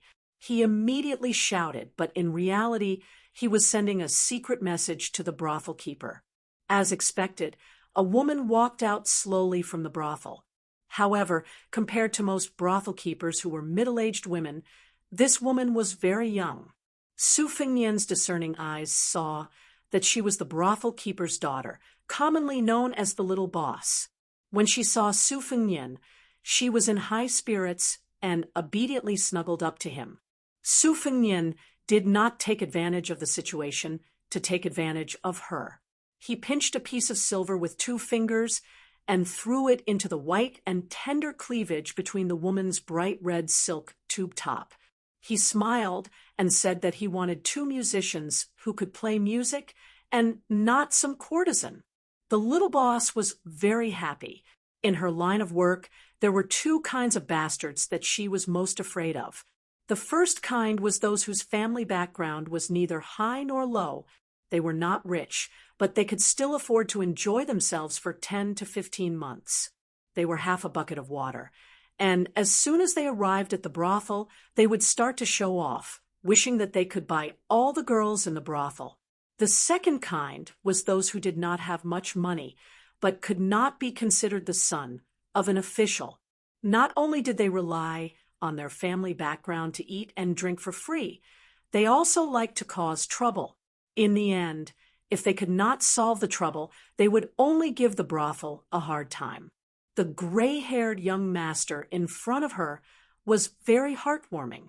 He was generous and tactful. Because he spent money on the courtesans, the amount of money he spent was not much less than those popular courtesans. Moreover, he could also increase the popularity of the courtesans. If he was a poet or scholar with a small reputation, he could sing a few poems with the girls, and these courtesans would really become outstanding. Without needing Su Fengnian to say anything, he was invited to an elegant room on the 3rd floor. When they were going up the stairs, the graceful little head's slender waist swayed, more vigorously than usual. In her mind, if this elegant young master wanted her to accompany him, even if she offered a lower price, it would not be a big deal. Most of the men in Bailiang were strong and rough, with his appearance and temperament, which was similar to that of a scholar from a Jiangnan aristocratic family. In the end, she should be the one to take advantage of the job. When the young master reached the 3rd floor, he asked for a room facing the street. She kindly reminded him that it would be a little noisy here, but he dismissed it with a laugh. The little head was also happy to go with the flow. If the guest was willing to spend money in vain, she could not cry and shout to stop him. She pushed open the door and entered. In the room, there was already a young courtesan waiting for business. Before she went out to call for another guest, a young master with a pair of red phoenix eyes tugged on her sleeve. Without batting an eyelid, he asked her to hold a banknote. He smiled and said, "What's with riding a donkey looking for a donkey, looking for a donkey, looking for a donkey?" The little head's eyes jumped with joy. She knew the answer, so she teased the young master and asked him what he meant by riding a donkey looking for a donkey looking for a donkey. But that young master did not overdo it. He did not say the word ride, which slightly tickled her heart. However, this kind of small ripple came and went in a hurry. It was much faster than many people with silver spears and wax heads taking off their pants and putting on their pants. Su Fengnian did not sit down. Su Yanbing went out of the room and closed the door. He stood at the door with his eyes closed and focused. Huyen Guanin's back was almost leaning against the wall. She was wearing a large mink hat as she stared fixedly at her own boots. The young manager's eyes were sharp. How could he not recognize that this was a woman? Bailiang had always had an open culture. Women were not only experts in riding horses, drawing bows, and hunting. Some bold and unrestrained women would not only pay to invite the courtesans into their manors to sing, they also dared to personally come to the brothel for a stroll. Some of the more bold and unrestrained women would not only pay to invite the courtesans into their manors to sing, they would also dare to personally come to the brothel for a stroll. Some of the more unique and gluttonous women had long been accustomed to this sight in larger brothels. There was a slightly aged courtesan in the Peach Cheeks brothel who would be invited by a widow in Lingzhou to grind a mirror every few days. Every time she returned, she would still be radiant and radiant. The young manager privately asked her how she felt, and the courtesan would reply with the word excellent. Then, everything would be revealed without a word. This almost caused the young manager's heart to be moved, and he wanted to give it a try. Unfortunately, the courtesan said that the unattainable widow liked women of the same age as her. Only then did the young manager resentfully give up.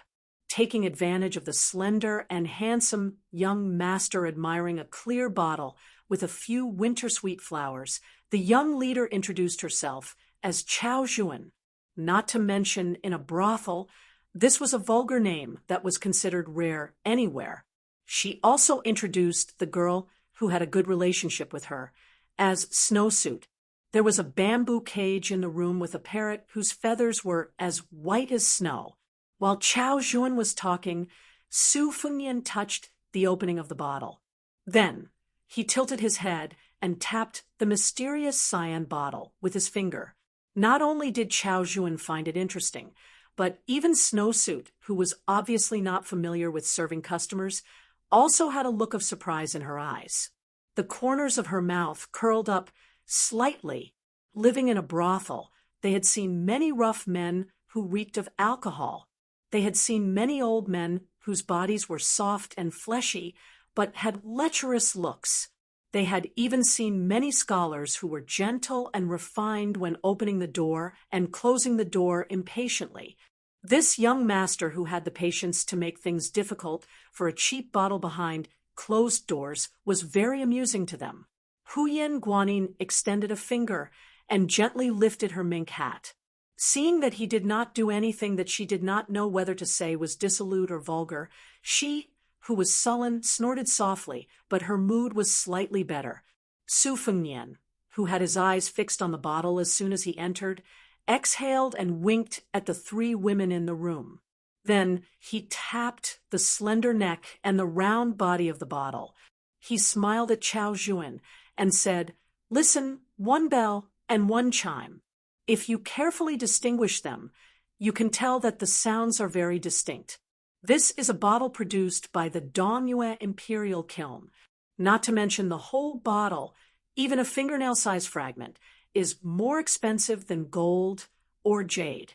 The reason why it is so priceless, other than the scarcity of porcelain produced by this kiln, is because of the sound of the bell. In the Book of Music, Sage Zhang wrote a very famous sentence. When a gentleman hears the sound of the bell, he thinks of the military officials in danger. When he hears the sound of the bell, he thinks of the officials in charge of the border." How could Chao Jun believe in the Dongyue Imperial Kiln's gallbladder bottle? She also did not know what a scholarly gentleman's bell was. She only thought that he was a man who flaunted his knowledge. She threw a coquettish glance at him and smiled tenderly. "Young master, did you come to visit a brothel or to knock on a bottle? If you want it, go ahead and take it." If Chao Jun frowns, in the slightest, Chao Jun and Snowsuit will recommend themselves to you when you come to Peach Cheek's house. They will even give you money every time. Su Fengnian smiled and shook his head. He took out all the banknotes, rolled them into a ball, and gently threw them into another flower vase. "It's up to you to believe it or not. In any case, I only have this much money on me. If I take the bottle, I can live with my conscience." Chao Jun suddenly widened her eyes and said, "Young master, you're not joking?" Su Fengnian sat down and asked with a smile, "Are you regretting it?" Chao Jun hesitated for a moment, then laughed heartily and said, "What's there to regret? If young master didn't say it, sooner or later, it would have been broken by that clumsy girl. I would just take a dustpan and dump it on the street. Maybe someone would even think it was a hindrance.